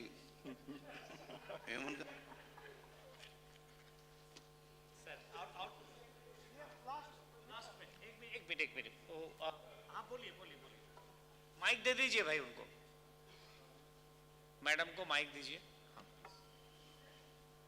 Myself Dr. Monika Gupta, deputy CVO Bareilly. मैं माननीय मंत्री जी की बात का जवाब देना चाहती हूँ। जैसे सर ने बताया कि कबीनी और तड़ोबा में काफ़ी अच्छे टाइगर्स हैं, बांधवगढ़ में भी बहुत अच्छे हैं, और सबसे अच्छी बात जो मुझे बरेली में पोस्टिंग के बाद पता चला, हमारे बहुत ही पास में पीलीभीत टाइगर रिजर्व बहुत अच्छा टाइगर रिजर्व है सर, बहुत अनटच्ड है, और वहाँ पे करीब 10 साल पहले 25 से भी कम पशु टाइगर थे, लेकिन करेंटली 65 से ज़्यादा हैं, और बहुत ही अच्छी साइटिंग होती है sir. So please welcome to the Pilibhit sir.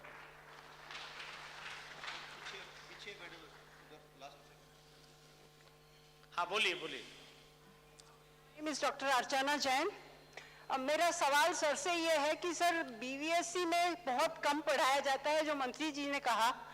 अगर उसके लिए छोटे से कोर्सेज रखे जाएं, 1 महीने के 3 महीने के कुछ ट्रेनिंग कोर्सेज, जिससे हमारे बच्चे वहां जाके वो ट्रेनिंग लेके आए, तो दैट विल बी बेटर। ऐसा कुछ हो सकता है क्या? या मैम, आपने जो बताया है दैट्स वेरी वेरी रेलिवेंट। अगर आप बीबीएससी का कोर्स देखेंगे तो हमारा बहुत मिनिमली, बहुत सिंपल टचिंग है। But what we have is a masters programme which is basically on wildlife health and management. Wildlife health पे प्रोग्राम्स हैं, तो ये बड़ा स्पेसिफिकली वेटनरी ओरिएंटेड प्रोग्राम्स होते हैं। बट आज जो हमें वाइल्ड लाइफ में काम करना है, तो we need a holistic approach from your environment issue, basic biology, basic behaviour, जो हमारा फाउंडेशन होता है जिसके बेस में वेटनरी साइंस करते हैं। इन दिस रिगार्ड सर, आपके पास एक प्रस्ताव भी गया था और our director also written a small, कैसे हम बीसीआई वाला ही जो आपका सिलेबस है, द क्रेडिट्स को थोड़ा सा इंप्रूव करें, कुछ अच्छी बुक्स इनको पढ़ाएं, क्योंकि अल्टीमेटली डिमांड है, people want veterinarians to be trained into it. हम बोलते हैं हमारे जो हमारा बेसिक सर्जरी हम कर सकते हैं as a veterinarian, BVSc can do, gynae we do everything, why not wildlife practice? तो वाइल्ड लाइफ के साथ सिंपल एक 10-5 दिन का अटैचमेंट अगर करना, zoo is not sufficient, they should have definitely built in, and very good suggestion which you said, they are relevant. आज जब आते हैं हम लोग एडवाइस करते हैं वेटनेरियन के लिए, कोई एक्सपीरियंस मिल जाए, they are very few who would apply. तो जिनको आज पैशन है उनके definitely we should have in veterinary college also, every state has to have this component built up. It's basically teachers who are really motivated, they would be doing. I was fortunate, I'm a Kerala graduate and my teachers are mainly into elephants and animals, तो interest पैदा करा, but हमारे को साथ में courses भी कराए, and that's what I feel when we did it in 90s, it will be really nice to have this kind of component part of our system, and I would definitely be supporting these initiatives and requesting sir to accept that. अगर doctor साहब हम 1 साल की internship है, अगर उसमें रखें कि 2 या 3 महीने वाइल्ड लाइफ करना जरूरी है, तो क्या पॉसिबल है? सर ये पॉसिबल है, क्योंकि इतने जो वेटनेरियन इतने सारे हैं, उसमें सर ये इशू है कि हम लोग जो जूस के साथ टाई अप करते हैं, वहां पे अटैचमेंट होता है जू के साथ, नेशनल पार्क के साथ, प्रोटेक्टेड एरिया के साथ। नहीं, नेशनल पार्क में होना चाहिए, जू में नहीं। जू के साथ सर अगर है तो they are able to learn, rescue centres attach करें, हर स्टेट में जू है, हर स्टेट में रेस्क्यू सेंटर्स हैं, और वहां एक्सपीरियंस होना चाहिए, चाहे वो हैंड्स ऑन, गंदा हाथ करने के लिए। अपना हाथ जब तक नहीं होगा तब तक नहीं कर पाएंगे, एंड देन बिकम्स सिर्फ पता चलता है कि वाइल्ड लाइफ चलेगा। डॉक्टर निगम साहब को पता है कि हम लोगों ने पिछली बार जो है कैंपा फंड से जो फील्ड वेटरनरियन है, और खासकर फॉरेस्ट में जो हर डिस्ट्रिक्ट में एक वेटरनरियन को वाइल्ड लाइफ के बारे में जानकारी होना चाहिए। मैंने भारत सरकार को भी लिखा था, शायद आप उसको कंटिन्यू कर रहे हैं, तो एक अच्छा प्रपोजल इन्होंने ही कोर्स सिलेबस चेंज वो किया था, बनाया था कि इतना हाँ ट्रेनिंग के लिए, तो उसको आगे भारत सरकार से बढ़वाते हैं उसको आगे। ठीक,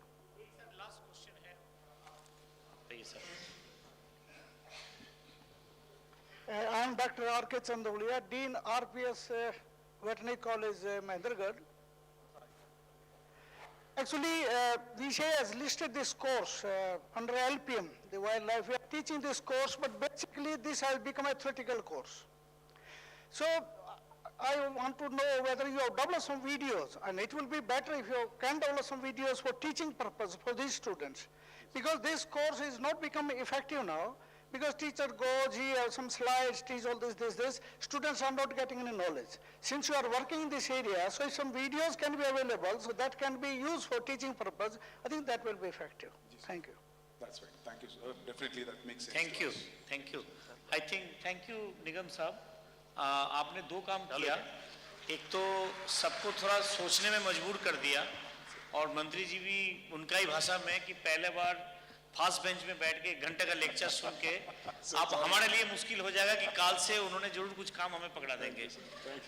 तो थैंक यू ये निगम साहब, और सभी को जो सवाल, अच्छा आपका एक सवाल है, हाँ प्लीज प्लीज, एक बार last sir, 1 more question sir, जल्दी और जल्दी करिए, फिर हम इसको sir may I ask 1 question? Hello, I have got some problem in my throat, please bear with it. My suggestion is that we are telling about the veterinary and their performance, their to work, all these things to control the disease, wildlife. But who in the top of hell of the affairs? Is there any, how many veterinarians are there in the top of the affairs in zoo? How many veterinarians are there? Why don't you give a suggestion that the veterinarian should be the director of the zoo? Sir ये आप कह रहे हैं ये काफ़ी मुश्किल सवाल है, but definitely I would like to add on. Dr. B.M. Arora was a director of the National Zoo, Delhi. That is long back. आज हमारे म्यूनिसिपल कॉर्पोरेशन में हैं 4 zoos हैं जिसमें से कि 2 veterinarians are dealing with.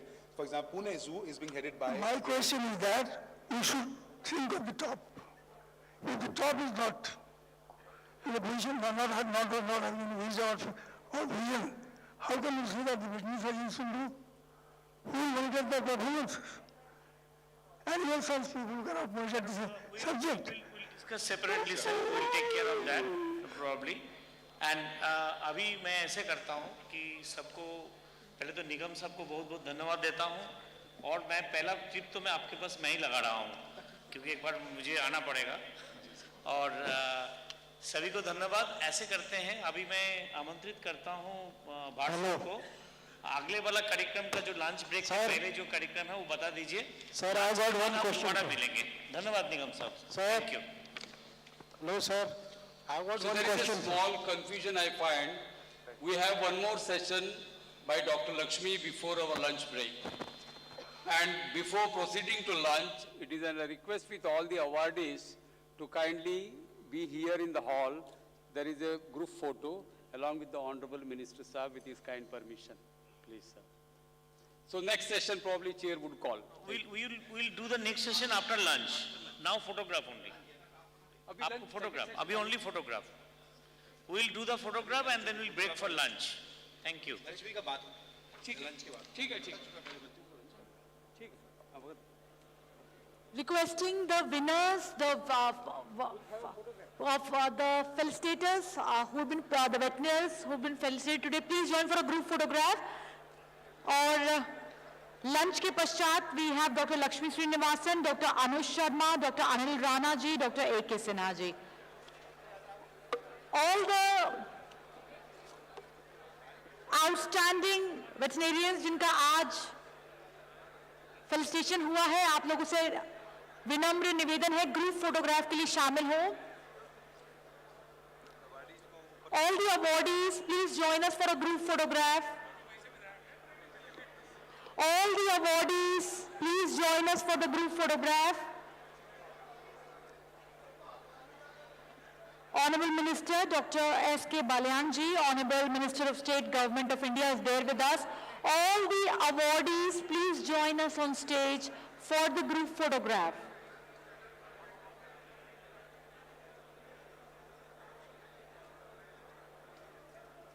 All the awardees, please join us on stage for the group photograph.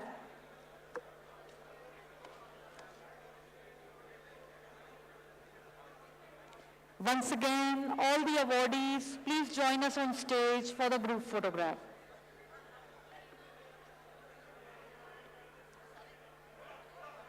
सभी विजेताओं को आज जिनको पुरस्कार से सम्मानित किया गया है, आपको शुभकामनाएं, बधाई। पशु सुरक्षा, पशु स्वास्थ्य हेतु आपके कार्य के लिए आपको बहुत बहुत साधुवाद, बधाई। All the awardees, please come for a group photograph. Requesting everyone to join us for lunch. Requesting everyone to join us back in the hall by 2 p.m. 2 बजे हम लोग टेक्निकल सत्र की शुरुआत कर देंगे। 2 बजे हम लोग टेक्निकल सत्र की शुरुआत कर देंगे। धन्यवाद। Thank you.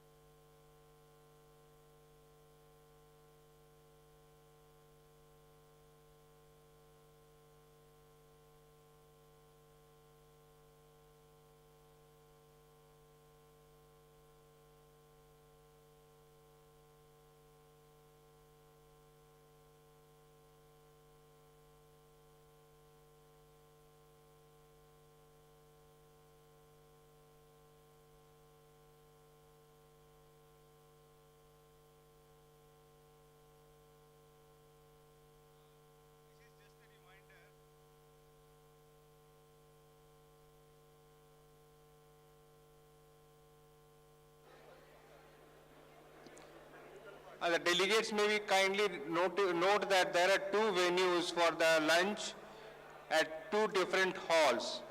So it will be advisable that we distribute ourselves so that there is no crowding at one place. Thank you.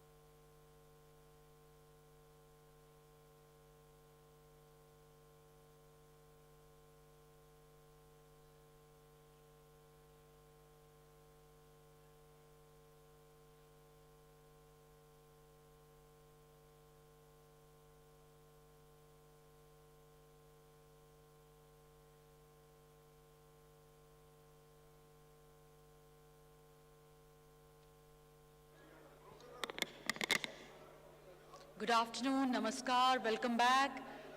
Welcome back after the lunch break. We hope you all had a refreshing lunch break. भोजन के सत्र के बाद आप सबका स्वागत है। आप सबसे विनम्र निवेदन है, कृपया विराजमान हो, कृपया बैठ जाइए। Welcome back after the lunch break. And we will be having very interesting sessions now. So requesting you all to be seated. As you join us, please keep the mobiles and communication devices on the silent mode.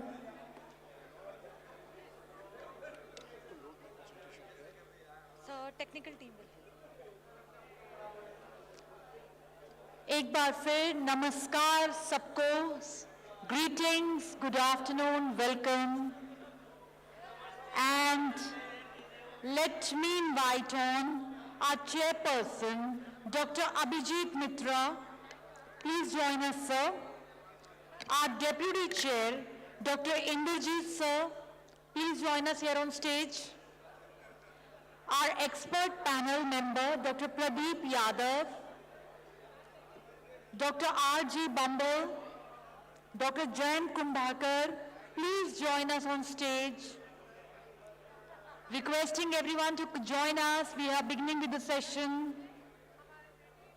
In this session, I request Dr. Lakshmi Srinivasan, Dr. Anush Sharma, and Dr. Anil Rana, and Dr. A.K. Sinha.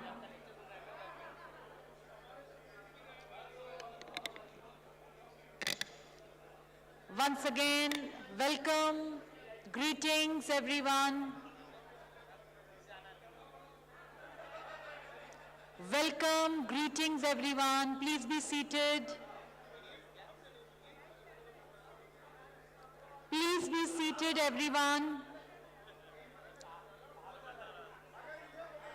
Requesting our chairperson, Dr. Abhijit Mitra, and Animal Husbandry Commissioner, DAHD Government of India. Sir, please join us.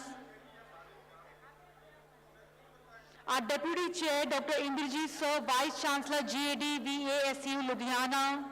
Please join us. Our panel member expert, Dr. Pradeep Yadav, Vice President, Veterinary Council of India.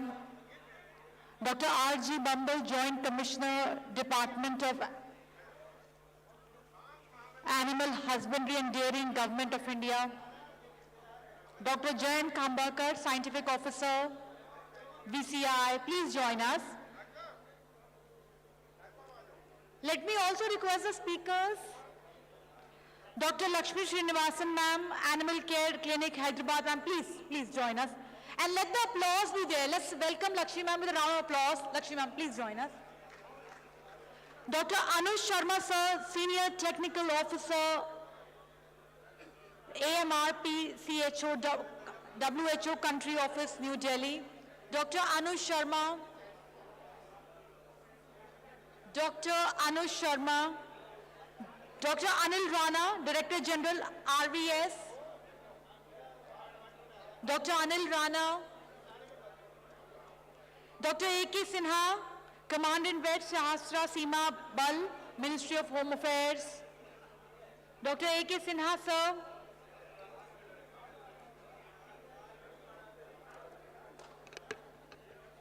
Let's have a round of applause, everyone. Please be seated. Lakshmi ma'am, why don't you be seated? Ma'am, please become here on the panel dais, ma'am. Please join us. Dr. Lakshmi Srinivasan, Dr. Anush Sharma, Dr. Anil Rana, Dr. A.K. Sinha, please join us. I dropped my specs somewhere, so I just tried to find it. I don't think anyone else is here. I'll come when they come in. Ma'am, please be seated because otherwise it gets, yeah. Sir, please join us. Sir, you're a speaker, please. With your presence, everyone. With your presence, everyone. Once again, good afternoon, namaskar, everyone. Please be seated. We are beginning with the session. Please be seated.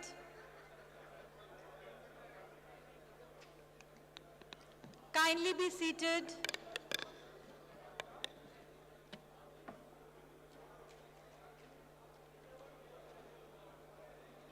Greetings. Greetings, good afternoon, namaskar to each and all. Please be seated.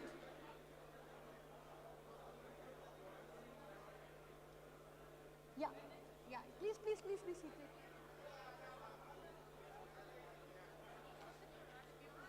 I'll just find out, I guess a chair is better, at least the people who are listed here. Only the chair. We will not sit. We will sit there. We are here. Yes. Okay. So our speakers are here, Dr. Lakshmi Srinivasan ji, Dr. Anush Sharma ji, Dr. Anil Rana ji, Dr. A.K. Sinha. And yes, sir. If I am not...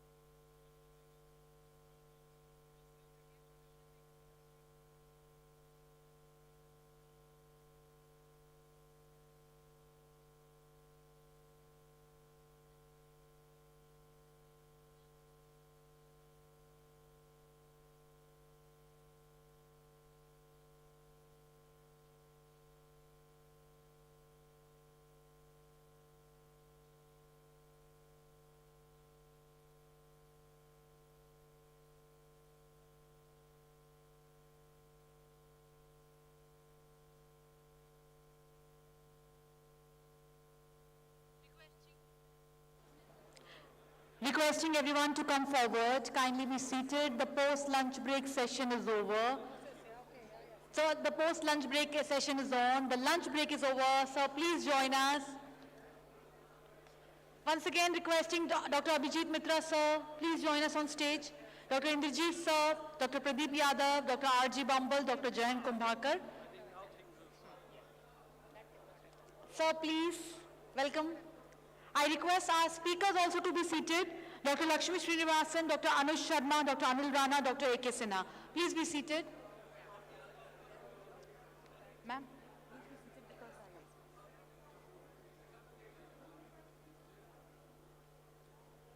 So without further ado, I would request our chairperson, sir.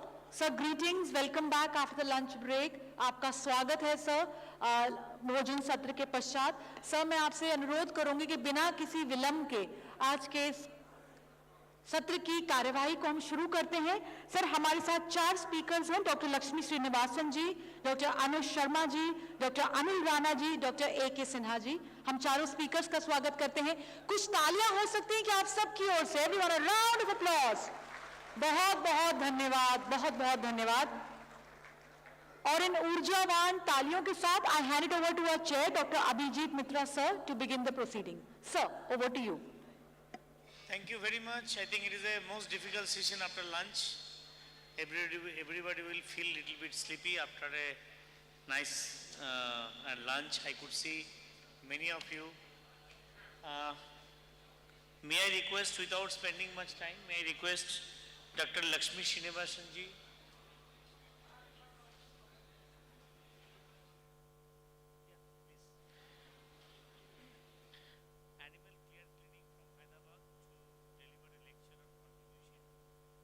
Lady Veterinarians in Veterinary Services. Over to you, Lakshmi ji. Yeah. Hello, everybody. I hope you've all had a nice lunch.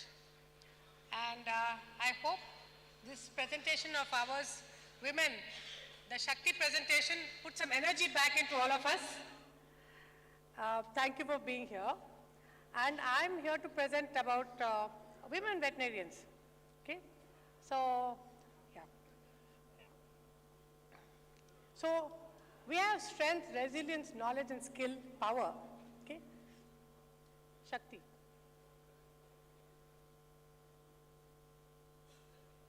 I am Dr. Lakshmi.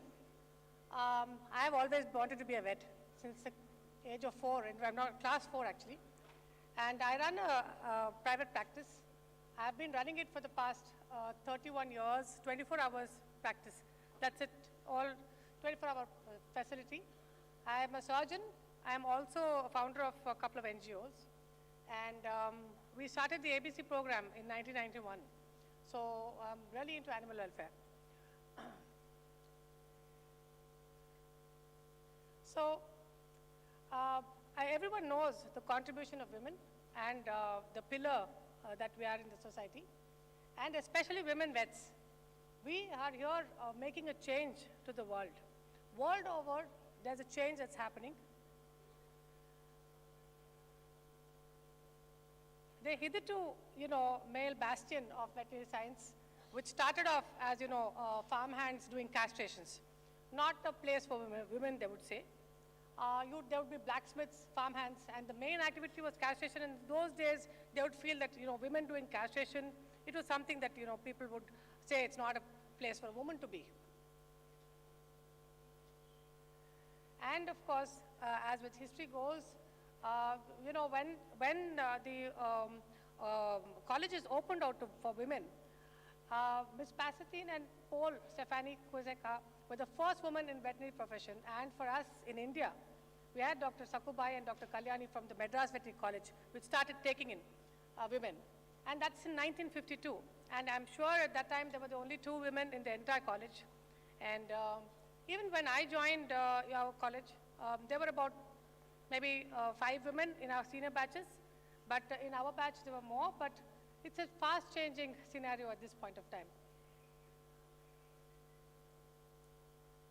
So 20 years have changed a lot. From 5 to 10% of the women that choosing the profession, they are now 60 to 80%. So that's a big kudos to us, and it's I think we should clap ourselves, and commend ourselves from there to this. Ma'am is here, Dr. Sosama IP ma'am. These are our, stalwarts here. She's a Padma Shri awardee. Dr. Amrita Patel.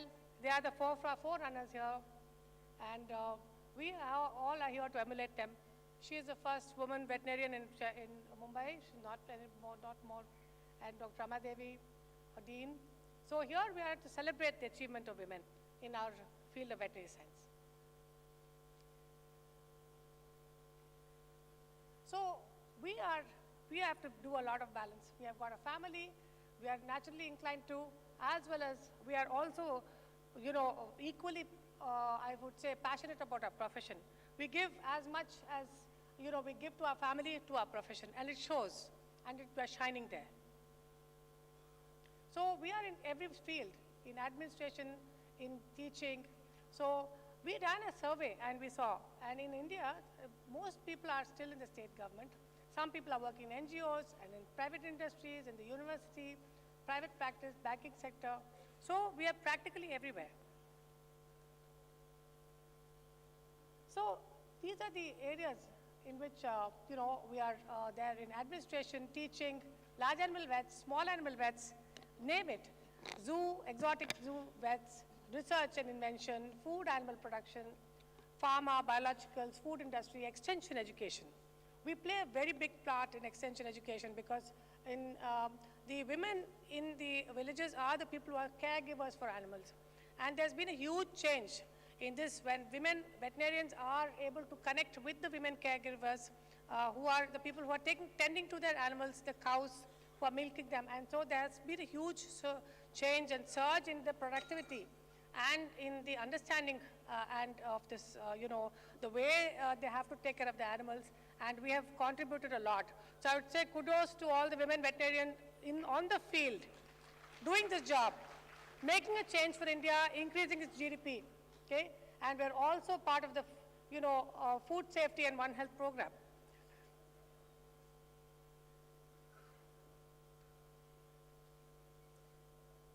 So I will try to run through and celebrate. This is so many slides that I got that, we are all, I have got received slides from everywhere in India. And I think, look at the women out there in all conditions, giving our best, okay? Field vets, administrators, teaching, most importantly. And here I would like to thank our women teachers who have, and all our teachers, of course, who have imparted us education, and we are here because of them. large animal vets. See, no one is behind. Everyone is forward there doing the job, out there in the field, making a difference every day.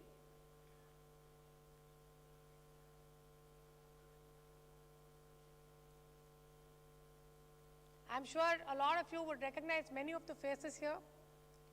This is real time. I mean, I'm getting more and more pictures every day. I just asked once.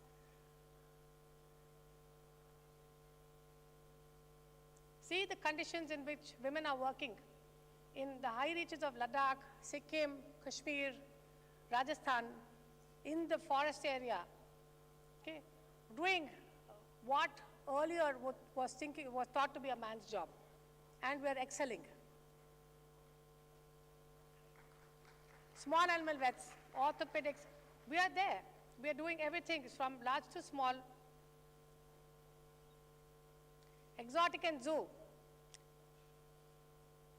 In fact, I would say that, look at one of the vets who went into the well to rescue a leopard. This is the kind of courage we show in the field. Research and invention. During the corona phase, one of the veterinarians was responsible for bringing out the vaccine. Food animal production. People are here, maintaining factories and poultry industry where there's, people are for, this lady owns an entire industry. Dr. Anju Kapre, she is, a CEO of a poultry factory, where they produce eggs, poultry, and even the byproducts, similar to Venky's. She is an entrepreneur. Here are more field vet photos, right? Pharma and biological production, food industry, pharma, research, from lab to land, we are there to deliver. Extension education in the most remotest of areas. One health and safety, here, entrepreneurship, owners of businesses. There are many key challenges for us, despite that, we want, this is the thing that I'm here to present. We would like a women-friendly work environment, including equipment, washroom facilities. There are these challenges that people face every day. Sexual harassment at the workplace, gender bias, sometimes posting in remote areas, which I suppose as, if you say equality, we should not be complaining, but sometimes it's a question of safety. Shortage of staff, I'm sure everyone agrees it's just not a woman-based thing, but we need more help as, strength-wise.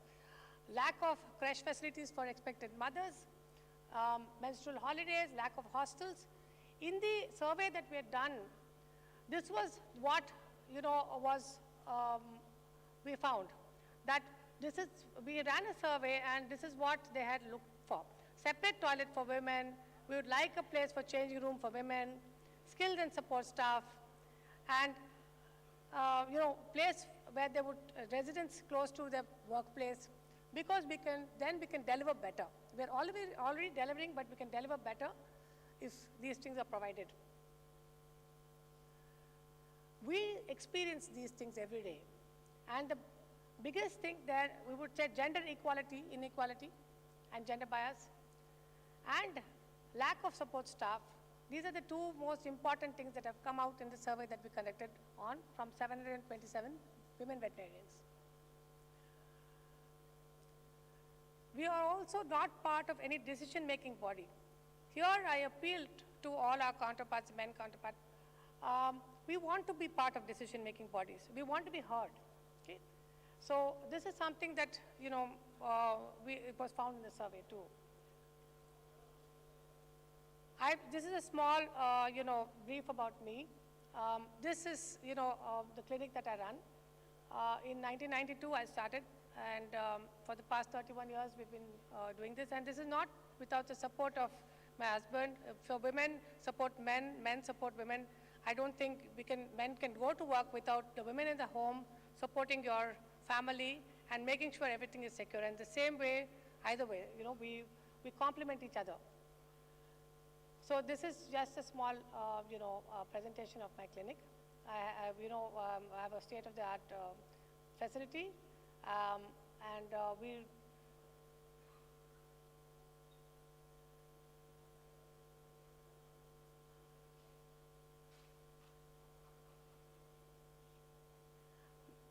I make sure many of my para staff are women, because now a lot of women are getting trained. They're there. I make sure they're there, and that's them. This is our Women's Day celebration that we had recently. And a lot of women veterinarians, after whom I've mentored, have started their own clinics and having their own practices right now.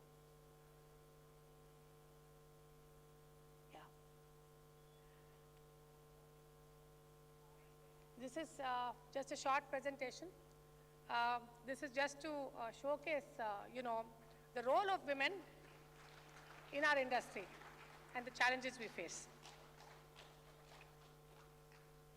Thank you very much for a very nice and elaborate presentation and showing the entrepreneurship and your leadership quality in the field of veterinary care, particularly pet animal. You may take seat, and then what we'll do, we'll have the next presentation, and then we'll take the question together. You may kindly. May I have the privilege to invite the next speaker, Dr. Anuj Sharma, who is a MBBS and MD by profession, by education. He is now working as a senior technical officer, particularly looking after the antimicrobial resistance in WHO as a country office, New Delhi. He has been one of the proponent of pushing us in the ministry also, and also in the ICR towards AMR. And when you talk about One Health, and when you talk about public health, when you talk about climate health, without discussing AMR, it will be incomplete. So, may I request you to deliver your talk. Over to Dr. Anuj Sharma ji. Thank you.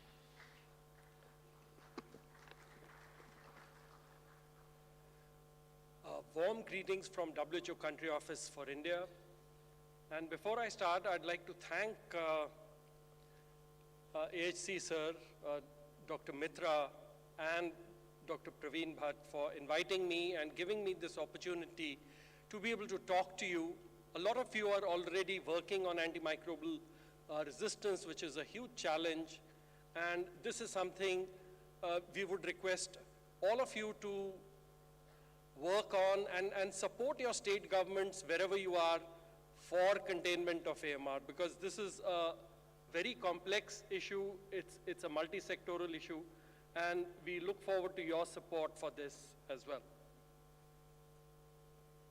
So, I work with the WHO Country Office for India, and I look after 3 cross-cutting areas. One is antimicrobial resistance.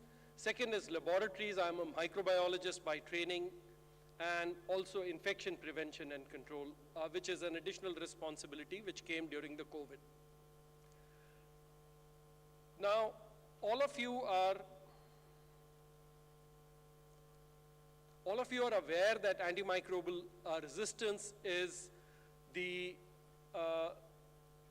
it's a basic evolutionary process in which the microorganisms develop resistance to the antimicrobials, and they are ineffective in treating the infections caused by these microbes, and which leads to more illness, longer hospital stays, and sometimes death of the patient. And the death of the patients could be human, it could also be animals. And the main drivers are the misuse and overuse of antimicrobials, lack of access to clean water, which leads to a lot of infections. Also, inadequate sanitation and hygiene in health facilities, both for humans and animals, poor infection control or infection prevention, and especially on farms, poor biosafety and biosecurity, poor access to quality and affordable medicines, vaccines, and diagnostics, as well as lack of awareness and knowledge, because the community also plays a very important role in development of resistance, because a lot of people also misuse antimicrobials. And of course, we do have a lot of regulations in place, but they are not well enforced. Now, it's very important to understand that it is not just a human health or an animal health issue. It's also a food issue, it's also an environmental issue. Antimicrobial resistance bacteria cause infections in humans and animals, but they are also present in food and the environment, and they are spread through these. Antimicrobials are used to treat infections in humans as well as animals, and in animals they are also used for growth promotion. But you will find the residues in the food and the environment, and this is a complex mixture which leads to propagation of resistance. Only 30% of antimicrobials are used in human health, 70% of the antimicrobials are used in the food animals. And if you look at the weight of the mammals on Earth, 36% are humans and 60% are the livestock. And if you look at birds, 70% is poultry. So automatically, the antimicrobial use is much more in the animal health sector. Environment is also extremely important, because pharmaceutical waste from farms and hospitals also contaminates and pollutes the environment, which is an issue. And of course, aquaculture is another contributor to the environmental dimension of AMR. This is a graphical representation of how all these sectors are interlinked. And unfortunately, we still do not know the AMR transmission pathways. Is the AMR coming to humans from the environment or from the animals? Or are the animals getting it from humans or the environment or the food? But again, we do know a lot of things about AMR, and we are sort of learning more about this issue, which is a global challenge. If you look at the global burden of AMR, AMR is the invisible pandemic. It's invisible because if you compare it with the COVID pandemic, we had 6.9 million deaths over the last 40-odd months, 3.3 years. And in 1 year alone, 2019, it's estimated that 4.95 million human deaths were due to antimicrobial resistance. The problem it is not visible is because it's not a single disease. It's not a single disease like COVID or TB. Antimicrobial resistance is a plethora of sepsis, urinary tract infections, pneumonias, surgical site infections. So any bacterial, viral, or parasitic or fungal infection which is unresponsive to antimicrobials is AMR. So out of these 4.95 million deaths in 2019, which is an estimate out of, based on 471 million cases, individual cases or isolates across the world, and based on that data, it's estimated that there were close to 5 million deaths in 1 year alone, out of which 1.27 million were directly due to AMR. And it's estimated AMR will become the #1 cause of death by 2050, overtaking all other causes of death. The global impact, it will impact poverty, it will impact livestock production. Approximately 7.5% a reduction in livestock is estimated due to AMR. And again, these are estimates. It will also impact exports. A lot of food exports, especially shrimp, from India can get impacted if AMR residues are detected in the consignment, or even AMR bacteria are sort of found. Also, healthcare costs are going to increase, and overall cost to the society will also increase. Also, if you look at the antimicrobial use in food animals, this is also increasing. And it's estimated that India, which was number 5 in 2016, is going to become a number 4 highest consumer of antimicrobials in 2030. And this is fueled by the demand for more animal proteins. And India, you can see on the right side, the hotspots of antimicrobial use across India and, of course, around the world. But if you look at the AMR burden in India, do we have the data? How many people are dying due to AMR? How many people are falling sick due to AMR? From the veterinary aspects, how many animals fall sick or die due to AMR? Unfortunately, we do not have hard figures as of now, but this is something which needs to be addressed. But just to give you an idea, from the human health side, there are 2 SDG indicators for AMR. SDG 3D2 looks at ESBL producing E. coli and MRSA in bloodstream infections, and the data reported from India, from the NCDC and the ICMR networks is very high. MRSA is close to 60%, ESBL producing E. coli is close to 80%. That means a lot of these drugs are ineffective in treating these serious infections, bloodstream infections, and a lot of these infections end up being fatal. If you look at a little bit about WHO before I go to the global burden. WHO is an intergovernmental organization. It's the lead technical agency of the United Nations for Health, and we are a member state organization. What it means is that we are mandated to work with the governments, and our agenda is dictated by the countries who are our member states.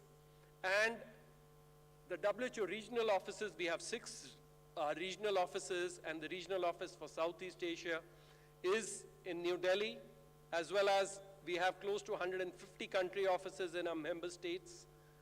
And the one for India is in New Delhi, and we have a small office inside the Health Ministry and a bigger office in the R.K. Khanna Stadium. Our work is funded by our member states, as well as we raise funds from donors as well. And the Indian government is supporting our work. The new WHO office on Ring Road, the land and the building is being constructed by the government of India, and our work on TB and the immunization, a lot of our personnel are supported by the Ministry of Health. On the left-hand side, you have the WHO leadership, the Director General, the Regional Director, we have an Assistant Director General for AMR, and the WHO representative to India. But in the middle, you have the Indian Health Minister. He, along with 193 other health ministers, is also our boss, because the World Health Assembly, the highest governing body, is composed of these 194 health ministers who dictate WHO agenda. They prioritize issues for us. And also the Global Leaders Group on AMR is led by heads of state of Barbados and Malta.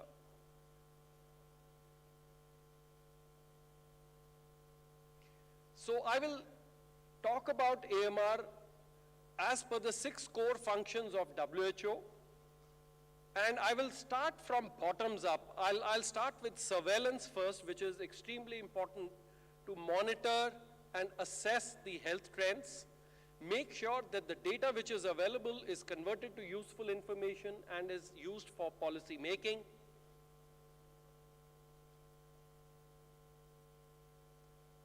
So for this, WHO came out with the Global AMR report in 2014, which actually led to the establishment, because WHO asked the member states for data on 9 drug-bug combinations.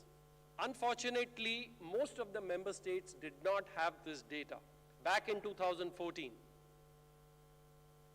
The first report had data only from less than 100 countries. Subsequently, this led to the establishment of the global AMR surveillance system called GLASS. And initial focus is human health, but there is focus on human bacterial resistance, fungal resistance, and there's also going to be focus on food and the animals and the environment as well. FAO already has an Atlas tool, assessment tool for laboratories for antimicrobial resistance surveillance systems. And at the global level, WHO is the GLASS system monitors AMR for routine data AMR surveillance, antimicrobial consumption, event-based surveillance looking at outbreaks, gonococcal resistance and fungal resistance, and also surveys and studies to supplement this data through attributable mortality, as well as the One Health dimension, surveillance of AMR, point prevalence surveys to monitor antimicrobial use in hospitals. And the latest is the point prevalence surveys of AMR, because in most countries, including India, the data we have is from tertiary care centers, which is not truly representative. So we are looking at more representative data. At the a national level, NCDC, the National Center for Disease Control, coordinates 2 networks. One is the National Antimicrobial Resistance Surveillance Network, NARSNet, and the National Antimicrobial Consumption Network, a network of roughly 40 medical colleges which share their data with NCDC. ICMR also has a program in which they have data from another 30 institutions across India. They also have an HAI surveillance network for monitoring healthcare-associated infections. There's a gonococcal surveillance program coordinated by Safdarjung Hospital. And in your sector, ICAR coordinates the Indian network in fisheries and animal husbandry on antimicrobial resistance. And we have Dr. Jyoti Mishri here, who's been coordinating this network from the inception. Also, the TB elimination program and the leprosy eradication program, there's a strong component of AMR in it. But in addition to these national networks, WHO had actually established an INSAR network back in 2008. It lasted only for 3-4 years before it was disbanded, but most of those sites are part of the NARSNet or the ICMR network. In addition, we established in partnership with the state governments 3 state networks, Mahasar in Maharashtra, CASNet in Kerala, and the DENSAR, the Delhi network in Delhi. These are basically not just medical colleges, but hospitals, and also include the private sector laboratories. And the data is shared from these networks to NCDC, and that data from India includes the data from these surveillance networks since last year. Fifth function is providing technical support on AMR, and we organize a lot of trainings to develop capacity, skills, and capability to provide the infrastructure for the skills to be used. Also resources for self-learning. We have 23 WHO collaborating centers on AMR across the world, international centers of excellence, and in India we have one at PGI Chandigarh which looks at fungal infections, AMR infections, and also we have webinar support series to help the countries monitor their national action plans, and we have a STAG AMR group at the global level to guide WHO by the international group of experts. We have this open access portal called openwho.org, which has AMR training courses as well as a lot of other resources as well. We have more than 150 technical documents providing guidance to member states and technical stakeholders, primarily human health, on AMR alone, and they are all available on who.int. Some of these also deal with animal health, and I'll talk about them subsequently. Infection prevention and control is another strong focus area, and this helps us prevent infections so that we do not need to use antimicrobials.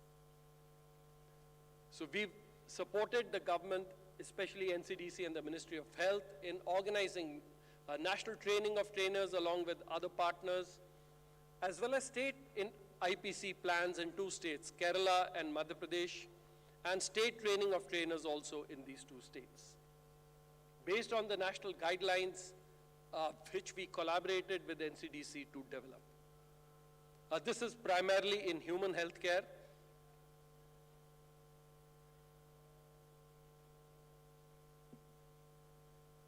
Okay, we also bring out 2 publications from the WHO country office for knowledge management.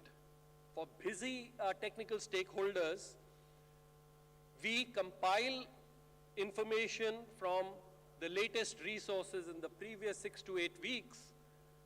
And this Samiksha was started during the COVID times, in which we distill information in journal articles, guidelines, and other IEC resources into 2 or 3 bullet points along with the link to the full text article, and they're grouped as publications from journals, guidelines, training resources, and also linkages between COVID and AMR. We also bring out another Samiksha on antimicrobial resistance, and this is looking at the One Health dimension of AMR, not just human health. This also looks at food, animals, and the environment publications, guidelines from international and national organizations, and the same publications are actually grouped as per the National Action Plan priorities on AMR. 4th function is articulating evidence-based policy options for containment of AMR, providing guidance and support to health ministries. Also, the G20 declarations on AMR. AMR has been on the agenda of the G20 for the last 5 to 6 years. Every year there's been a health minister's declaration, and a number of times there's been joint declarations with the animal husbandry or the agriculture ministers as well. The high-level meeting on AMR is also the second high-level meeting on AMR at the UN General Assembly, is scheduled for September 2024, and going up to that, there are a number of events which are planned. 2 of them have already happened. The 3rd high-level ministerial conference on AMR in Oman, as well as the EU high-level meeting on AMR in March in Stockholm. And also India's G20 presidency. AMR is one of the health priorities, looking at One Health preparedness for not just pandemics, but also for antimicrobial resistance. And this is where we look forward to the support from all the other sectors, including animal husbandry and agriculture and the food sector to support AMR containment. And we also provide technical and policy support to the Ministry of Health and Family Welfare. We also help set norms and standards. We have a number of tools which are available.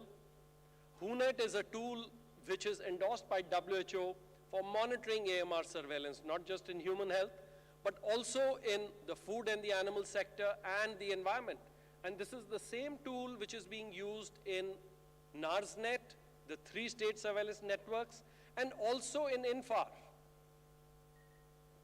Also, there's a list of critically important antimicrobials for human medicine, in which all antimicrobials are classified as important.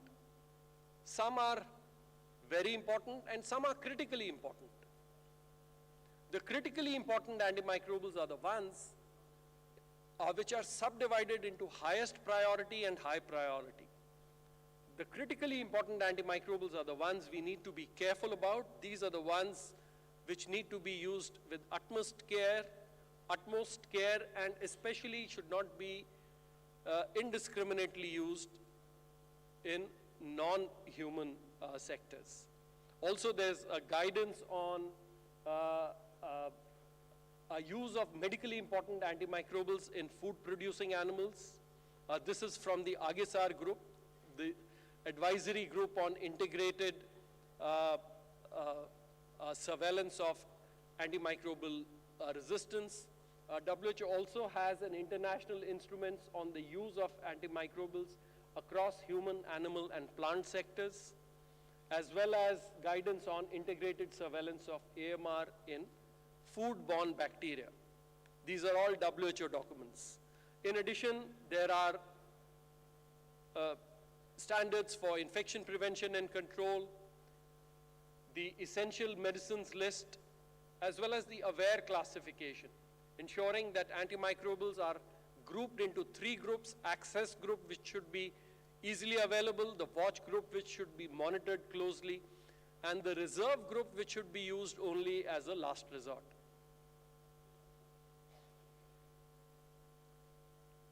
Also, second function is research and knowledge, in which WHO monitors the not only the newer drugs, but also vaccines against bacterial diseases.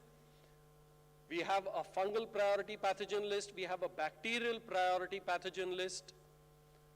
To incentivize research and development of newer antimicrobials from the human health perspective, at the global level, WHO has a partnership with Drugs for Neglected Diseases Initiative, and this partnership is called GARDP, the Global Antimicrobial Resistance Development Partnership, a research and development partnership, and this looks at repurposing older drugs and ensuring access to newer drugs to the countries which need them,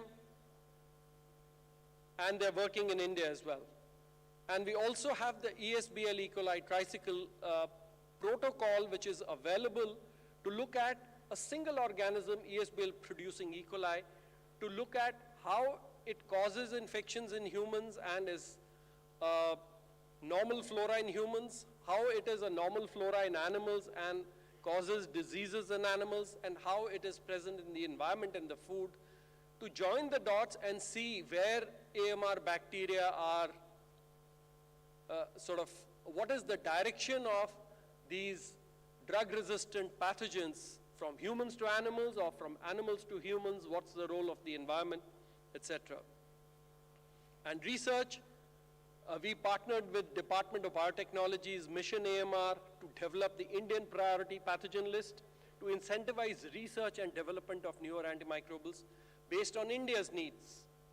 ICMR and ICAR are also working on research, and jointly they have a collaboration on AMR.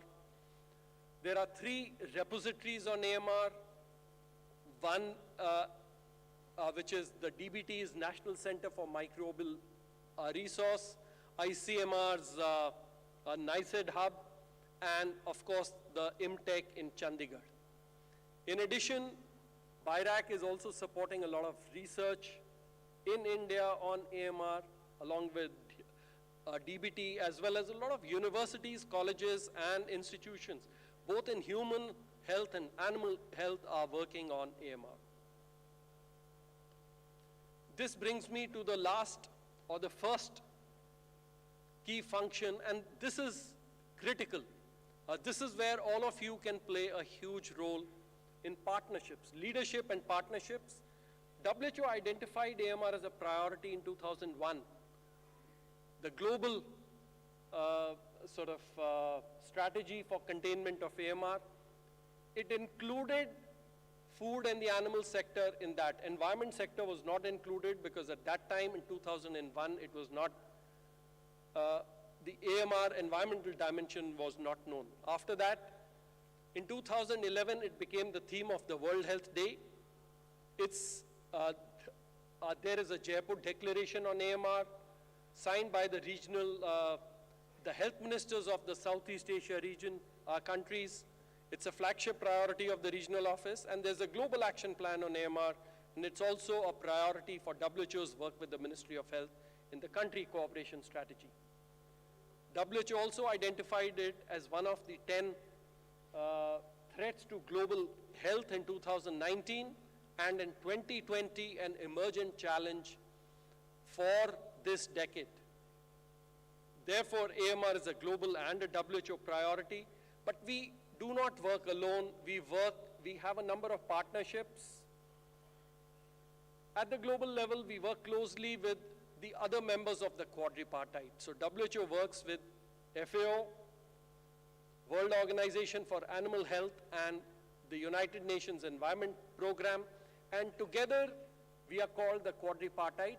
WHO is the secretariat for the quadripartite, and jointly the quadripartite celebrates the World AMR Awareness Week every year in November. Also, jointly, the quadripartite supports the member states in submitting data for TRACS, the global database on tracking AMR country self-assessment surveys. The India report is available online. And also WHO helped put AMR on the global agenda at the first high-level meeting on AMR in September 2016.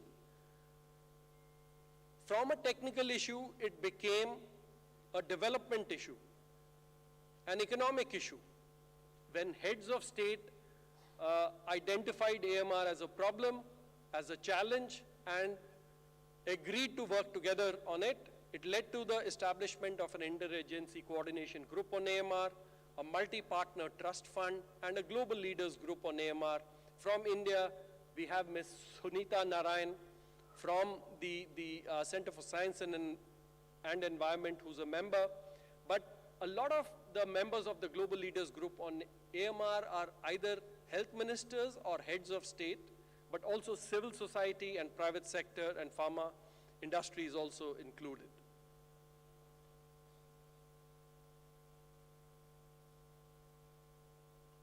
At the national level, we work closely with the Ministry of Health and NCDC and ICMR for developing the global action, the National Action Plan on AMR, the background document to support it, and also the Delhi Declaration on AMR signed by 4 union ministers, 2 from health, 1 from food, and 1 from environment.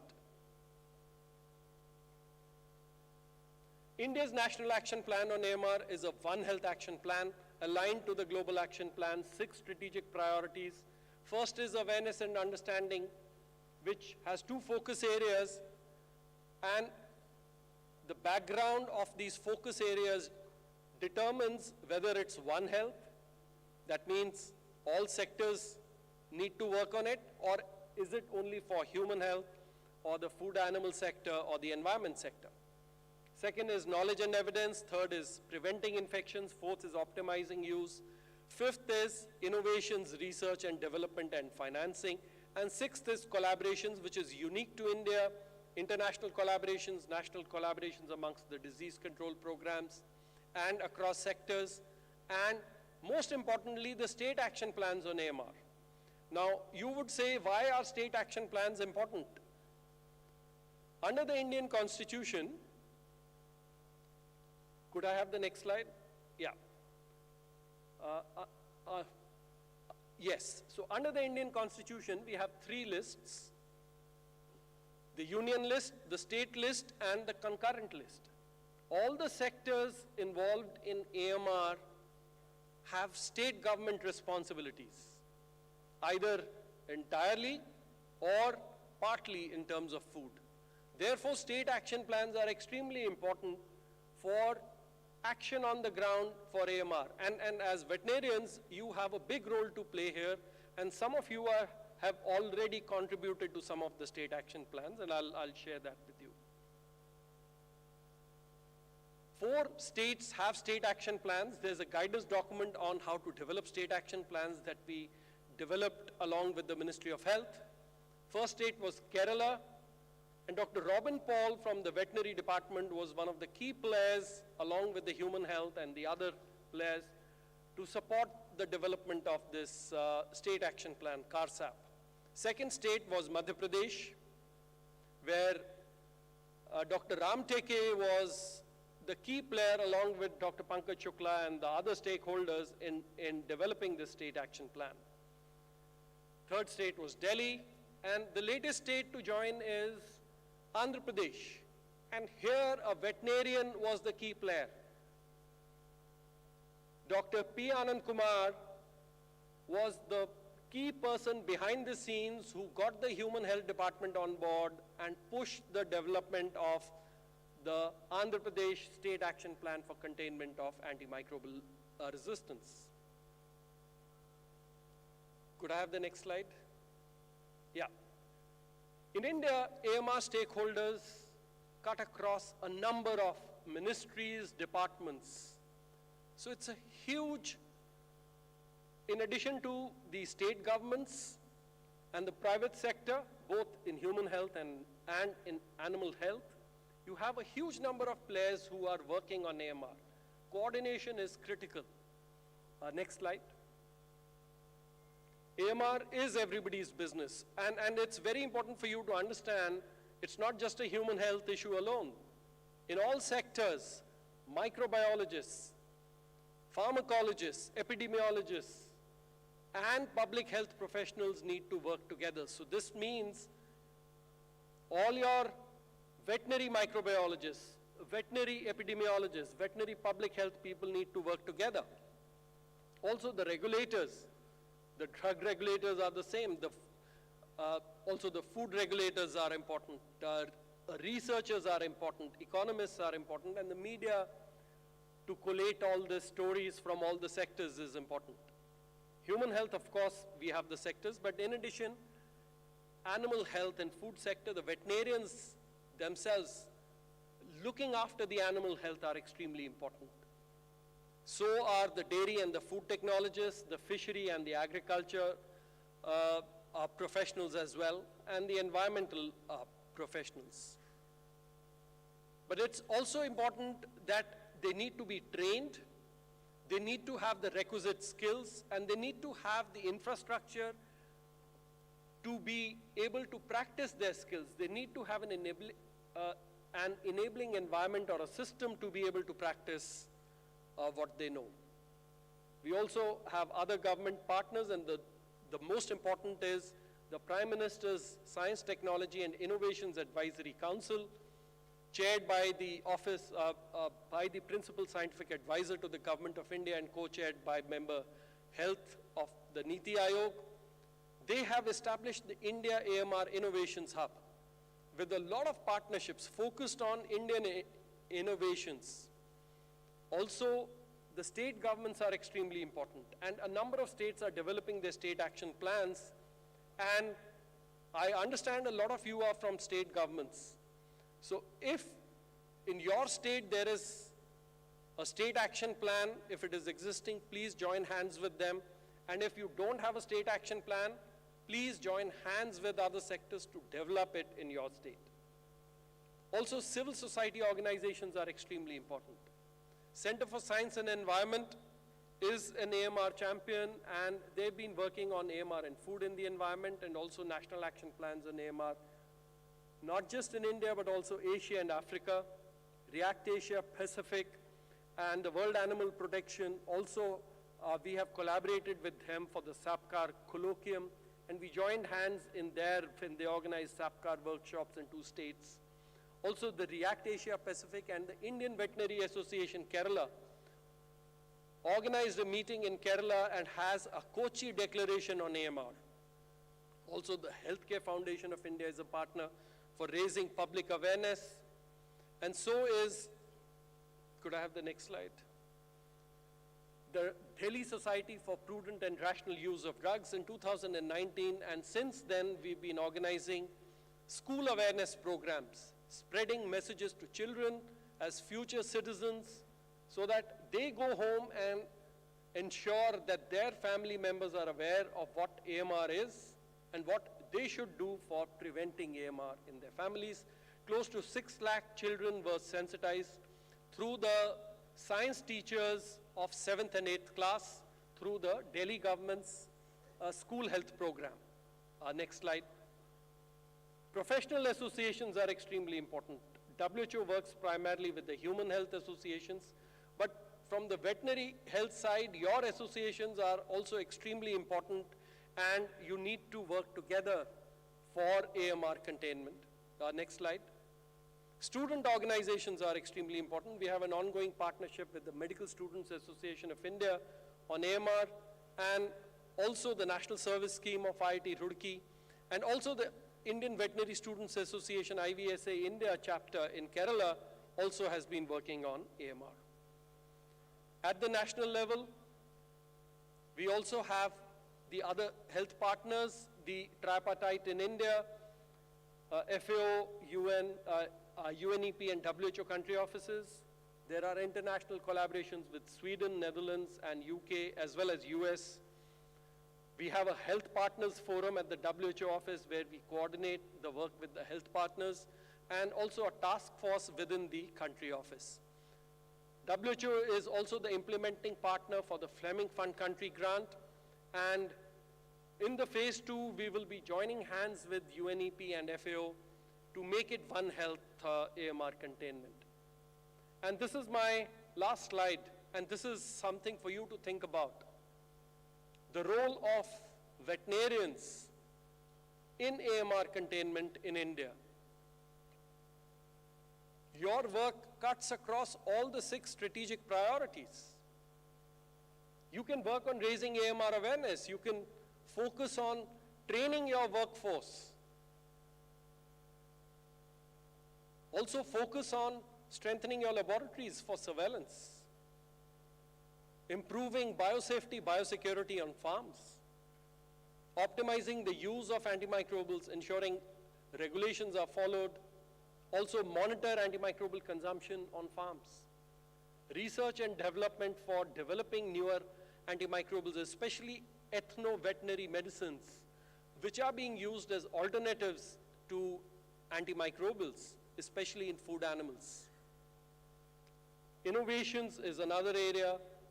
Financing is a joint responsibility, but you could also have, I'm already aware there are a lot of ongoing international collaborations, national level collaborations, and state action plans. So I would just like to end by saying that everyone needs to work together for AMR, and we look forward to your support for AMR containment in India, and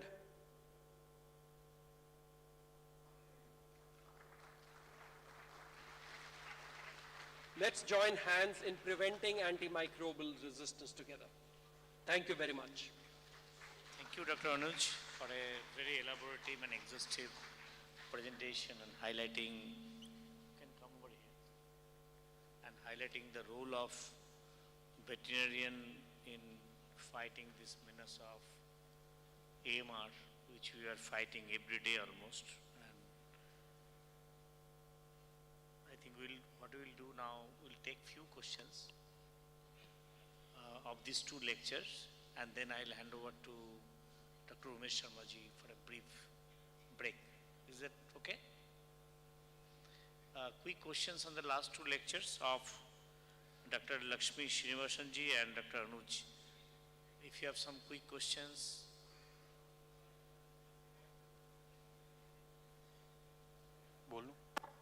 Hello. Sir, I am Dr. Chanchal Bhattacharya. I am Nodal Officer Zoonotic Diseases, Government of Delhi, from Animal Husbandry site.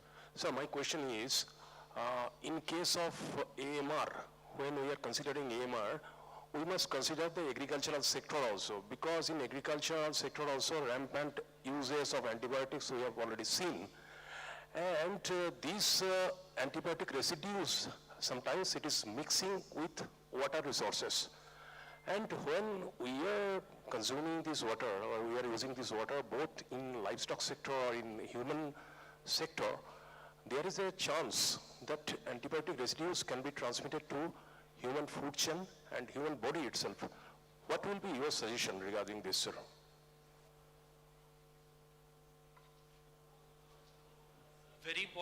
point you've raised, plant health is an important focus area, and the Ministry of Agriculture and Farmers Welfare is on board. ICAR is under that, and plant health, a number of antimicrobials are sprayed on crops, especially fruit crops and few vegetable crops. And your point is extremely valid, and plant health is another emerging area, and it is extremely important for professionals here also to be cognizant of antimicrobial misuse, because it all comes back through the food chain to us and to the animals. Good afternoon. Dr. Madan. Myself, Dr. G.S. Bedi. Sir, is there any interaction between preservatives being used and AMR?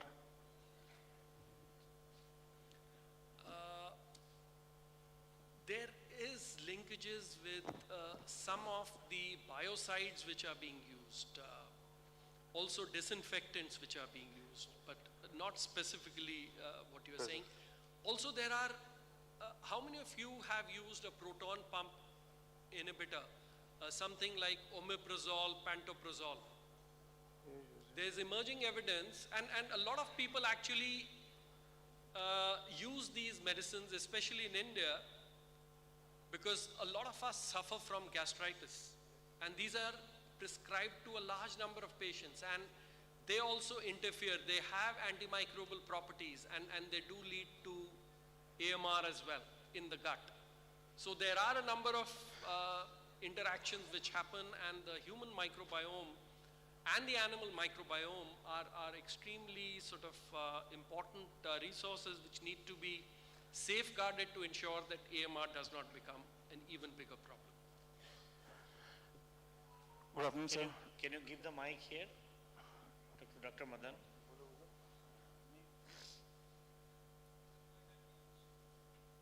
Oh, okay. Go ahead.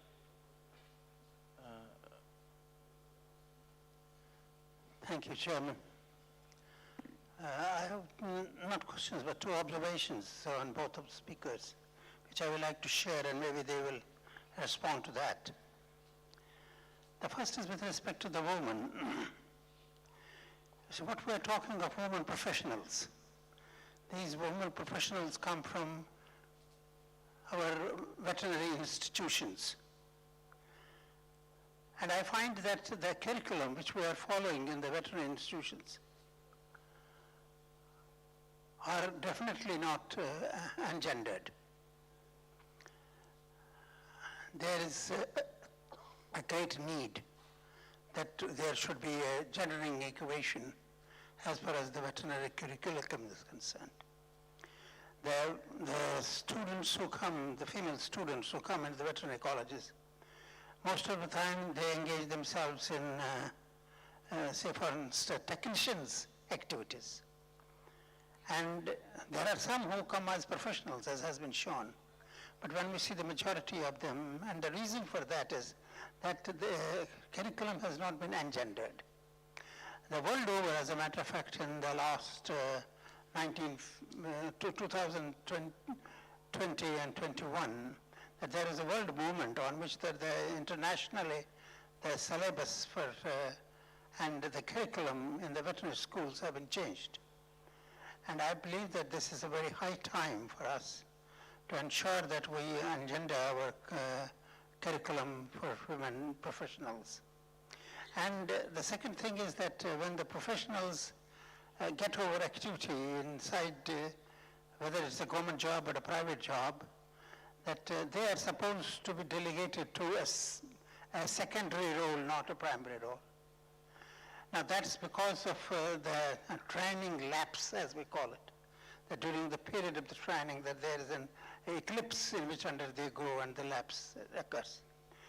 So taking all the 3 points together, that we believe that there is an urgent and a high priority for changing our educational system and changing our curriculum. That was with respect to the presentation which was made by the first.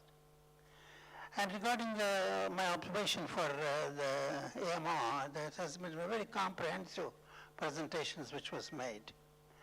But I have for the last, there were 2 microbiological conferences also, one in Ames, the question comes about that where are we heading and in addressing whom?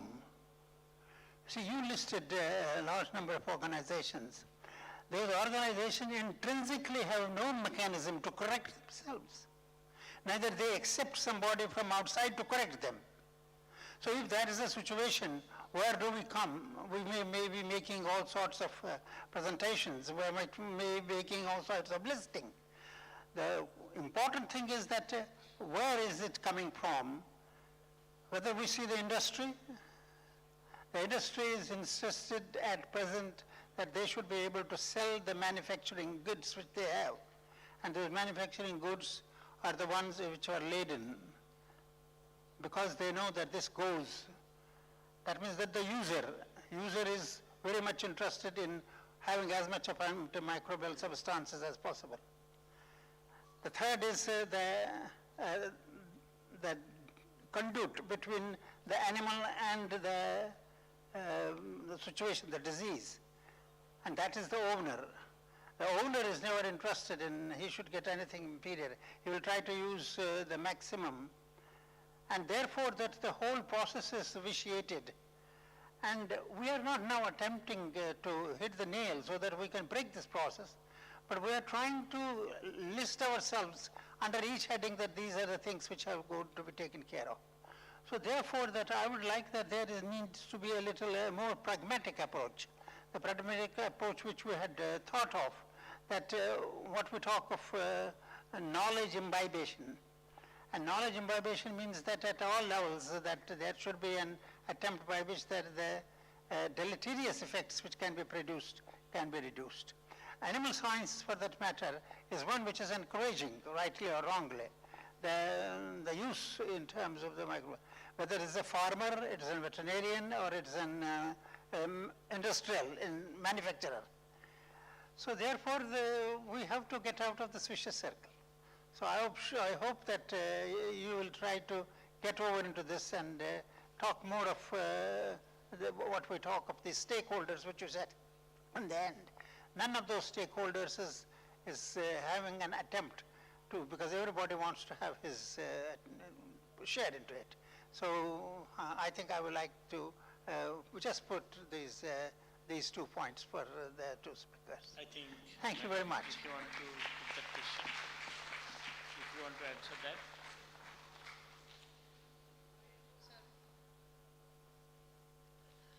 Thank you so much, sir, for bringing up the topic of the education itself and the mindset that is there in the college. I think we take this point very seriously, sir. I think we can also get some inputs from you, how we can, make the curriculum more conducive for women, because the scenario is changing much faster than we are able to make the change, in not only the universities but also in the work environment. So thank you so much for making up this topic, sir.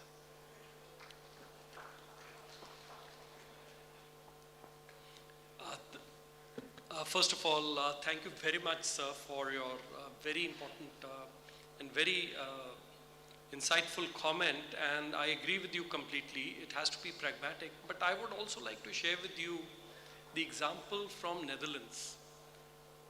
In Europe, antimicrobial consumption in animals used to be very high, especially Netherlands. Netherlands within Europe was one of the largest consumer of antimicrobials back in 2009. And they have changed, they have reduced their antimicrobial consumption over the last 15 years without any economic impact on their food production. They are a large producer of meat. And how they have done it is, and the farmers have been behind it. One of the advocacy done by one of the farmers was instrumental in this, and that farmer's daughter had an MRSA infection, and the daughter suffered quite a lot, had to undergo a number of surgeries and prolonged hospitalization. The farmer understood what is AMR and how it is impacting his family, how it can impact potentially other people, and how they are misusing the same antimicrobials in the farms. His advocacy made it possible for the country as a whole to change their practices of antimicrobial misuse. So I would urge all of you here to be those agents of change and become AMR champions, advocating for optimal antimicrobial use. Use antimicrobials only when needed and not to misuse this important public health resource. Thank you. Thank you. I think we'll take more question later, little later. I just want to update on you. The Netherlands, they sent a delegation to country or India, particularly Tamil Nadu. I think multiple delegation takes place. Dr. Punyamurthy from Tanuvas, who is one of the proponent of ethno-veterinary medicine. And they came here, they learned the different packages of practices of using ethno-veterinary medicines. He went there a couple of times. People learned that and they use those alternative of methods of controlling infection and diseases. And now they are telling us, rather educating us, how to use Ayurveda practices for controlling diseases. And I think when we'll have the open session, I will also request Dr. Umesh Sharma, the President, that how the VCI and DASD is working together for bringing out certain changes in the system and policy for finding an alternatives to antibiotic. Because it is required, but people are mostly using either because of their lack of awareness or they don't have any alternative. So both are very important. With this, I thank both the speakers, and then I will request Dr. Umesh Sharma ji to come to the stage and take the next proceedings to the next. Umesh Sharma ji.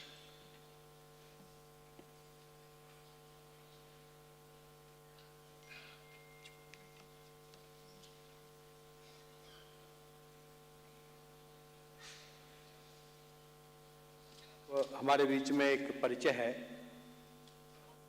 Doctor DC Verma जी, हमारे MBSC हैं IVRI से और वर्तमान में member of legislative assembly Uttar Pradesh के विधायक हैं। मैं उनको मंच पर आने के लिए आमंत्रित करता हूं उनका स्वागत के लिए। सुबह वो थोड़ा लेट हो गए थे और स्टेट वेटरनरी काउंसिल के प्रेसिडेंट भी हैं और वेटरनरी काउंसिल ऑफ इंडिया के मेंबर हैं। हमारे लिए गौरव की बात है कि हमारे बीच अपना एक वेटरनरियन यूपी असेंबली में हम सबका नेतृत्व कर रहा है, इसलिए मैं उनका अभिनंदन करता हूं वेटरनरी काउंसिल ऑफ इंडिया की ओर से। और सर आइए।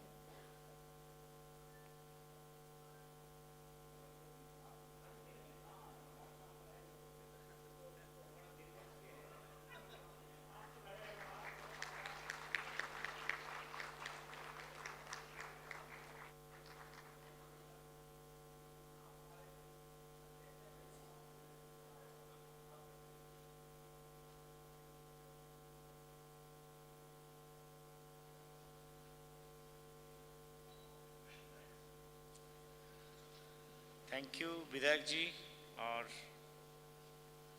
आपसे भी हमें उम्मीद है कि हमारा वेटरनरी प्रोफेशन का तो कहीं जो थोड़ा विधायक जी थोड़ा दृष्टि आकर्षण करना चाहता हूँ, क्योंकि आप लोग कुछ ऐसे लोग हैं जो देश में पॉलिसी को आमला जमा पर पहनाते हैं। तो आपसे मुझे निवेदन ये है कि ये हमारा प्रोफेशन का जहाँ भी थोड़ा सा दुर्दशा है, आप जैसे लोग जहाँ पे भी रहते हैं उनका उचित संज्ञान में लेते हुए उनका तुरंत उसका व्यवस्था करें। जैसे पोस्टिंग, बाकी उनका समय पर छुट्टी में जाना आगे पढ़ाई के लिए, किसी का हस्बैंड वाइफ दोनों जगह में है उसको इकट्ठा पोस्टिंग कर देना, छोटी छोटी बात। अगर वेटरनरियन खुद खुश नहीं रहेंगे तो कैसे आगे बाकी का ये रहेंगे। हम सबके तरफ से हमसे निवेदन है।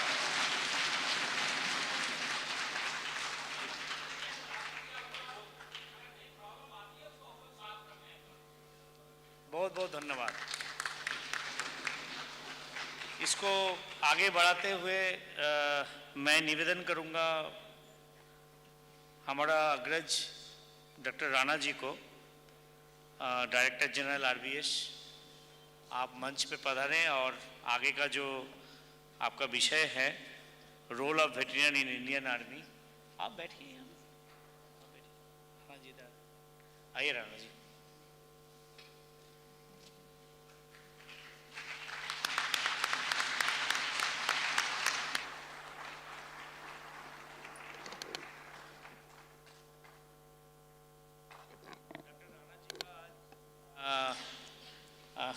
मैं बताऊं क्या, ये बताना मना तो नहीं? बिल्कुल से बिल्कुल।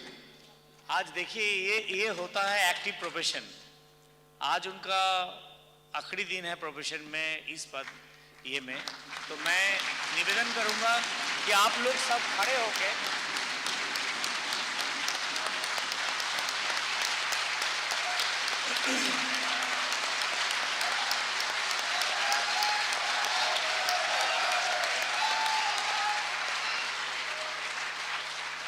Good afternoon and thank you very much. Thanks a lot. Rana ji, now it's yours. When I was coming to the dais, I was thinking, I'll ask, how's the Josh? How's the Josh? That's good. How many of young veterinarians, they want to join army, RVC? So I'm happy that many of the young veterinarians, they are interested in joining army. So in next 15 or 20 minutes, I shall tell you in brief about the role and opportunities a veterinarian has in army. At the outset, I wish to convey my sincere thanks to Dr. U.C. Sarma for giving me this opportunity to come to this August gathering. About a week or 10 days back, we had an interaction. That time he told that we must have some talk about RVC and what role veterinarians they play in RVC. Veterinarian, normally we take as we just treat animals, but in RVC we have multifaceted role that I'll be briefing you.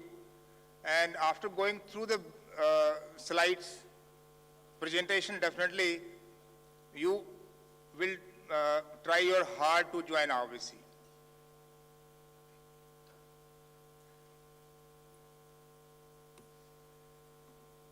Wish you all a very happy World Veterinary Day, and I'm lucky that on the last day of my superannuation in the uniform, I'm here interacting with all the veterinarians across the country. All armies across world, they have been using animals since time immemorial. They have been using horses, camel, elephants, dog, and so many animals. Earlier, the animals were used for the transportation as a force multiplier. Even in the new era, when a lot of technological developments have taken place and so much of advancement is there, almost all the armies, still they have animals, either for draft purpose, for the transportation, or as a force multipliers. In context to Indian Army, so there is a lot of infrastructure development in the borders, but we have mountains, more than 3,000 kilometer area which is aligned with China, and difficult terrain where we cannot have any other means except that mules, animals, horses. And due to insurgency and other internal issues, we have our army dogs which are deployed, and they have really done a wonderful job. So these two species of animals, equines and canines, we are using in Indian Army.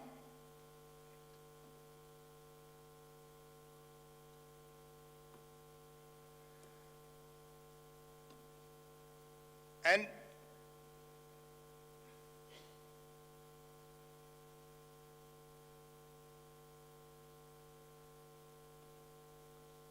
in RVC, though our main job is to treat animals, we have been participating in various campaigns during World War I, World War II, and whenever army has been called for the operations, either during internal instability or external aggression, we have been actively participating. Our officers, JCOs, Jawans, they have defended the nation and they have earned the laurels. With regards to history of RVC, it's 244 years old organization in Indian Army, one of the oldest organization. And it was actually started as a stud department in West Bengal, where Imperial Army wanted good horses and good mules for their fast transportation. So in 1979, stud department was established. In 1920, the name of stud department was changed to Army Veterinary Corps. In 1947, before 1947, military forms were separate from RVC. In 1947, military forms got merged with RVC, making it as RVFC, Indian Remount Veterinary Farm Corps. In 1960, military forms got separated, and the name RVC, Remount Veterinary Corps, came into existence. In 1960 only, the first dog training school in India was established at RVC Central College, Meerut, Kent. And then subsequently we had color presentation also. So this was a brief about the history which we have in RVC. As a role of a veterinarian in RVC is, as I told you, it is multifaceted. In case a veterinarian is posted in the breeding studs, he'll be doing equine breeding. In case he's posted in a canine unit in RVC Central College, he'll be focused on canine breeding, canine training. In case he's posted with the veterinary hospital, main job is to look after veterinary aspects of those animals, those who are deployed in his AOR, area of responsibility. In case the officer is posted in NCC units, his main job is to train young students, young cadets into riding. So as a whole, a veterinarian in RVC has a multifaceted task. No single day is a same day. Every day he has a different challenges, different work, and different tasks to perform.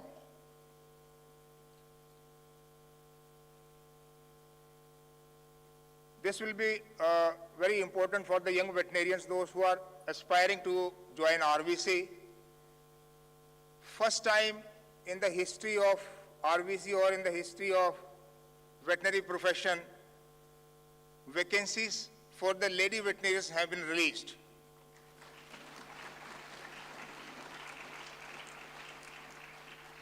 And actually this is because of their aspiration, their demand. Every day we were receiving letters from our lady veterinarians that why lady veterinarians are not there in RVC. So we took up a case. It took about 1.5 years or 2 years, but finally 4 vacancies have been released for lady veterinarians. Total vacancies released are 20. And last date for submission of application to our directorate at Army headquarters is 10th of June. Those who have completed their degree, they can apply. After scrutiny of applications, in case applications are okay, we send it to recruiting directorate. Then they detail you to go for the SSB, Service Selection Board. And after SSB and completion of your medical, and once you complete your medical, invariably you get into merit. And once you are into merit, then you are asked to join RVC Central College for post-commissioning training as young officers. This training earlier used to be 24 weeks, now it has been reduced to 20 weeks. And within these 20 weeks or 5 months, we really changed civilian perspective to completely transformed into a 4G component. You yourself, definitely you will feel whenever you, your friend or yourself, they go and join Army or RVC, and after the training, once he's back, and you can see the transformation in his character, in his personality. That is the training which we give in this 20 weeks or 5 months. After the training of 5 weeks, he is posted to one of the establishments.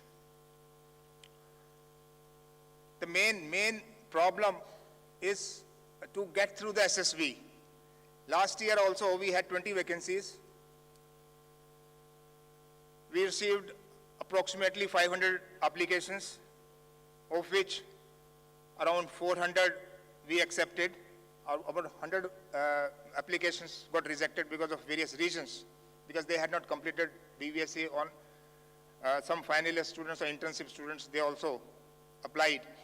So out of these 400 applicants, only one candidate got selected through SSB.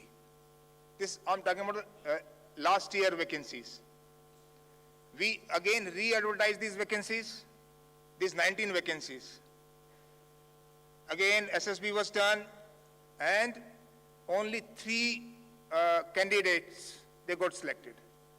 So those who are aspiring to join RVC, this is the time you must prepare yourself. You must have, or you must imbibe officer-like qualities. What they see at SSB, you should know how the test is done, how the test is conducted. In our time when we appeared in SSB, I appeared SSB 36 years back at SSB Allahabad. That time there used to be no screening. Now they have a screening, and maximum rejection is at the first day itself. We tried to persuade our higher authorities that screening should not be there in RVC, but somehow they didn't agree. So first day, what are the tests which you will be facing, which you are supposed to do on first day, that you should know. And once you are through your first day, your chances of selection probably increases 70–80%. So my advice or summation to all young graduates here, sitting here, or those who are maybe online, that start preparing. June is the last day. Within a month or so, we'll, after scrutinizing your applications, we'll send it to recruiting directorate, and by September, October, you will get a call in case your application is accepted. So by that time, you should be mentally and physically also you should be prepared I was really surprised when I was at Lucknow and I happened to visit one of the selection center at Allahabad about five or 6 years back. And luckily that time one SSB of young veterinarians was going on. The president selection board showed me the physical fitness. Really, I was really taken back that young boys, they were not able to complete their physical testing. So physical test is also very, very important. This is also for young lady veterinarians, those who are interested in joining RVC, and this will be a history for them. First time they'll be joining RVC, so you must definitely utilize this chance and ensure that you get through that. That jazba, the josh should be there in you. In case you want to get training, coaching, any help, you definitely can write to us. We can guide you, or you can join any training institute in case it is close by your area and all. So this is a golden opportunity, I'm telling you, for all those who want to don this olive green uniform and want to remain in services. And regarding career progression, it's such a fantastic organization. You will be joining as captain. The day you report to RVC Central College, you will be captain with 3 stars. After 4 years, you will be major. After 11 and a half years, you will be lieutenant colonel. And after 16 or 17 years, your board for 17 years, 18 years, your board for full colonel will be there. Then brigadier, major general, lieutenant general, and we are lucky to have first lieutenant general with us, General Mohanty. He was the first lieutenant general of RVC.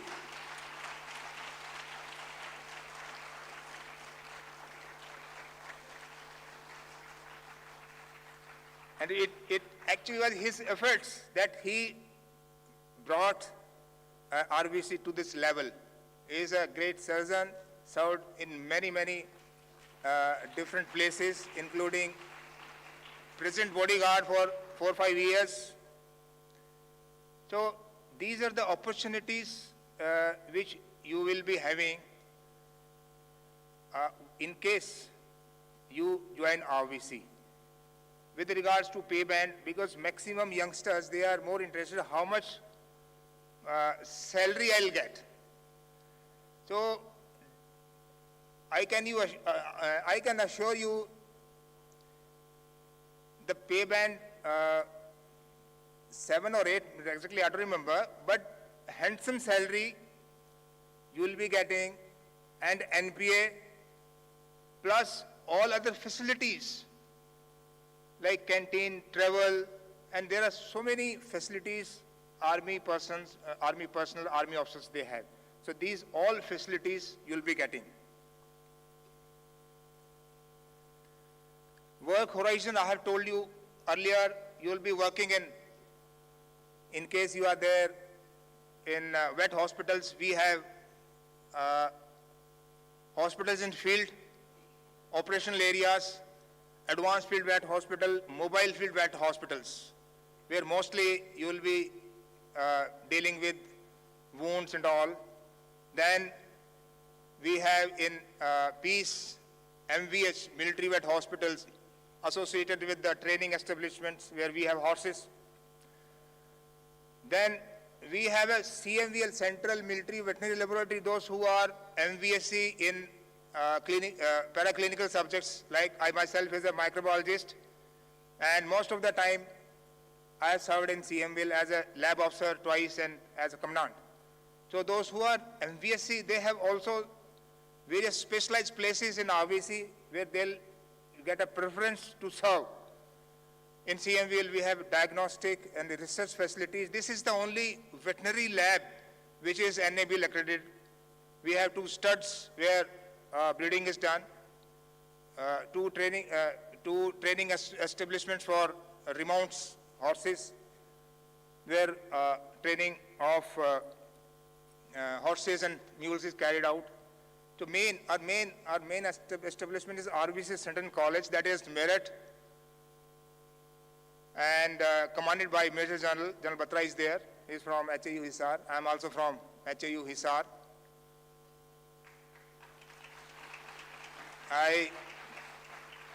I graduated in 1987. Sorry, 87 I joined army. I graduated in 84. I joined veterinary college in 1980. Then I did my graduation, post-graduation microbiology in 87, and immediately I joined RBC. So RBC Center and College at Meerut is an alma mater where we have 4 faculties, and training of officers, JCOs, OR, means all ranks is carried out there.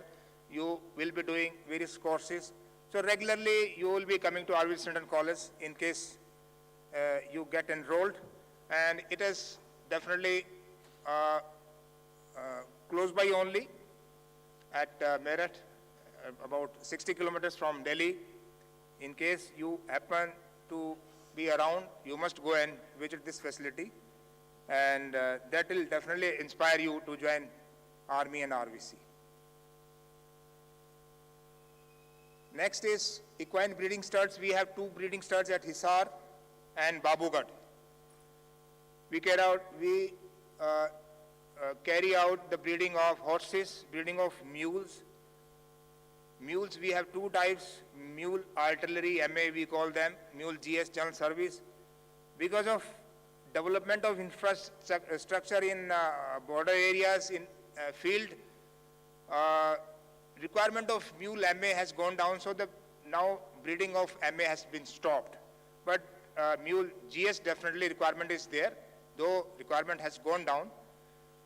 And these are very old establishments, like Babugad is 1811, it was established in 1811, and then when there was requirement of additional mules, then EBS Hisar was established in 1960. We have 2 remount training establishments at Saharanpur and Hempur. Saharanpur, you know, it's close to Roorkee or Dehradun. Hempur is just adjacent to Jim Corbett Park. And these are the training establishments where we train our mules and horses. In EBS, so equine breeding stud, the animals or young animals are kept up to 6 months of age, and after that they are transferred to RTSNDs, remote training school and depots. There they are reared. Once they grow mature, then they are put into training and then issued to different units. Central Military Veterinary Laboratory, I have already explained this, one of the best lab in India, only veterinary lab which is NABL accredited.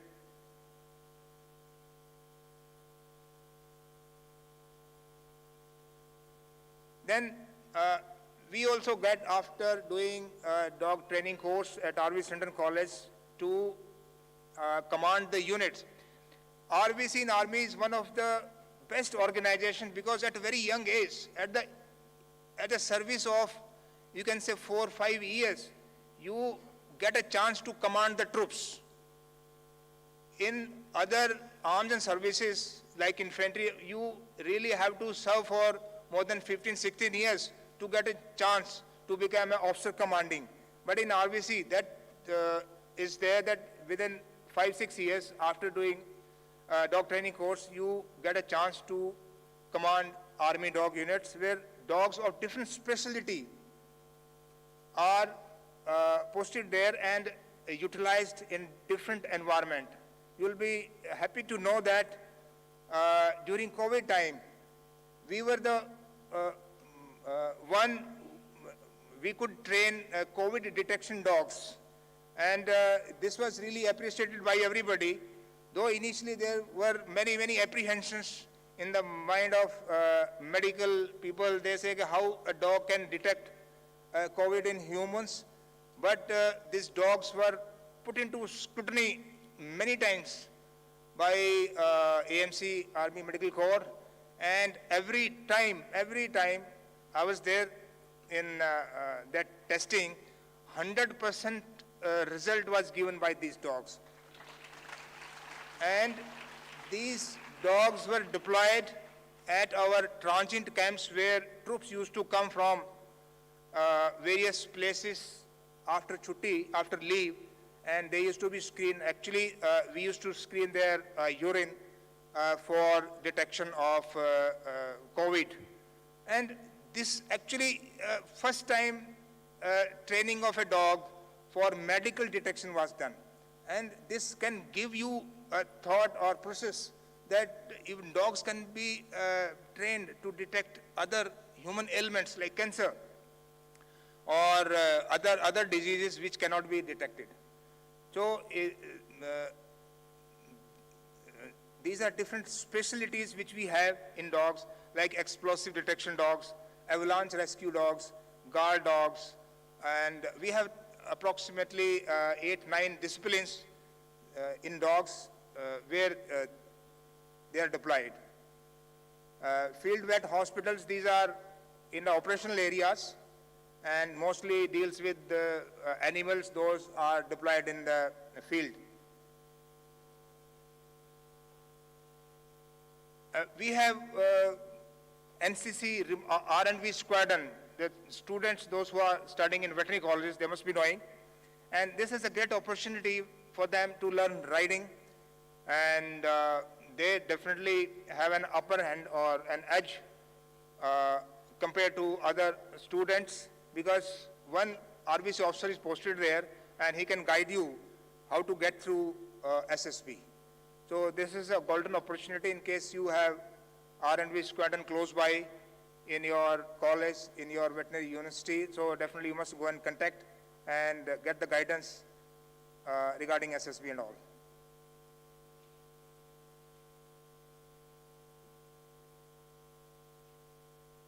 And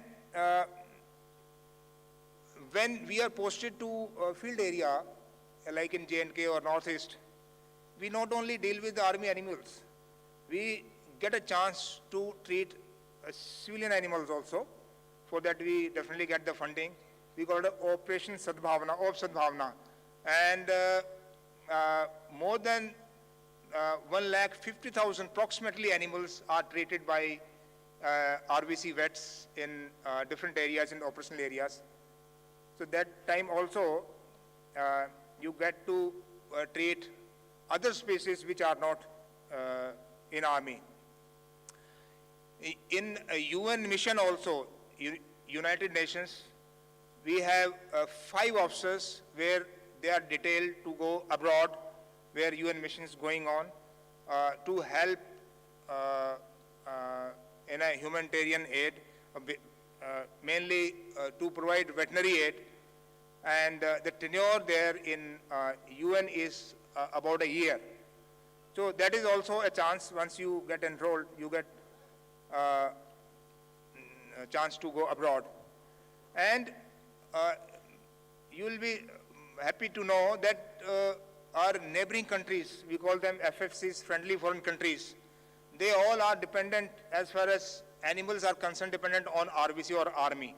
We have been regularly giving our horses, our breeding stock, mules, trained animals, trained dogs to Nepal, Bhutan, Bangladesh, Sri Lanka, Cambodia, and regularly we are earning revenues for the country and earning good name for the army.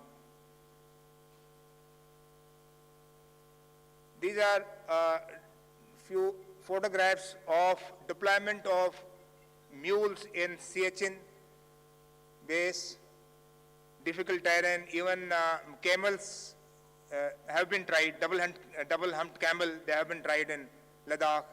So these all different ventures. As I told, each day is different. You have different responsibility, different commitment each day. So you really don't get bored. And every day you face challenges, and that will help in improving your personality and with this, definitely, I'm sure this will give you an insight of what you will be doing in case you get enrolled into RVC. It is a very, very fascinating world and definitely challenging, but I'm sure the youngsters, those who are there sitting in front of me, they have the jazba in them to face the odds, face the challenges, and I wish you all the very best. Those who want to appear for SSB and also girl students, wish you all the very, you must try hard and make a history. You should become the first woman officer in RVC. Wish you all very best. Any question, please?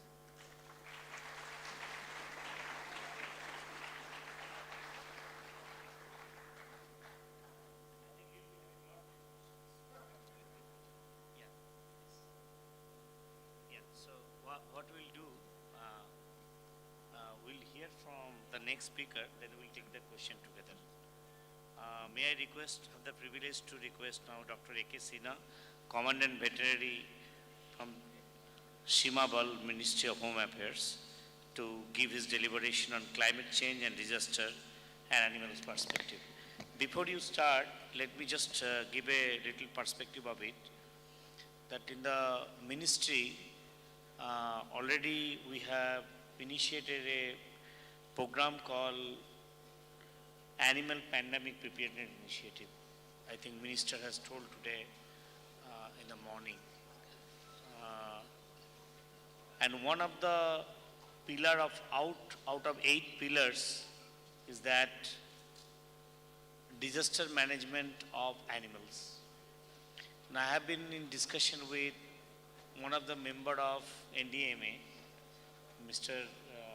Krishna Bharji, and also I had a discussion with you little bit very briefly. And that is one of the lecture we was looking forward that from you you'll hear and then we'll take it forward. With this deliberation or background, I over to you and floor is yours. Thank you, sir. Respected Chair, dignitaries on the dais, ladies and gentlemen, a very good afternoon. At the onset, my thanks and gratitude to Dr. Umesh Sharma, President VCI, and Dr. Bhatt for giving me this opportunity to be here and to share a couple of thoughts on the subject, not so very mainstream, yet equally important, an importance which is arising day by day, that is disaster management, especially in context of the climate changes and its adverse impact on the livestock.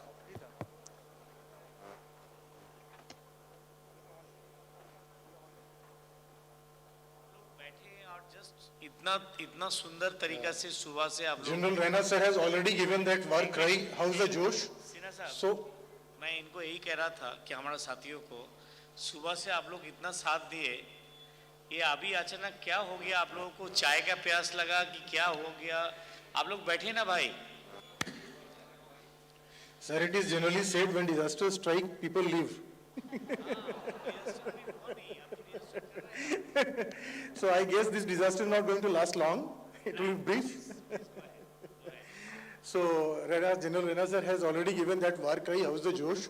I will not repeat that again, but this time this war cry is coming from our leadership, our visionary Prime Minister, Honorable Prime Minister Sri Narendra Modi ji. We have already conquered the COVID-19 and related lumpy skin disease, become world's largest producer of milk and the fastest growing economy of the world at the rate of 6.4%. The 6.4% is important here because China, the largest economy of the world, is growing at the rate of 4.8%.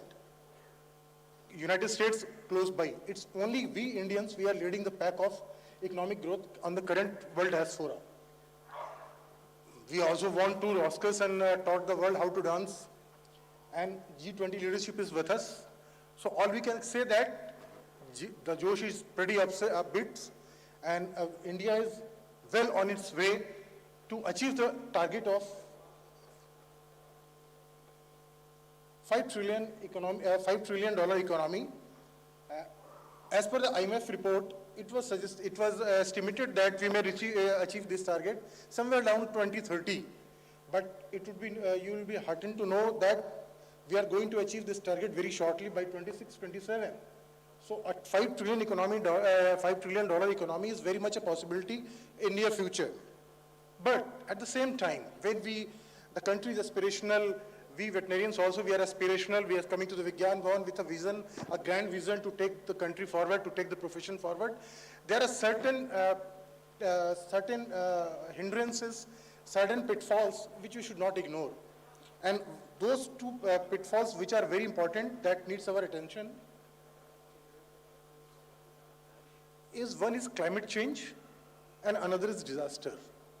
Both are interchanged, interlinked, and its adverse consequences on the animal production. A $5 trillion economy cannot come at ease without the contribution coming from a 6% of GDP coming from the livestock sector. So this 6% could become a crucial factor also if we want to achieve this target in short span of time. So climate change, disaster, and animal, these are the three perspectives I would like to touch upon. We all know that world is warming up. Since pre-industrial time, much of carbon dioxide and greenhouse gases has pumped into the atmosphere climate. Our aspirational target is currently at 1.5 degrees centigrade, but this is just aspirational. It's not practical kind of thing because so far we've been lacking on this aspect. What we are anticipating that in future, at most, we should have a cut threshold of 2 degrees centigrade because 2 degrees centigrade is a place where we can mitigate, where we can adapt the environment with our system, the entire planet to survive with this climate changes. But once it cross over to 3 degrees centigrade, we'll get into the red zone. Opposition, less irretrievable, less manageable.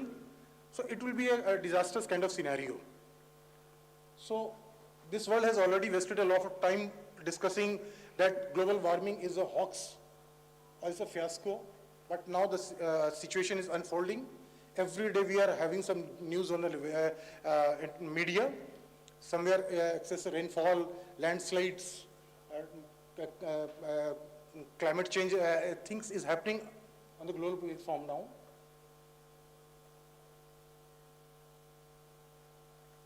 I'll be touching upon only those disaster aspects which is related to the climate change. The global warming, glacial meltdown, rising sea level, change in circulation pattern, erratic precipitation, and extreme weather events.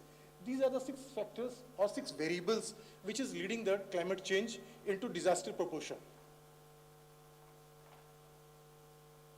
Let's see how the global sea level is rising.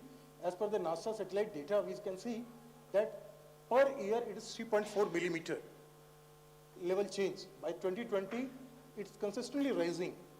What is most worsening scenario is that by 2100, we will have about 15 millimeters, 1 to 3 feet of sea level rise. 1 to 3 feet of sea level rise will inundate most of the coastal cities, be it a commercial hub, Mumbai, Chennai, Visakhapatnam, almost all these coastal cities are threatened by this global rise.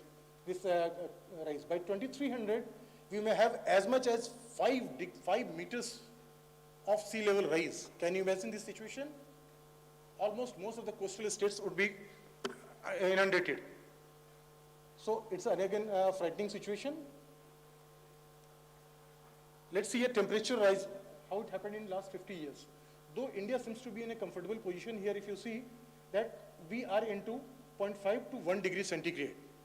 But we see the climate is encompassing the entire globe.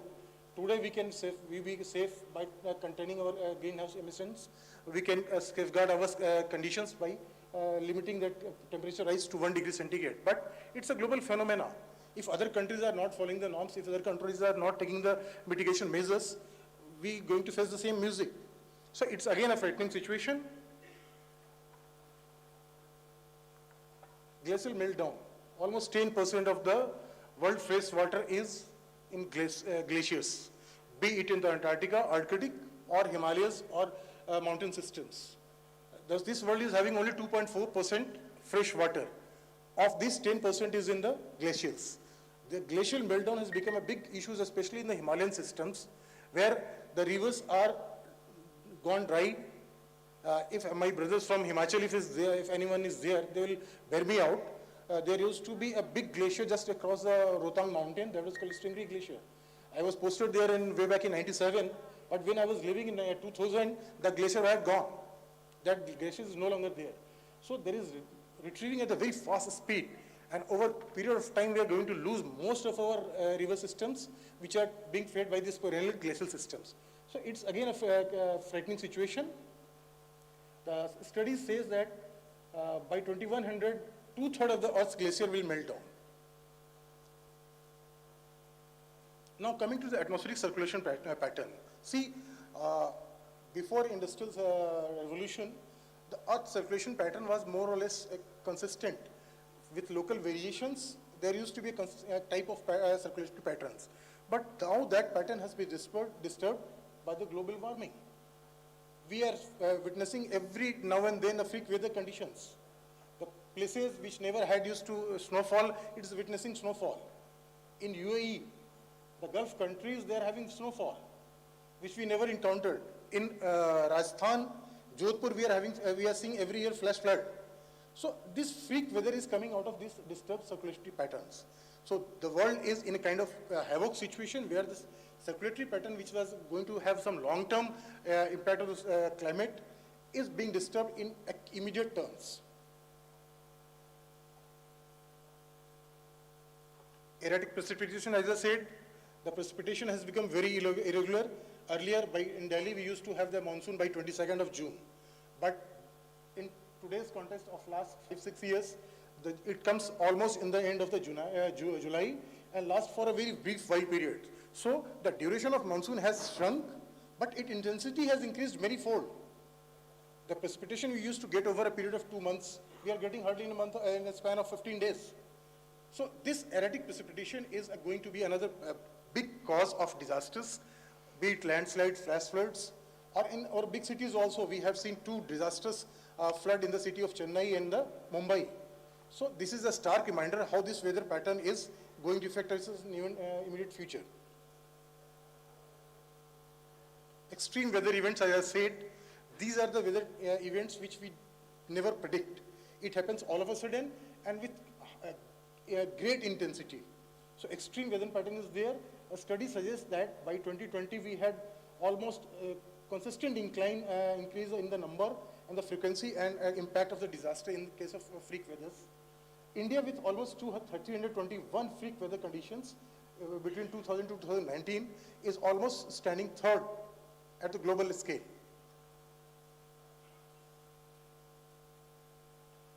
Now, if we combine all this together, we get the global climate risk index.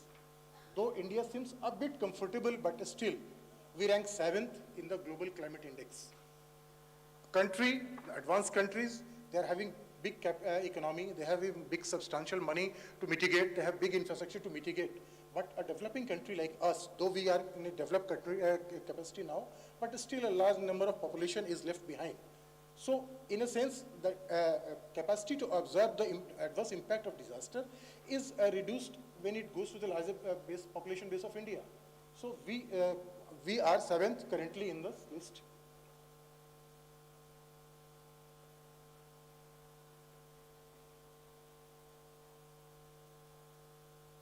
Now coming to the livestock industry, when we talk about climate change, our livestock industry does come into the picture.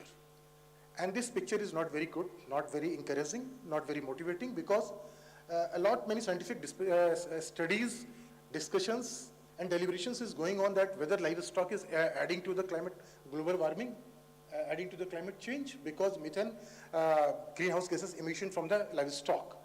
And India, with largest livestock on this earth, is one of the major key stakeholder. So the question before us is that how we are going to balance this. We see almost 37% of the global methane emissions that come from the ruminants. The methane is rather more harmful than carbon dioxide because it has almost 23 times more potent for heat trapping capacity. So almost 37 times it is adding to the global warming. Then nitrous oxide, 297 times more potent than carbon dioxide. 64% of the world's ammonia is coming from the biodiversity, coming from the livestock or animal. So it's a big question for a developing country like especially for us when we are aspiring to take the world, to develop our economy to a $5 trillion targets, that we have to develop our livestock, we have to develop our livestock industry in a way that the offset of climate impact is duly taken care of while we planning this, when we program for this expansion of our industries and livestock production system. The immediate impact of climate change on the livestock is very well understood, that this could lead to the loss of reproduction, loss of health, loss of production capacity, and cumulative loss of feed and fodder crops. So in nutshell, the livestock is going to be adversely affected by any type of climate event which is already occurring on this global scale. Now coming to the second aspect of this, what this climate change is leading to. It's leading to disasters. Disaster, it's a common perception. It is our conventional understanding. We consider disaster only when it happens in front of us and unexpectedly and lead to a mass casualty and mass loss. But the understanding about disaster is changing. There is a paradigm shift there also. Disaster per se, there is no disaster. Though we study that is natural, it's man-made, but as such, there is no disaster. It is only the graduation of hazard through risk to disaster. Hazards are there. If you do not recognize, if you do not understand that, then it graduates to the next level of, that is, it becomes a risk. Still, if not mitigated, then it turns into disaster. So in that understanding, every disaster is preventable if we understand it, if we prevent it at the hazard level itself. So it's a kind of evolving situation. So our understanding about the disaster is also evolving. This study suggests that the natural disaster is consistently on the rise. If you see on the top of that, the geophysical disasters, the graph on yellow, that is almost constant because geophysical events include earthquake, landslide, etc. That is almost consistent. But what proportion is increasing is that hydrological, meteorological, and climatological. And these three disasters are those disasters which are coming out of the climate change situation. And these are in turn going to affect our agroclimatic practices, our animal husbandry practices. So these climate change leading into this kind of disaster is going to directly or indirectly impact our livestock production system. This is the data up to 2019. If we take at the global overview, by 2021, India was at position 3rd. We stood 3rd in the global scale in terms of number of disasters.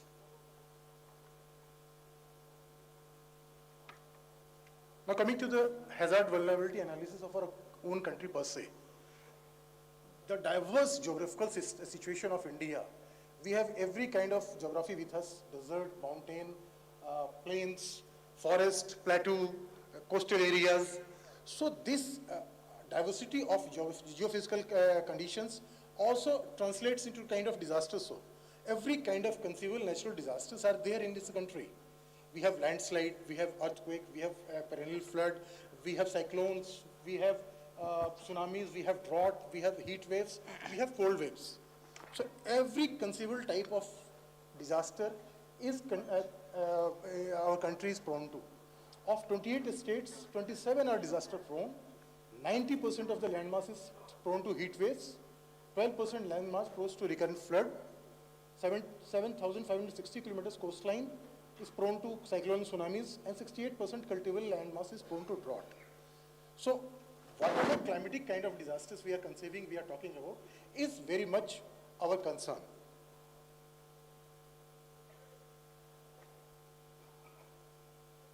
It's a beautiful study done by ICAR, where they classified Indian various all districts on the basis of their sensitivity index, exposure index, adaptive capacity index, and vulnerability index. Though there is regional variations of various districts, but when we come to the last, that is the vulnerability index, we find that almost 1/3 of this country is in severe category of disaster vulnerability. The red color is almost concentrated on the western portion and the central plateau. It sits in very high. Then comes the pink, high. So almost we can say that 2/3 of this country is vulnerable to high vulnerability index of disasters.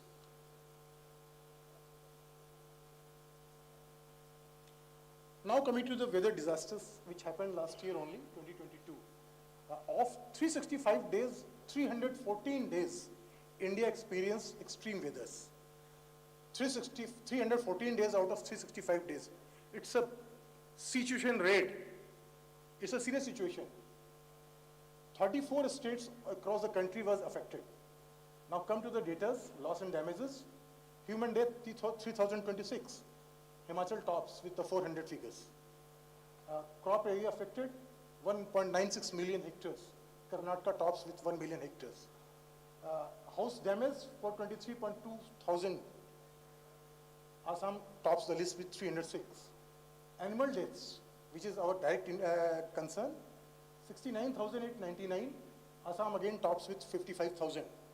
This does not include the death of animal due to lumpy skin disease.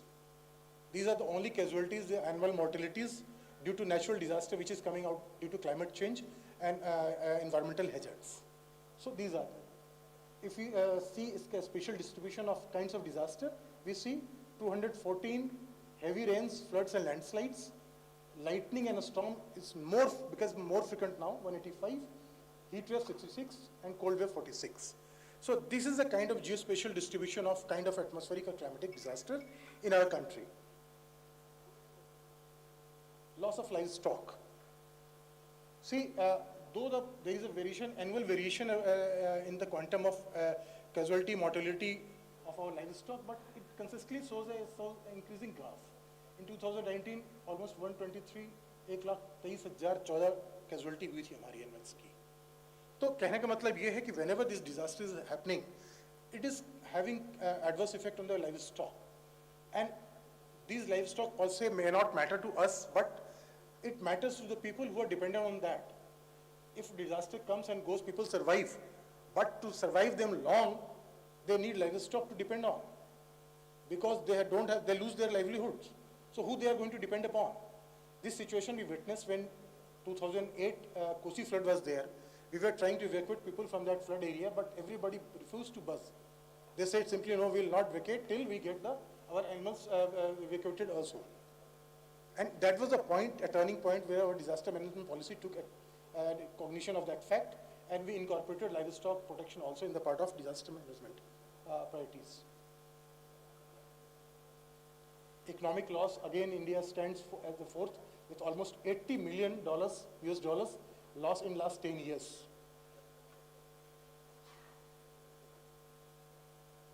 There has been a paradigm shift. Before 80s, we were completely in response-centric mode. We considered disaster as a God's curse. Whenever it happened, nobody can help it. But we only went for response to safeguard the life, to save the people, to save the property. But over a period of time, the paradigm shifted to disaster management. Our disaster management is a complete cycle wherein we do the threat-bear analysis, hazard analysis, then we calculate the risk, we take mitigation measures, we take preparedness, we take response, and we take rehabilitation. That is the complete cycle, disaster management. But after Sendai framework, another concept has emerged, that is disaster risk reduction. Now we simply go in for identify the risk potential of every happening of humankind. Every business, every operations is to be examined from the disaster risk reduction point of view. If I'm going to set up a poultry, I am going to take a risk analysis of that venture also. What are the things which are going to affect my production system, my entrepreneurship adversely? And if I try to mitigate those factors in my original plan, that is going to be a risk reduction initiative. So a paradigm shift in the understanding of disaster and its management also. The disaster risk reduction framework, it's a global framework. It is evolving, started from International Decade for Natural Disaster Reduction in 1989, and coming to 2015, the present framework, which is going to end in 2030. The Sendai framework of disaster risk reduction is a very crucial landmark, because this is the point wherein first time the international community recognized that the livelihood, or in turn the livestock, is also important. The livelihood protection become an important important target of that entire paradigm, that besides saving the life of the people, we also have to protect that livelihood. And in that livelihood picture emerges that livestock. I happened to represent India in 2014 in New York, where we pleaded for these things. The groundwork was going for this Sendai framework, and our persuasion helped. Finally, this livelihood protection is a part of Sendai National Framework. India is signatory to this framework, and we will be doing commendable progress on this. Besides Sendai framework, there are two another special covenant which are international in nature, and this is a triumvirate of disaster risk reduction. One is Sendai framework of disaster risk reduction, another is sustainable development goal, and the new climate change agreement under UNFCCC. These are the three important international covenants which covers the aspect of climate change, livelihood protection, and the disaster prevention collectively. So these are the three covenants which are leading the world. And we are glad to, I'm glad to share with you that India is not only signatory to it, India is the guiding light to these three initiatives. Our Honorable Prime Minister, from his own professional understanding of the subject, his leadership, India is sitting very much in the driver's seat of these three covenants, and we've been guiding the entire world on how to achieve these targets in their national planning, and we are going very comfortably ahead on these targets. Sendai framework, which I have already said, it has 7 targets. One of the important targets is livelihood, under which our livestock is covered. Another are related. Sustainable development goal. The world is currently pursuing 17 sustainable development goals. And if you go through these goals, you will find that our livestock and livelihood is covered almost 5 of it. No poverty first, second zero hunger, third global health and well-being, then 13th climate action, 14th life below water, and 15th life on land. So these 6 important targets of these sustainable development goals will encompass our endeavor to seek avenue to address our livestock growth, livestock progress.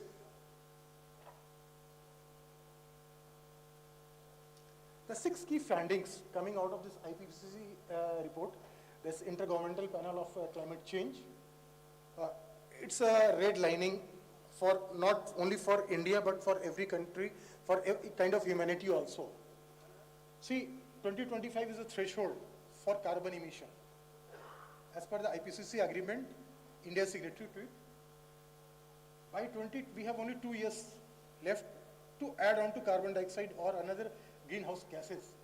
Thereafter, once this covenant prescribes for cut down in the emission by 43%. 43% is a whooping reduction in the amount of emission of greenhouse gases. It is to be done by 2030. How we are going to do it? No more fossil fuels. So alternative energy is another option, be it solar, be it electrical, or be it renewable energies. Climate financing is to be increased by 6 folds. Transform the systems, how we are living, especially the protect and restore natural landscape and improve agriculture. Because thought process at the global platform is going on that agriculture is contributing almost 35 to 40% to the greenhouse emissions. So these are the things which we are going to witness in coming future. We have to change our use of behavior also, how we live.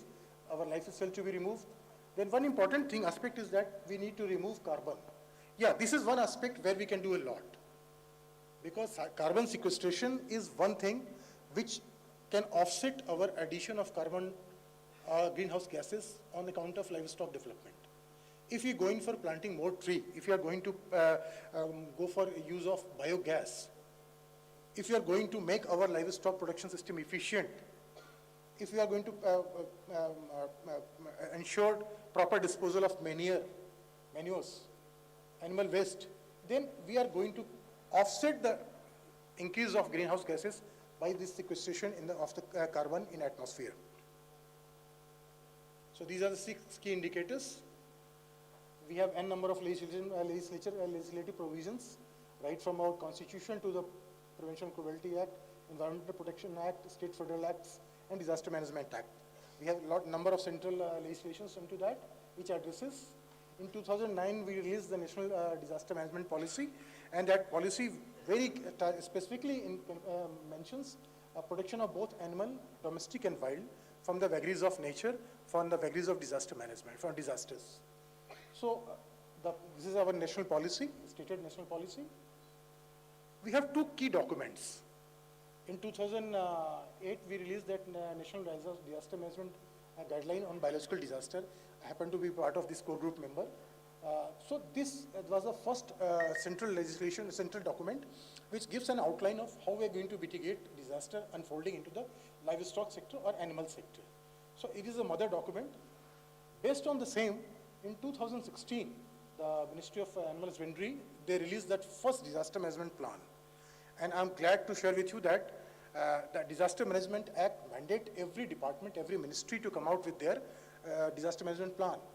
And incidentally, the Animal Husbandry Department was the first to launch its disaster management plan. We were the first in 2016. I happen to be the member of that group also, sir. 2016 में हमने किया था उसको, और that was the first program itself. In 2016, we also launched National Disaster Management Plan, NDMP. That again has a very extensive chapters on animal emergency management, livestock emergency management. So these are the 2 key documents from which we are drawing our strength, which we are drawing our legislative insight, which we are drawing our operational insight, how we are going to mitigate this coming situation which is unfolding due to climate change and disasters. We have a very good 4-tier institutional framework. I'm sorry, sir, उसमें मैंने update नहीं किया. I'm still showing it. I'm Ministry of Agriculture. Now we are independent ministry. So we have a 4-tier structure, Government of India, NDMA is the apex body, and these are the 3 tiers of functioning. How we do policy measures, policy initiatives is taken by the ministries, and a state government and DDMS, District Disaster Management Authority, that are placed are the nodal agencies which actually implement these policies and these approaches. Training and capacity building. Sir, in 2013, we organized a national conference on animal disaster management.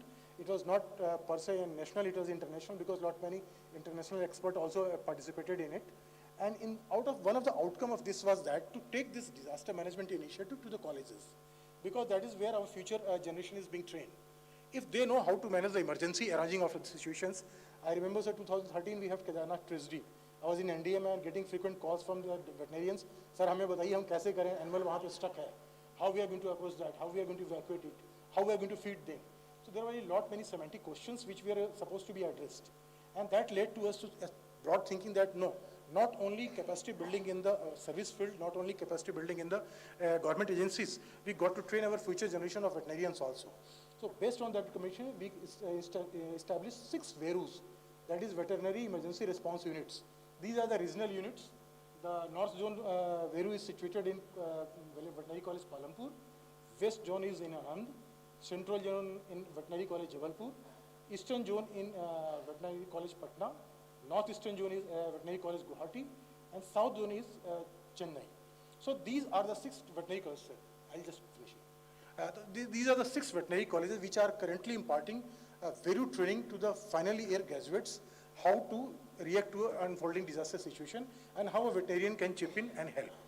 So these are there. As Vice Chairperson mentioned also that we have 71 colleges in offerings.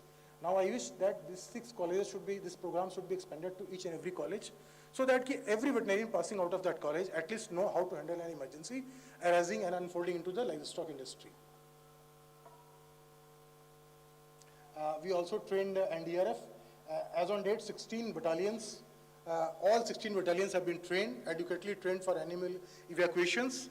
They are deployed in the field and they do every kind of evacuation and emergency relief placed all along the countries. Every nook and corner of is being covered by NDR battalions, and they have their units which intervene during crisis of animal emergencies importance also.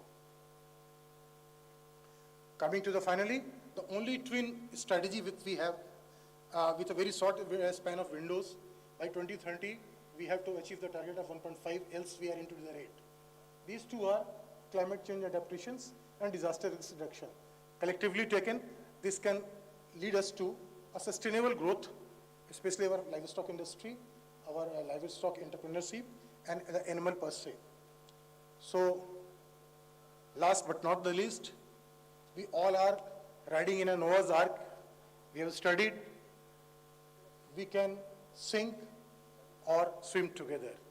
Every animal, every species, every individual is important because it's a kind of extinction. We are witnessing a silent extinction. Not many species have been lost. So we have to protect the entire humanity, entire life, living world of this earth. We don't have another planet B. Thank you very much. Jai Hind. Thank you, Dr. Sinha. You take chair, please. I think, बैठिए उमेश जी कहाँ जा रहे हैं?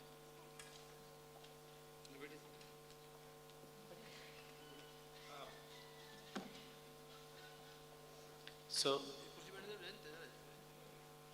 बैठो यार, तुम कहाँ जा रहे हो? तुम क्यों परेशान है? I think, Sinha ji, you have given a very detailed deliberation on how countries prepared for disaster management with perspective of climate change. We had a original plan that we will go for the open house discussion, but considering the thinning of the population and already we are 4:30, and since we need some time to digest all we have got, myself and our President VCI have discussed, and all of us agreed that we will not have the open session. So quickly we will take one or two questions regarding the last two lectures. If you can quickly raise your hand. I don't see any hand, so I will consider there is, oh, you have a question. विधायक जी का assembly का आदत है ना? Please. अभी doctor साहब ने जो टॉपिक रखा हम लोगों के सामने, इसमें डॉक्टर साहब ने एक 17 सस्टेनेबल डेवलपमेंट के गोल्स की बात की, और इसमें यूएन चाहता है कि प्रत्येक देश 2030 तक इसको लागू करे। तो हमारा इंडिया भी इसमें लगातार काम कर रहा है, माननीय मोदी जी के नेतृत्व में हम सब लोग काम कर रहे हैं। इसमें end of hunger, end of poverty and education equality, इस पे सब पे हम लोग काम कर रहे हैं और इसको अचीव कर भी लेंगे। लेकिन डॉक्टर साहब, क्या जेंडर इक्वलिटी वाले में हम लोग कैसे करेंगे? इस पे जरा प्रकाश डालेंगे। जो आपका फिफ्थ गोल्स है जेंडर इक्वलिटी, इस पे इंडिया में काम होने की जरूरत है, इस पे जरा प्रकाश डालिए आप। थैंक यू सर, एक बहुत ही वाजिब सवाल है और इसका जवाब भी मुझे लगता है हमको ऑलरेडी मिल रहा है। जब मैंने कॉलेज ज्वाइन किया था 89 में, एट दैट टाइम मेरे कॉलेज में, मेरी क्लास में जो लड़कियां थी, हम उसको देख कर परेशान हुआ करते थे कि लड़कियां वेटनरी की फील्ड में क्या करेंगी। और आज हम देखते हैं तो सब जगह सिर्फ लड़कियां ही नज़र आती हैं। Gender equality is happening in the live stock sector also sir. अगर आप देखें सर, गाँव में भी most of the animal husbandry operations जो हो रही हैं, उसमें फीमेल का बहुत बड़ा कंट्रीब्यूशन है। ये एजुकेशन इक्वलिटी है सर। जेंडर इक्वलिटी क्योंकि हमारा दुनिया में सबसे बड़ा मुद्दा भारत में है, पूरे वर्ल्ड के सभी कंट्रीज में हम लोग जेंडर इक्वलिटी में सबसे पीछे हैं। अगर हम केरला को छोड़ दें तो हमारे जो पश्चिमी उत्तर प्रदेश, पंजाब, हरियाणा, इधर की स्टेटों में जो जेंडर इक्वलिटी हम बात करते हैं, इसको अचीव करना हमारे बस से बाहर है अभी। क्योंकि आप जो बात कर रहे हैं वो एजुकेशनल इक्वलिटी कर रहे हैं। एजुकेशनल इक्वलिटी तो हम अचीव कर रहे हैं। जैसे हम भाई एंड ऑफ हंगर पर भी बात करें तो एंड ऑफ हंगर पर हम मिटाने के लिए हम लोग लगभग देश में 81 करोड़ 22 लाख लोगों को फ्री फूड ग्रेन दे रहे हैं सेंट्रल गवर्नमेंट से। और अगर हम अपनी स्टेट की बात करें यूपी में, तो हम लोग 24 करोड़ में से 18 करोड़ को मुफ्त राशन 35 किलो दे रहे हैं। तो उसको भी हम दूर कर रहे हैं। एंड ऑफ पॉवर्टी को भी दूर कर रहे हैं क्योंकि हम सबको आवास दे रहे हैं, सबको सब फैसिलिटी दे रहे हैं। किसान की भी इनकम दूनी करने के लिए हम लोग लगातार लगे हुए हैं। लेकिन जेंडर इक्वलिटी तो जब ही दूर होगी जब इस पर और कुछ काम करने की जरूरत है। अभी मैं इसी में आ रहा था विधायक जी, मेरा सभी से निवेदन यह है कि आपने जो सवाल सर ओके ओके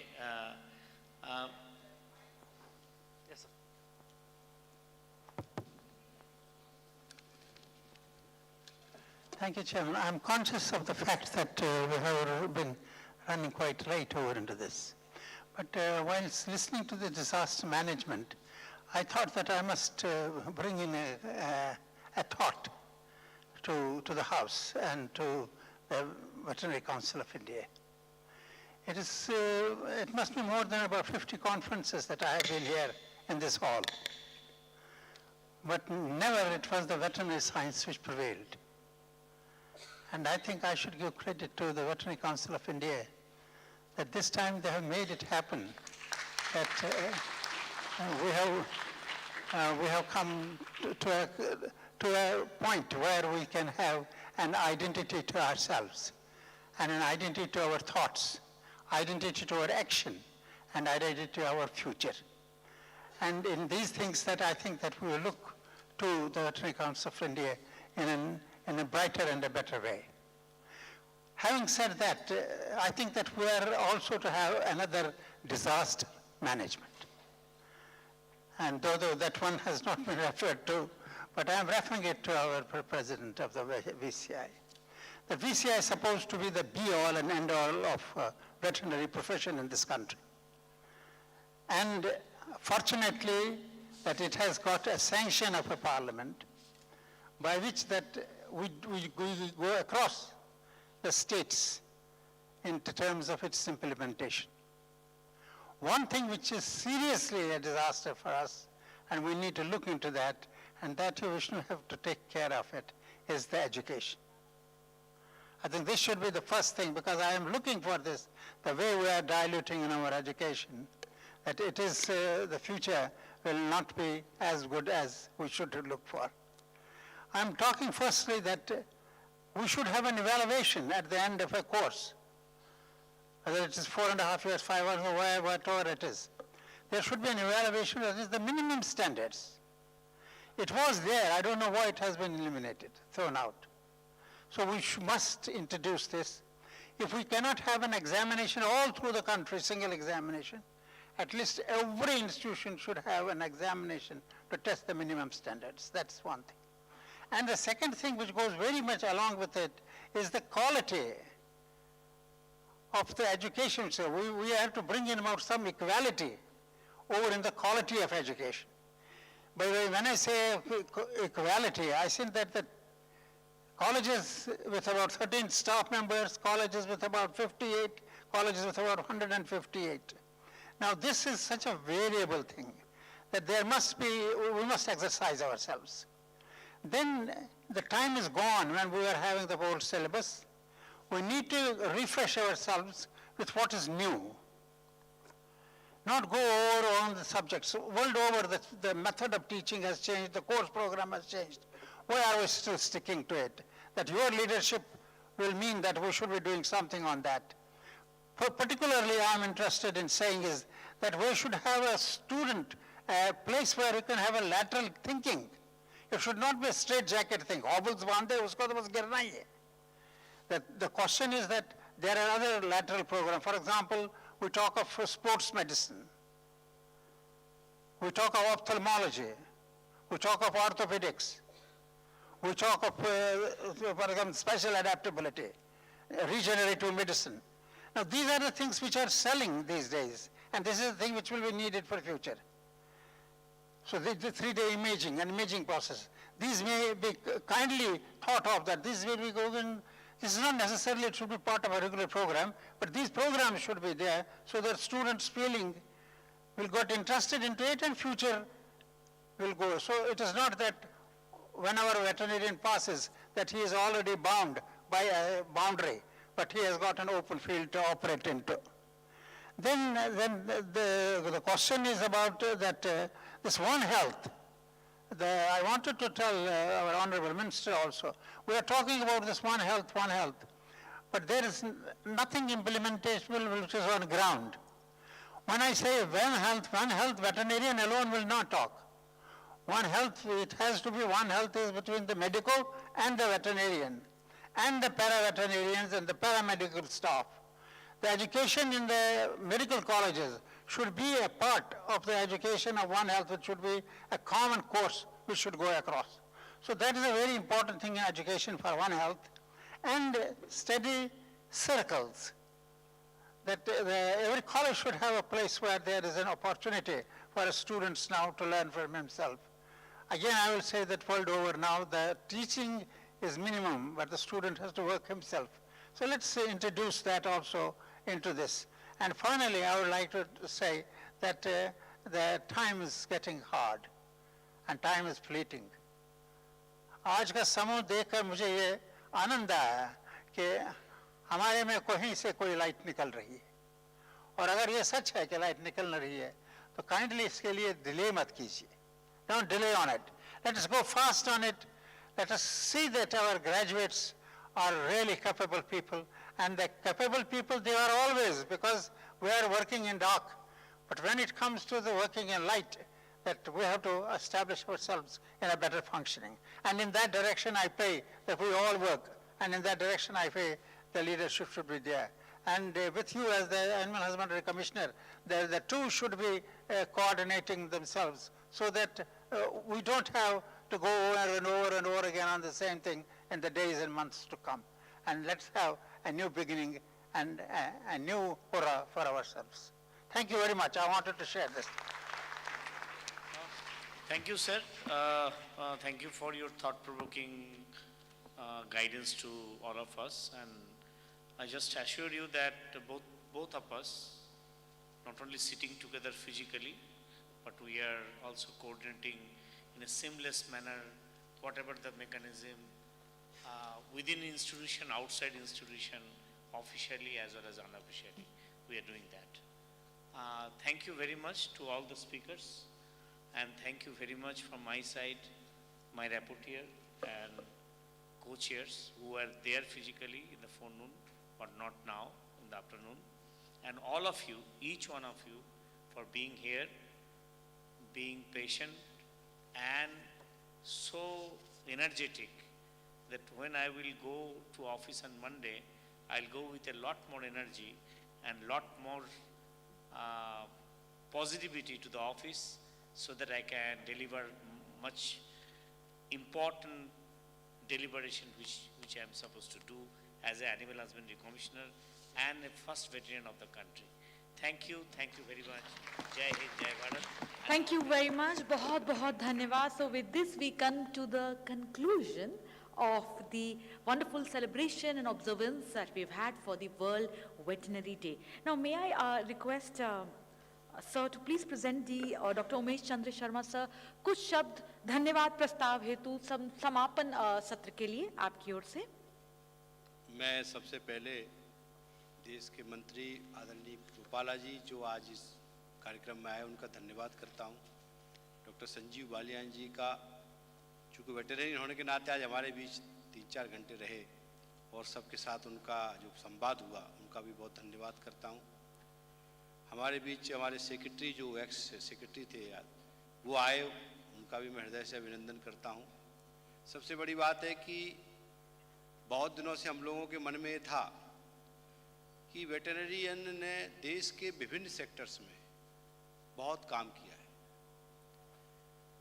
PBSCH करने वाले लोग हमारे देश में सामाजिक कार्यकर्ता के नाते भी बहुत बड़ी जगह पे हैं. कई हमारे आर्मी में, हमारा तो RBC कोरी है, आज हमारे DG RBC जो कल रिटायर हो रहे हैं,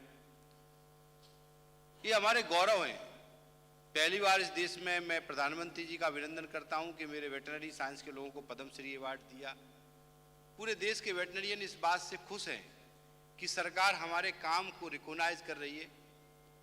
मैं ज़्यादा तो नहीं कहूँगा, लेकिन इतना जरूर कहूँगा कि आज़ादी के अमृत महोत्सव में बहुत सारे लोगों ने कहा कि 75 वर्ष में भारत ने हर फील्ड ने, मेडिकल फील्ड, इंजीनियरिंग फील्ड, सभी लोगों ने काम किया. लेकिन मैं बहुत दावे के साथ कह सकता हूं कि इस भारत को बनाने में वेटरनरियन का भी बहुत बड़ा योगदान है. एक समय भारत में ऐसा था जब अमेरिका से दूध पाउडर आता था और लोगों को लाइन लग के दूध लेना पड़ता था, आज दुनिया में भारत सबसे बड़ा दुग्ध उत्पादक देश है। ये हमारे सभी वेटनरियन ने किया है। इसीलिए हम गर्व के साथ कह सकते हैं कि आज़ादी के अमृत महोत्सव में हमारा भी इस देश में योगदान है और बहुत बड़ा योगदान है और विभिन्न सेक्टर्स में। जब मैं ये बात किसी मंच से कहता हूँ तो लोग पूरा जब अर्थव्यवस्था के बारे में और हमारा जो योगदान है तो लोग कहते हैं कि वाकई में आपका योगदान है। और आज हमें खुशी इस बात की है, इस देश के समस्त पशु चिकित्सकों ने, मेरे सभी ब्यूरोक्रेट्स जो वेटरनरियन हैं वो सभी आर्मी में थे, साइंटिस्ट, सबने यहाँ के जो मेरा नहीं, VCI का नहीं, पूरे देश के वेटरनरियन का जो मान बढ़ाया, पूरे भारत के अंदर इस कार्यक्रम को सबने देखा। मैं देख रहा हूँ हजारों लोगों ने, आज मैं देख रहा हूँ व्हाट्सएप पे कि जिस तरीके से हमने आज देश में दिल्ली के विज्ञान, हमारी कल्पना ये रहती थी, अभी सिविल सर्विस डे हुआ, 2 दिन चला, राष्ट्रपति प्रधानमंत्री उसमें आए, तो सब अपना अपना काम देश में करते हैं, वेटरनरियन भी देश में काम करता है। आज हम सब इसी प्रकार, अगर जैसा मदान सर ने भी कहा कि बहुत कुछ करना है फील्ड में, लेकिन अकेला कोई कुछ नहीं कर सकता, हम सब मिलके। पहली बार हमारा इंस्टीट्यूट, इंडस्ट्री, हमारे एंटरप्रेन्योर सभी हम एक साथ बेंच पे बैठे हैं। नहीं तो ये होता है कि एजुकेशनिस्ट अलग कार्यक्रम कर रहे हैं, फील्ड बैठ नहीं, लेकिन आज पहली बार ऐसा हुआ। इसलिए मैं वेटरनरी काउंसिल ऑफ इंडिया की ओर से भारत के समस्त 85,000 वेटरनरियन जो रजिस्टर है वेटरनरी काउंसिल ऑफ इंडिया में, उन सब की तरफ से सर आप सभी को कृतज्ञता अर्पित करता हूं। और उनका मनोबल जो आज यहाँ बढ़ाया आप सबने, आने वाली पीढ़ी, मुझे कई बार लोग पूछते हैं कि हमारे, जब मैंने लिस्ट दिखाई लोगों को, बच्चे हमारे देखते हैं जो नए बच्चे, कहते हैं हमारे वेटरनरियन ने कितने लोग हमारे IAS हैं, कितने IFS हैं, कितने IRS हैं। आज सब दुनिया का सबसे बड़ा सामाजिक संगठन चलाने वाले जो हमारे परम पूज्य सरसंघचालक RSS मोहन भागवत जी हमारे अपने वेटरनरी ग्रेजुएट हैं। ये हम सबके गर्व की बात है। इसलिए आज मैं कहता हूं, मैं अब हम वेटरनरी हिस्ट्री बनाएंगे। ये जो आपने आज देखा ये रुकने वाला कार्यक्रम नहीं है, जो हमारे उनके बारे में डिटेल जो वेटरनरियन है लगातार चलता रहेगा। और एक हम हिस्ट्री के रूप में सभी वेटरनरी इंस्टीट्यूशन में इसको लाइब्रेरी के रूप में रखेंगे, जिससे नए बच्चों को एक हमारे अपने लोगों का जो देश में योगदान है वो प्राप्त हो। क्योंकि किसी भी प्रोफेशन में सर आपका बड़ा लंबा अनुभव रहा है, मैं तो बहुत जूनियर हूँ, स्वाभिमान सबसे पहला काम होता है। जिस प्रोफेशन के अंदर स्वाभिमान है और जिस प्रोफेशन के अंदर एकता है, हम सब एक से ऐसा सोचते हैं, तो देश का भी विकास होता है, प्रोफेशन का भी विकास होता है। और आने वाले समय में सर जब आपको पद्मश्री मिला था सर, इस देश का एक एक वेटरनरियन जो आसाम के दूरस्थ अंचल में, नागालैंड के दूरस्थ अंचल में बैठा, उसको भी गौरवान्वित होने का अवसर मिला। इसलिए ऐसे ही सर आप हमें आशीर्वाद देते रहें, हमें सलाह देते रहें, क्योंकि हम भी सर आपके जो विचार हैं, जिस देश में मैं कहता हूं कि एजुकेशन में जो चेंज करना है, हमने इस बार खुला प्लेटफॉर्म पे कहा है कि जो चेंज करना है सब लोग बताएं। हम PG PhD रेगुलेशन भी लेके आ रहे हैं, हमने बहुत मेहनत से MSBPR भी बनाया है। हम एक रास्ता इस देश में, समाज में जो वेटरनरियन की भूमिका है, समाज में उनकी जो स्थापना है, मैं हमेशा कहता हूं कि अभी देश के अंदर वेटरनरियन का बहुत एक मान धीरे से हमारा ऐसा बढ़ रहा है, इसको हमें और आगे ले जाना है। और मैं आपको आश्वस्त करता हूं वेटरनरी काउंसिल ऑफ इंडिया की ओर से, फर्क नहीं पड़ता इस सीट पे कौन बैठा है, कल कौन बैठेगा, लेकिन जो भी बैठेगा वो एक विचार को लेके आगे जाएगा कि हम सब एकता के सूत्र में बंधते हुए इसी प्रकार अगला कार्यक्रम इससे और भव्य करेंगे और सब मिलके एक बार मंथन करेंगे, फिर मिलेंगे, अगली बार फिर दोबारा मिलेंगे। इन्हीं शुभकामनाओं के साथ मैं आप सबसे, इस देश के समस्त वेटरनरियंस का पुनः अभिनंदन करता हूं और अपने सभी सीनियर का, जिन्होंने आज बहुत समय यहाँ दिया, सभी इतने बड़े बड़े डिजिटली जो कि बड़े बड़े पदों पर रहे, उनने आज इस कार्यक्रम हमें आशीर्वाद दिया, इसके लिए आपका बहुत बहुत धन्यवाद। हम सब मिलेंगे, बहुत बहुत धन्यवाद। बहुत बहुत धन्यवाद। तो इसी के साथ कार्यक्रम अपने समापन की ओर, आप सबको इस सफल आयोजन की बहुत बहुत बधाई, शुभकामना व साधुवाद। इसी प्रकार से आप खूब तरक्की करिए, सक्षम विकास में अपना बेहतरीन योगदान रखिए। Once again, thank you so much everyone. We come to the conclusion of the program. Please join us for high tea outside. Please join us for tea. Thank you. Jai Hind. National anthem. Please rise for the national anthem.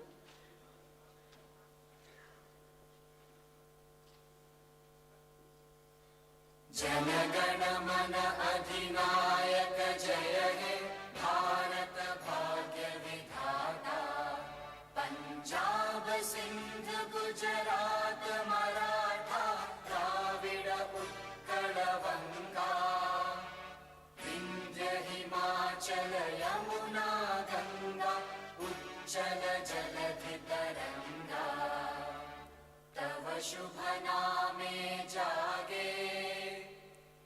शुभ आशीष मांगे, गाहे तब जय गाथा। जन गण मंगलदायक जय हे भारत भाग्य विधाता। जय हे जय हे जय हे, जय जय जय जय हे।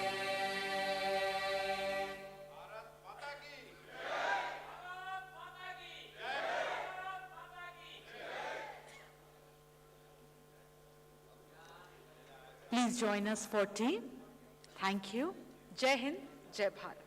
धन्यवाद.